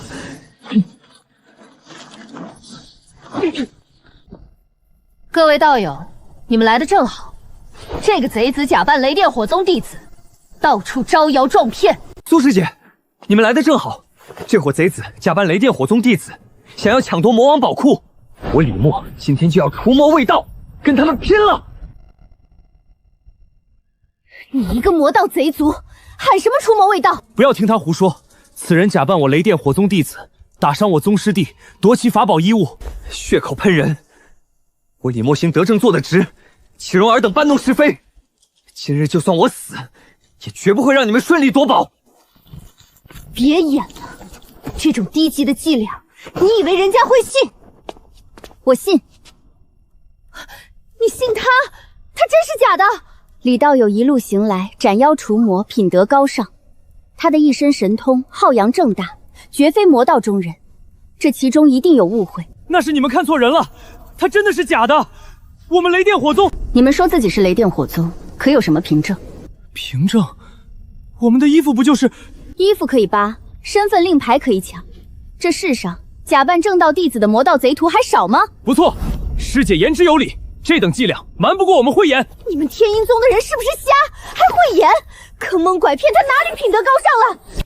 我懂了，你们天一宗的人是想勾结魔修。住口！我天一宗行事，还轮不到你来指手画脚。你们出口伤人，品行恶劣，一看就不是正道中人。今天我天一宗就要替天行道，除了你们这些邪魔歪道，你们会后悔的！打起来了，真打起来了！我果然是天生的邪魔歪道。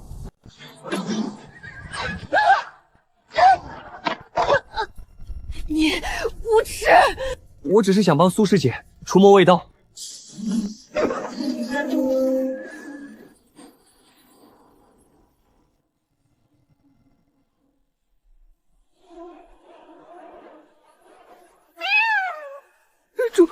主人，跑！那是什么？大威天魔王座下第一先锋，生前是大魔头，跟血屠一个级别的。灵台境的大魔头，差了整整3个大境界，就算残了，也不是我们能碰的。觊觎魔王财宝者，杀无赦！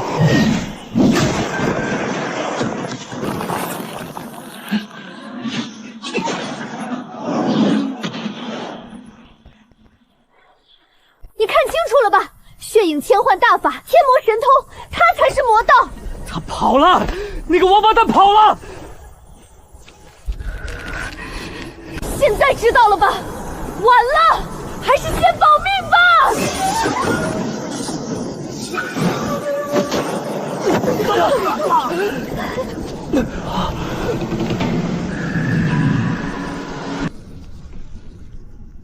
他好像不太对劲。难道他的力量已经消磨殆尽了？怪不得他披完衣服就不动了，原来是没蓝了。趁他没反应过来，赶紧走。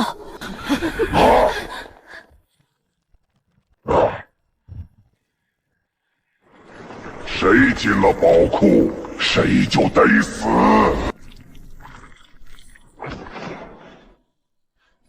主人，您太阴了，不，太聪明了！我对您的敬仰简直如大河般滔滔不绝。咱赶紧关上石门，宝库就是您一个人的了。这下可以安心搜刮了。这就是魔王宝库。就这一堆破烂，加起来也不知道能不能卖100块下品灵石。可能之前被扫荡过好几次了，只剩些边角料了。主人，那个之前魔王战车，大威天魔王生前的座驾，采集9天玄铁和深渊魔晶，以大威天魔官方法为基，耗费100年时间炼制而成。道气啊，主人！道气。灵气之上是道气，道气有灵，气灵成道，法宝本身铭刻道纹。每一件道器都是开宗立派级别的法宝，整个幽冥宗最多也就1件。虽然这架战车损毁了大半，现在残破不堪，但它底子在哪里啊？潜力巨大。不就是破烂吗？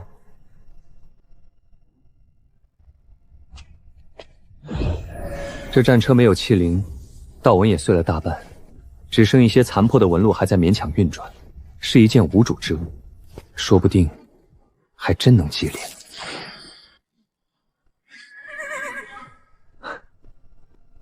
还真可以。成了，主人要发了！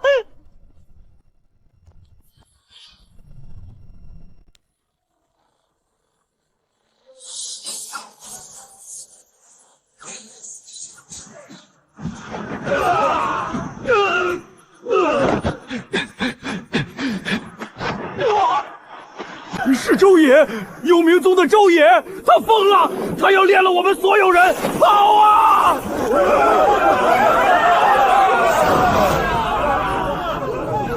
小孩才做选择，这洞府里的宝贝我全都要，你们的命我也要。周野，你疯了！杀了我们，你师父也保不住你。仙道一途本就是与天争命，你们技不如人，就该献出血肉助我修行。不行，法力损耗太快了，得把这些人全部吓跑，这样洞府里的宝物都是我的了。有风，能出去！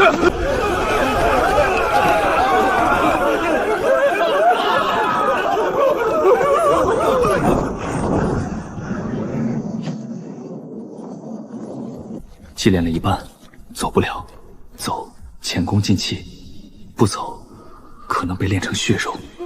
主人，要不咱们跑吧，命要紧。主人，您疯了！外面那个……闭嘴！太快了，照这个速度，血光很快就会弥漫整个洞府，到时候我还没祭炼完，就先被炼成血丹了。贪心了，早应该跑的。修仙一途本就是逆天而行，勇猛精进，哪有那么多平安顺累？我活了8世，死了7次，哪一次不是拼出来的？如果今天我栽在这里，也无怨无悔，大不了重新来过。冒犯魔之者，杀无赦！什么东西？这是大威天魔王座下第一先锋，生前是堪比灵台境的大魔头，此刻即便只是一口执念支撑的残躯，也十分危险，不能大意，必须全力催动大三才魔旗。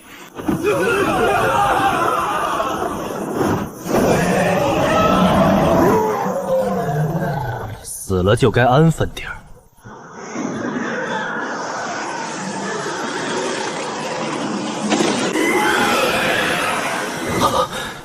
这魔躯竟成了天魔的最佳载体，各一切全身法力疯狂灌注不起来。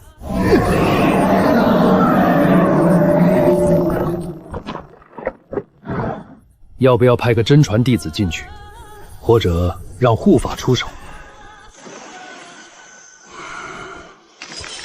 这魔头要是彻底复苏，里面的弟子都得死。快了，再扛一会儿。无耻小小，我知道你在里面，把石门打开。你劫我门人，招摇撞骗，今天必须有个交代。主人，他们回来了，风萧、杨逸云，还有天音宗的人，苏瑶也回来了。他回来干什么？好像是不相信您是魔修。你这个魔道贼子！嗷喵！咱这是撞到什么了？可能是减速带吧。原来你真的是魔修。别怪我，修仙这条路上，唯一能信任的人，永远只有自己。从此之后，两不相欠。主人，您怎么不杀他？闭嘴！您是不是对他？闭嘴！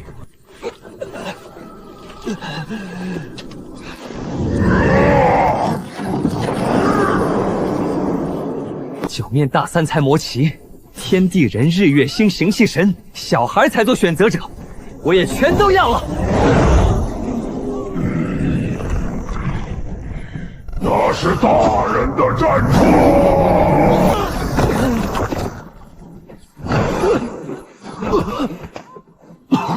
大意了，终究是法宝动人心。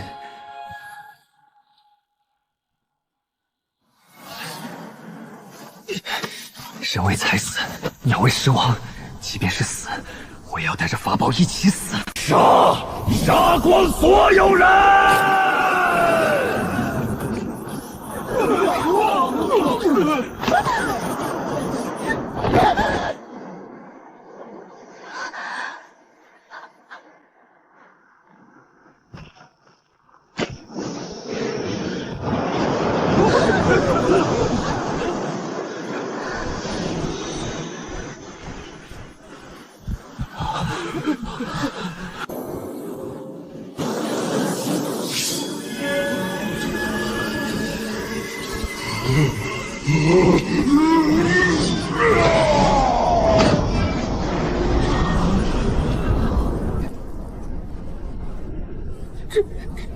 这是什么怪物？楚天喜，太一教天才弟子的剑道通神，是他的神识化作了一尊剑体元神。等我再度踏足神识境，凭借大威天魔关，是不是也能如此？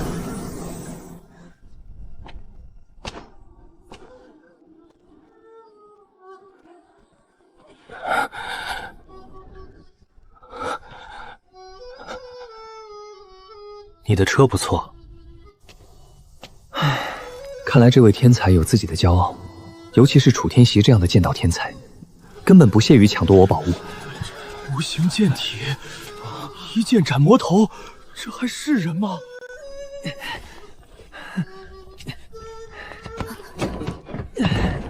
主人，您刚才不是说全都要吗？还有6面可以拿。是不是傻？现在这情况去捡牌子，你是怕我活的时间长？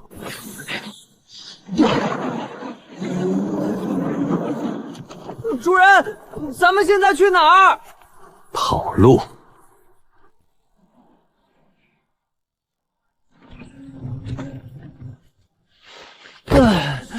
战车到手了，魔旗到手了，妖矿到手了，这一趟没白来。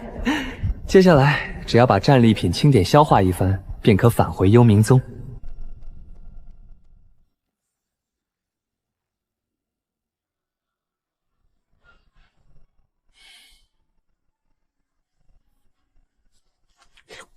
主人，这地方好吓人。闭嘴，这是你家。小的害怕。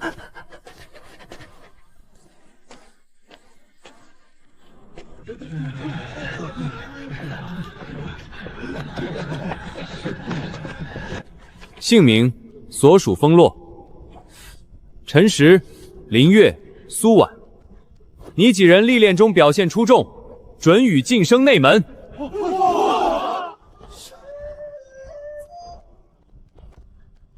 3块，都是你一个人找到的。本座说过，能活着带回妖矿的，收为亲传。从今日起，尔等就是我的亲传弟子。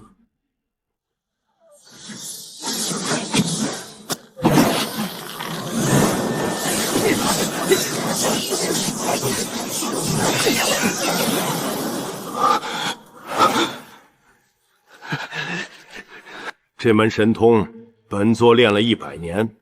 至于你们能悟多少，看自己造化。平时别来烦我。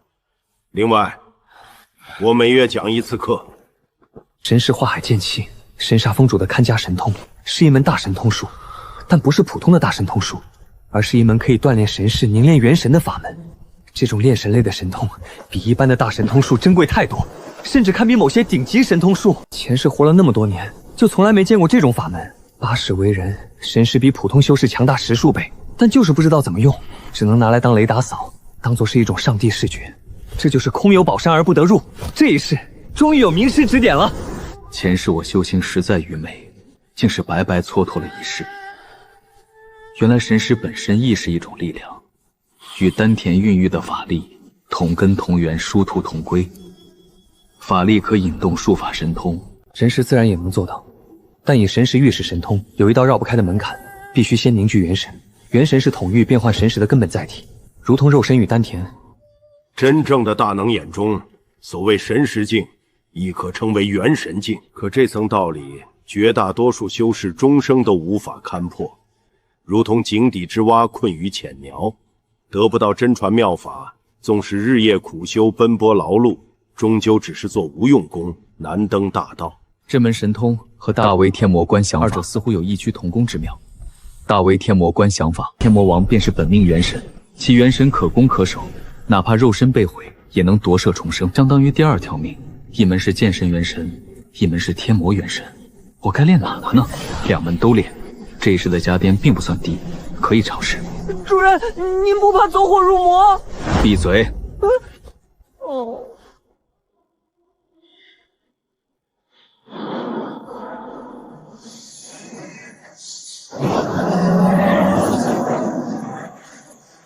2门功法同时修炼，互不冲突，还真可以一起修炼。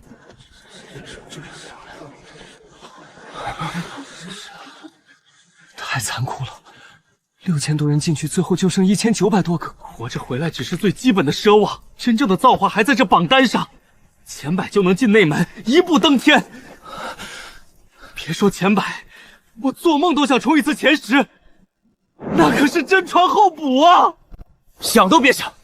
你知道真传有多难？神煞封主座下100余亲传，最后能成真传的寥寥2人。这等机缘，岂是我们普通人能觊觎的？多少人一辈子求不来。第3名才1头，你懂什么？人家心机深沉，城府如海，这才是我魔道风范。哼，第3很不错了，只要保持下去，真传弟子就有我的一席之地。真传弟子修为最低也要达到通灵第4重神识境，我现在才通灵3重巅峰，神识还没萌发，法力厚度还没测过，去测试殿试试吧。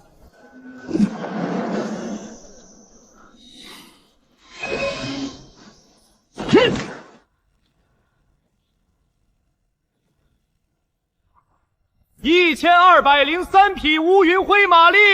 乌云锤是什么？灵起大陆的一种凡马，体格威猛，性格暴烈，全力一撞的力量就是1匹马力，1203就是1203匹乌云锤同时撞过来的力道，这也就是你的马力厚度，听懂了没？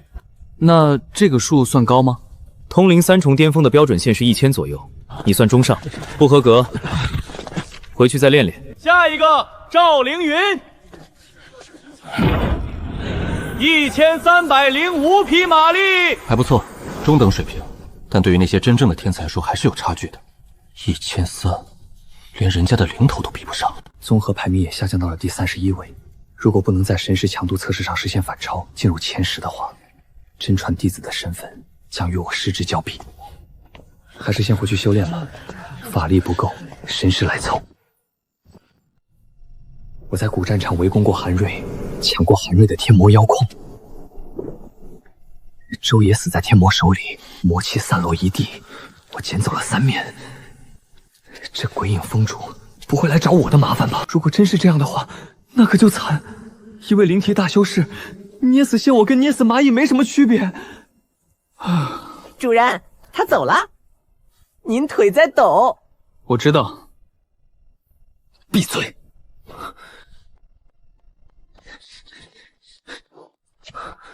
这里是神煞封主的地盘，鬼影封主总不敢杀上门来吧？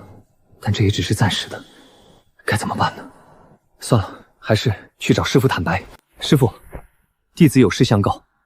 说，我在古战场里围攻韩瑞抢妖矿，在周爷死的时候捡了他的魔旗。刚才在测试殿的时候，鬼影封主冰冷地看着我，他不会是想替他的徒弟报仇吧？你知道魔道的规矩是什么吗？弱肉强食，适者生存，这就是魔道。别说韩瑞只是因你而死，就算你亲手杀了他，那也只能证明韩瑞是个废物，他就该死。鬼影封主不会因为这个杀你。那他为什么？面子。三才魔旗是根据他成名法宝仿制的，你杀了他的弟子，抢了他的魔旗，等于在说他教出来的徒弟是废物，他的法宝也是废物，他丢不起这个人。原来不是报仇，是面子问题。如此一来，事情就还有余地。毕竟只是丢了面子，不是什么深仇大恨，给个台阶下，这件事说不定就不了了之。这段时间你就待在神煞峰，等那老鬼忘了，或者你成为真传弟子，这件事也就过去了。多谢师傅。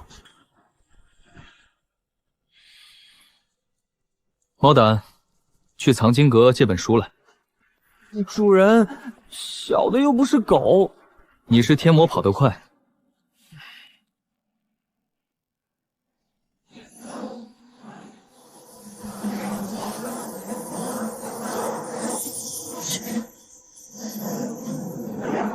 主人，钱元已经通过真传考核，正式成为真传弟子了。孙无涯也是。不急，我能感觉到，就差一层窗户纸了。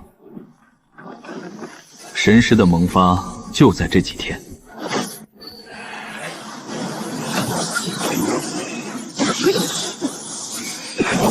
有人要杀我，而且是精神上的杀，想毁了我的精神，让我变成白痴。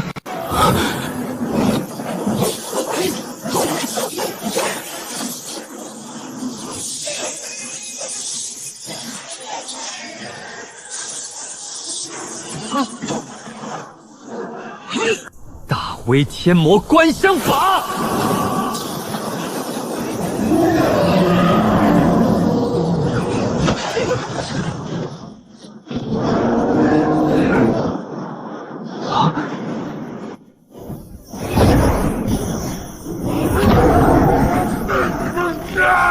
主人，别怕，我来帮你。大家都是虚的，谁怕谁？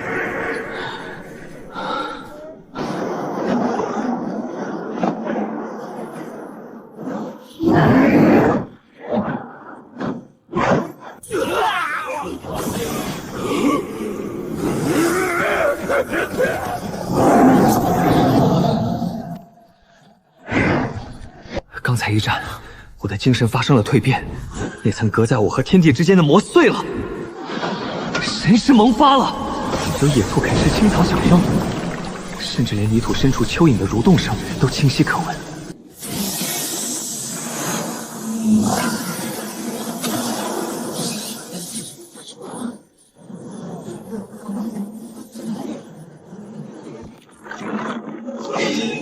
成功了，比前世更进一步。主人，魔王，你好吓人！我知道。走。去哪儿？去抓人。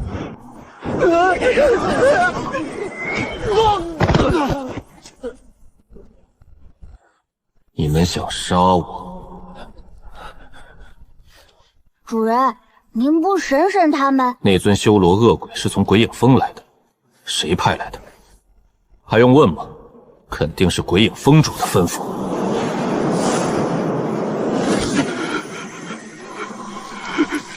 弟子错了，弟子不该擅自出手，我只是想帮师尊讨回颜面，求师尊救我一命。有意思，神煞老儿，你收了个好徒弟呀！只有考核通过，成为真传弟子，鬼影峰主才不敢随意下手。上一次我的综合排名在第31名，10年里后来者勇猛精进，我已经掉到100名之外了。100名之外，别说真传候补，在试炼中连内门都进不了。空灵4重初期，偏上不错，但想凭这个进真传还差得远。排名升到了92名，神识测试将是最后一次翻盘的机会。92名，想靠神识撞进前10，做梦呢！前面拉的太多，除非是天才，100年一遇那种，否则绝无可能。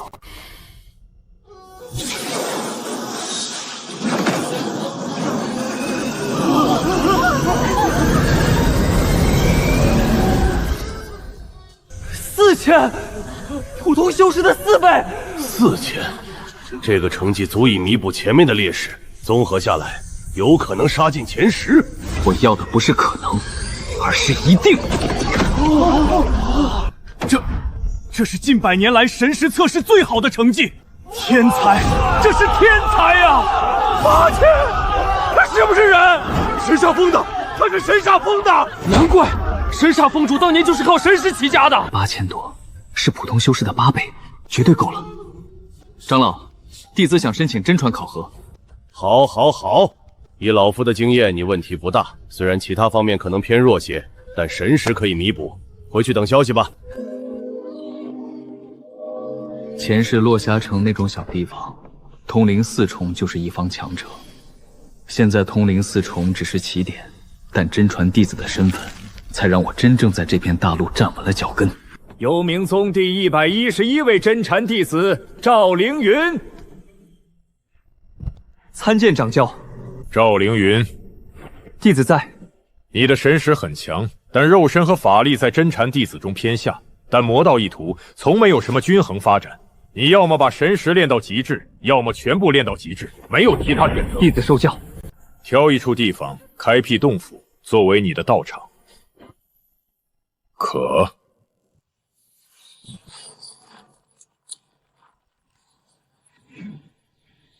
这就是金丹境的实力，当真是移山填海，如同仙人。以后我就是洞府总管，你都得听我的。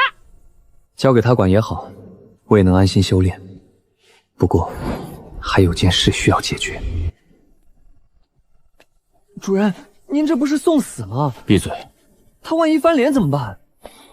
他不会的。为什么？江湖不是打打杀杀，而是人情世故。修仙界也一样。我和鬼影峰主之间并没有什么深仇大恨，说到底就是面子问题。只要我给他个台阶下，事情也就过去了。弟子赵凌云拜见峰主。弟子初登真传，特来拜会峰主，些许薄礼，不成敬畏。哼哼，不错，你很聪明。神煞那老鬼收了一个好弟子，比我那2个废物徒弟强多了。那天晚上的事，你知道是谁做的？弟子不知。那夜，那修罗恶鬼是我为鬼影宗弟子所的替身，我已经处置他了。峰主深明大义。峰主，这拿着，我不给的东西你不能要，但我给的东西你也不能拒绝。多谢峰主。9面齐聚，大3才魔旗成套。从今以后，我手里又多了一张底牌。去吧，本座乏了。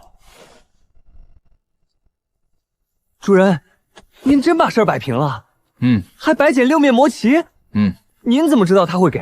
一定是瞎猫撞上死耗头。闭嘴！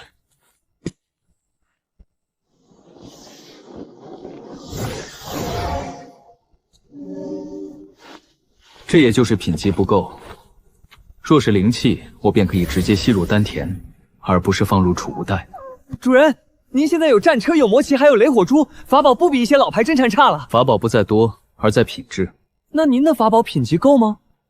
雷火珠是极品法器，在通灵3重时够用，现在通灵4重确实差了点意思。魔王战车能扛能撞，但不能当常规法宝用。魔旗9面合一堪比下品灵器，是我目前最强的法宝，只能说过得去，品级说不上多高。若是能修复战车，那我绝对是同阶无敌。正好，现在我已经踏入神识，可以尝试自己练气了。明天就去看看相关书籍。主人，您看了这么多书，会练体了吗？理论够了，现在就差实践了。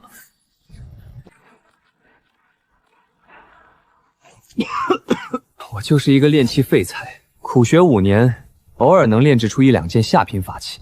算了，没天赋就没天赋吧，大不了多赚点灵石，找炼气大长老出手。只要能修复1、2，我便有了一件神通无穷的法宝。修炼时15年，神识境中期，识海扩大了1/4，神识强度从8000马力涨到1万匹马力。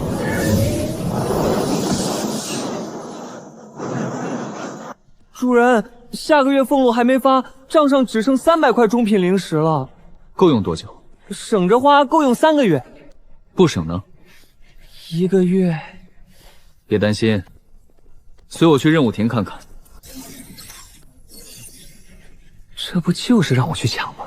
打着宗门的旗号去抢，抢完了还有分成，肥差！主人，您不是说要稳健吗？这就是稳健，有宗门撑腰，名正言顺，不叫抢，叫执法。这有区别吗？有，执法不用坐牢。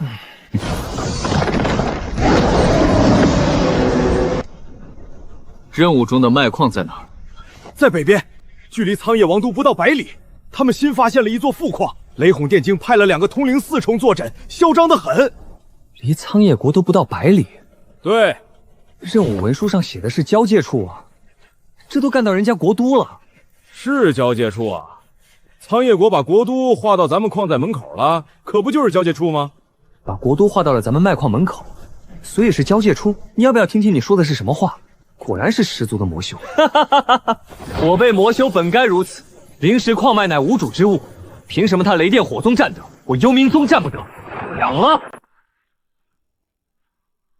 果然是人家家门口，管他呢，来都来了。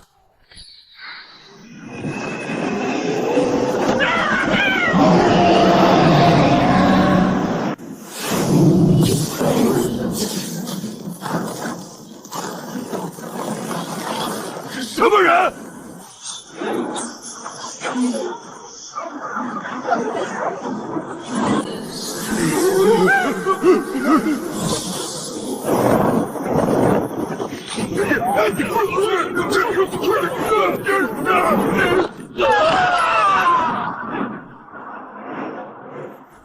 主人，你这也太狠了！这就是修仙世界，对，他们占了我宗的矿脉，我来收回；他们反抗，我就镇压。算了，您说了算。从今天起，这处灵石矿归我了。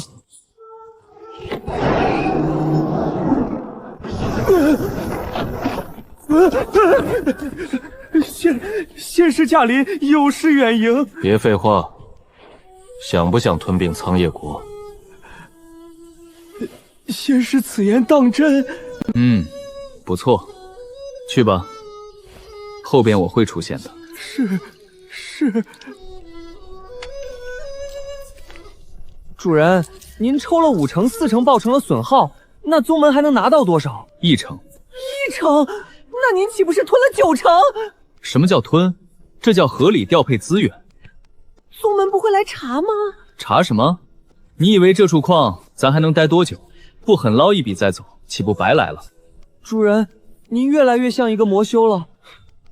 什么叫像？我本来就是。我确实越来越像一个魔修了，已经不是原来那个大义凛然的飞将军了。但那又如何？洞府里有人等着养活，个个都要修炼资源。猫胆每日都要吞噬灵石，整个一吞金兽。最主要的是这魔王战车，上次找炼气大长老看过一眼，他开口就要10万中品灵石。看来修仙一途还是要看身家啊。主人，我们已经攒了9万块中品灵石了，是不是该收手了？再多攒些吧，这好日子很快就要到头了。下一次来的不会是杂鱼了，可能是真传和长老一起来。狄宗大举来犯，弟子独木难支，恳请宗门速派援军，实则矿脉不保，弟子性命不保。主人，您这也太夸张了，就来了几个杂鱼而已。闭嘴！这叫战略预警。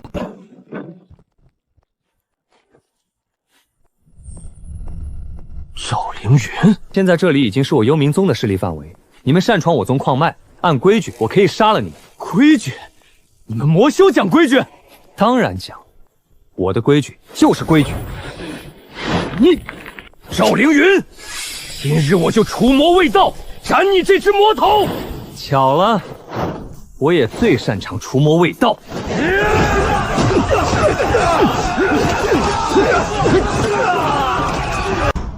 妖人，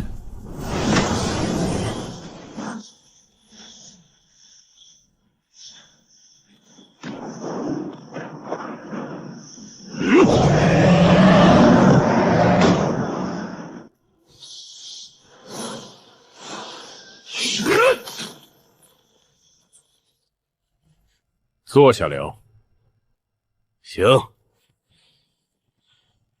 幽冥宗归还一半矿魅，重新划定边界，双方罢兵休陈。看似幽冥宗做出了让步，但矿魅本来就是从人家手里抢的，现在归还一半还赚一半，简直就是空手套白狼，血赚，而赚的更多。9万中品灵石到手。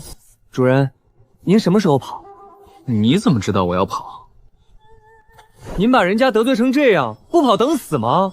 张娇，这件事打一开始就是赵凌云捣的鬼，这家伙上来就下死手，心黑手狠，一点余地都不留。而且他在天魔谷战场招摇撞骗，假扮我宗弟子，把杨逸云等10几个人撞成血雾，将赵凌云纳入必杀榜。元宗见到他，必杀之。主人，雷火剑宗已经把你纳入了必杀榜。主人，您准备跑路了？这不叫跑，叫战略转移。有区别吗？有，跑是怕了，战略转移是计划好了走。不然我干嘛要横征冒敛，克扣9成？就是因为我知道这里不可能细水长流。主人，我对您的敬仰简直如滔滔江水，绵绵不绝。那咱现在去哪儿？回去找大长老修战车。我早就申请返回宗门，宗门也同意了。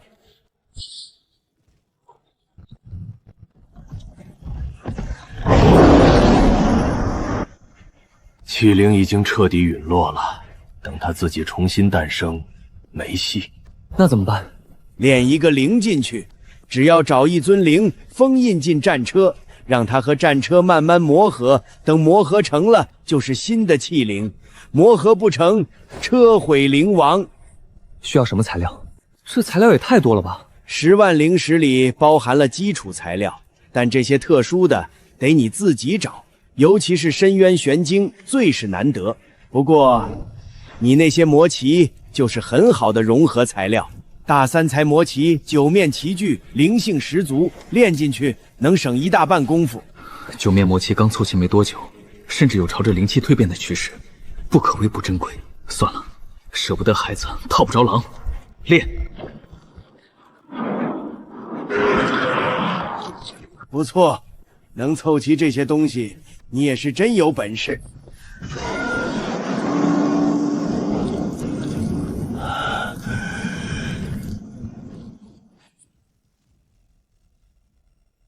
现在只要把灵封印进去，磨合成功，恢复道气质量也不是没可能，最差也是个极品灵气。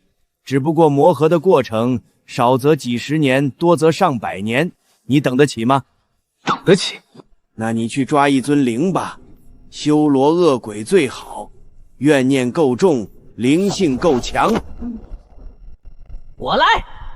你一只还没化石的天魔。小的虽然没化石，但小的灵性够。我跟了主人几10年，忠心耿耿，而且小的也修炼过大为天魔观相法，跟战车同源，比什么修罗恶鬼强多了。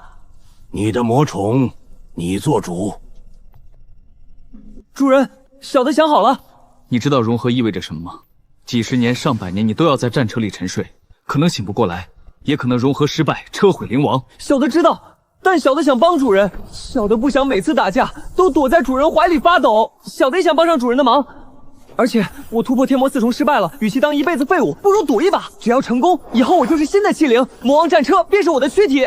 行，但我们要先找一处绝对安全的地方。另外，我的实力也不够，这一切都需要妥善安排。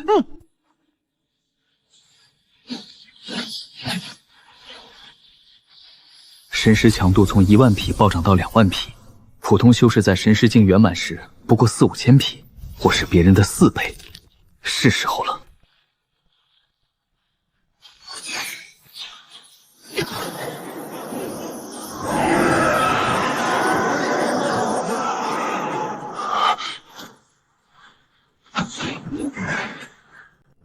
主人，小的准备好了。再问你一次，你知道这意味着什么吗？几十年、几百年，你都要在战车里沉睡，可能醒不过来，可能融合失败，车毁灵亡。小的知道，主人你就放心吧，我一定会成功的。可不要小看我啊！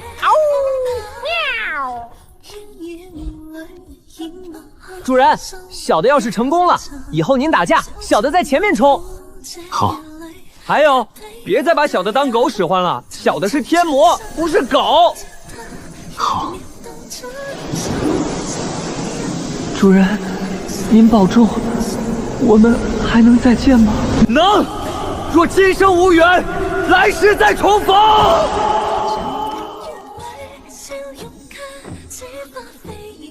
来世必重逢。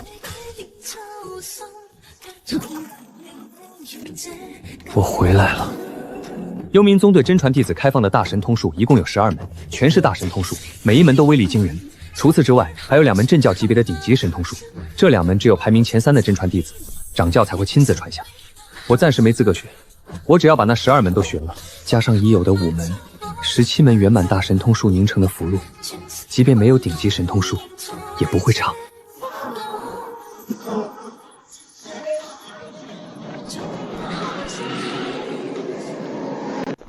看见了吗？就是他，和他同一批晋升真传的前元孙无涯，早就凝聚了本命符箓，晋级通灵第5重，只有他在原地踏步。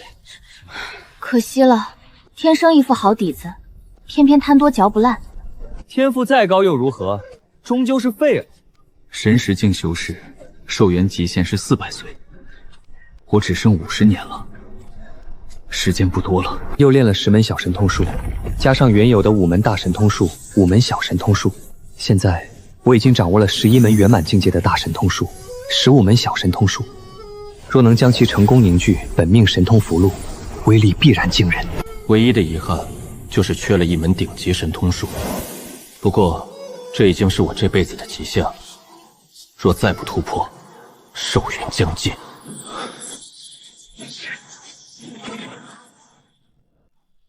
雷火殿宗雷炎前来问道。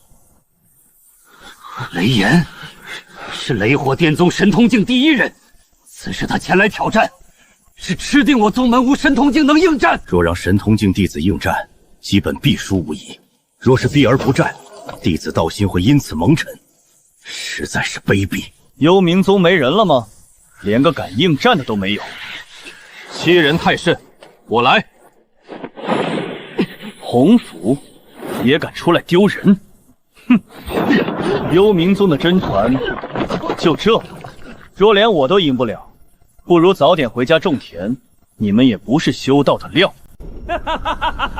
现在这张符传正由洪福向子符蜕变的边缘，但这还不够，这不是纯正的子，还差一点。洪福与子符的差距，一点便是相隔万里。魔元解体大法！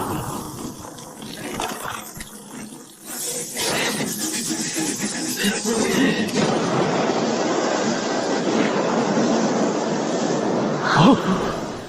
子符，子符成了！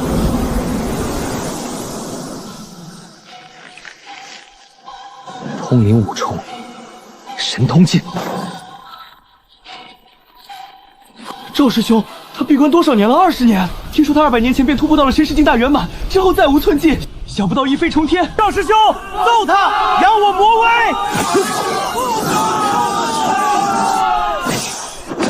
你刚突破，境界还没稳固，我突破快10年，根基牢靠，你拿什么跟我比？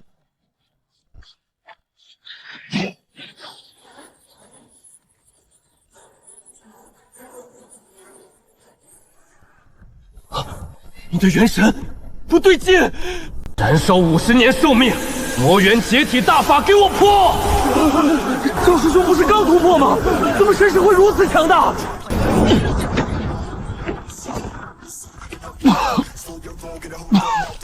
九天玄煞化作神雷，晃皇天威以剑引之，给我死！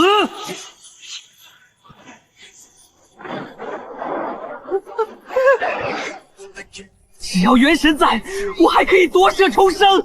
赵凌云，你给我等着！想跑？宗主，救我！猖狂，在我面前杀我徒弟，找死！以大欺小，本座偏不让你称心如意。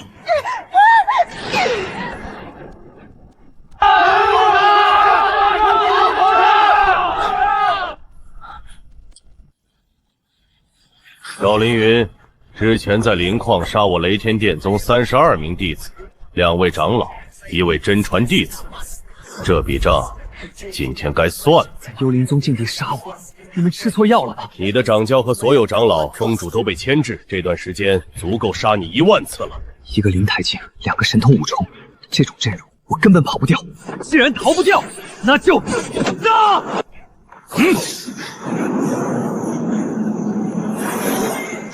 若是我修到第6重，本命神符蜕变为灵台，自然不惧。但现如今，我只能冒死一搏。想要我的命，那就拿去。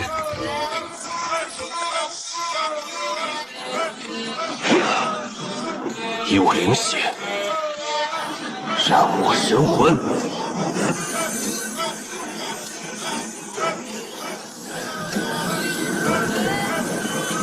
什么？他的气息怎么提升这么多？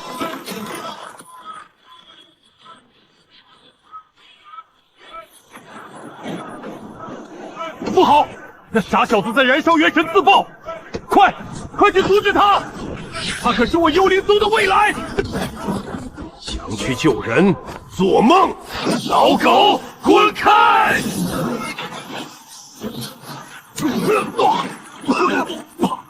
徒儿，撑住！一定要撑住！为师来了！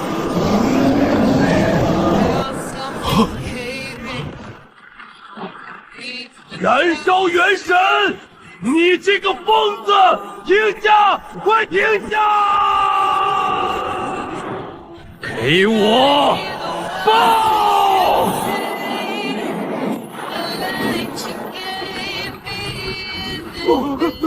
不可能！这个神通境啊！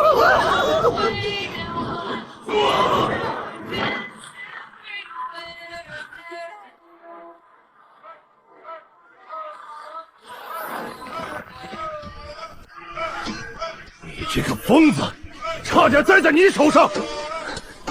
越界终究是个传说。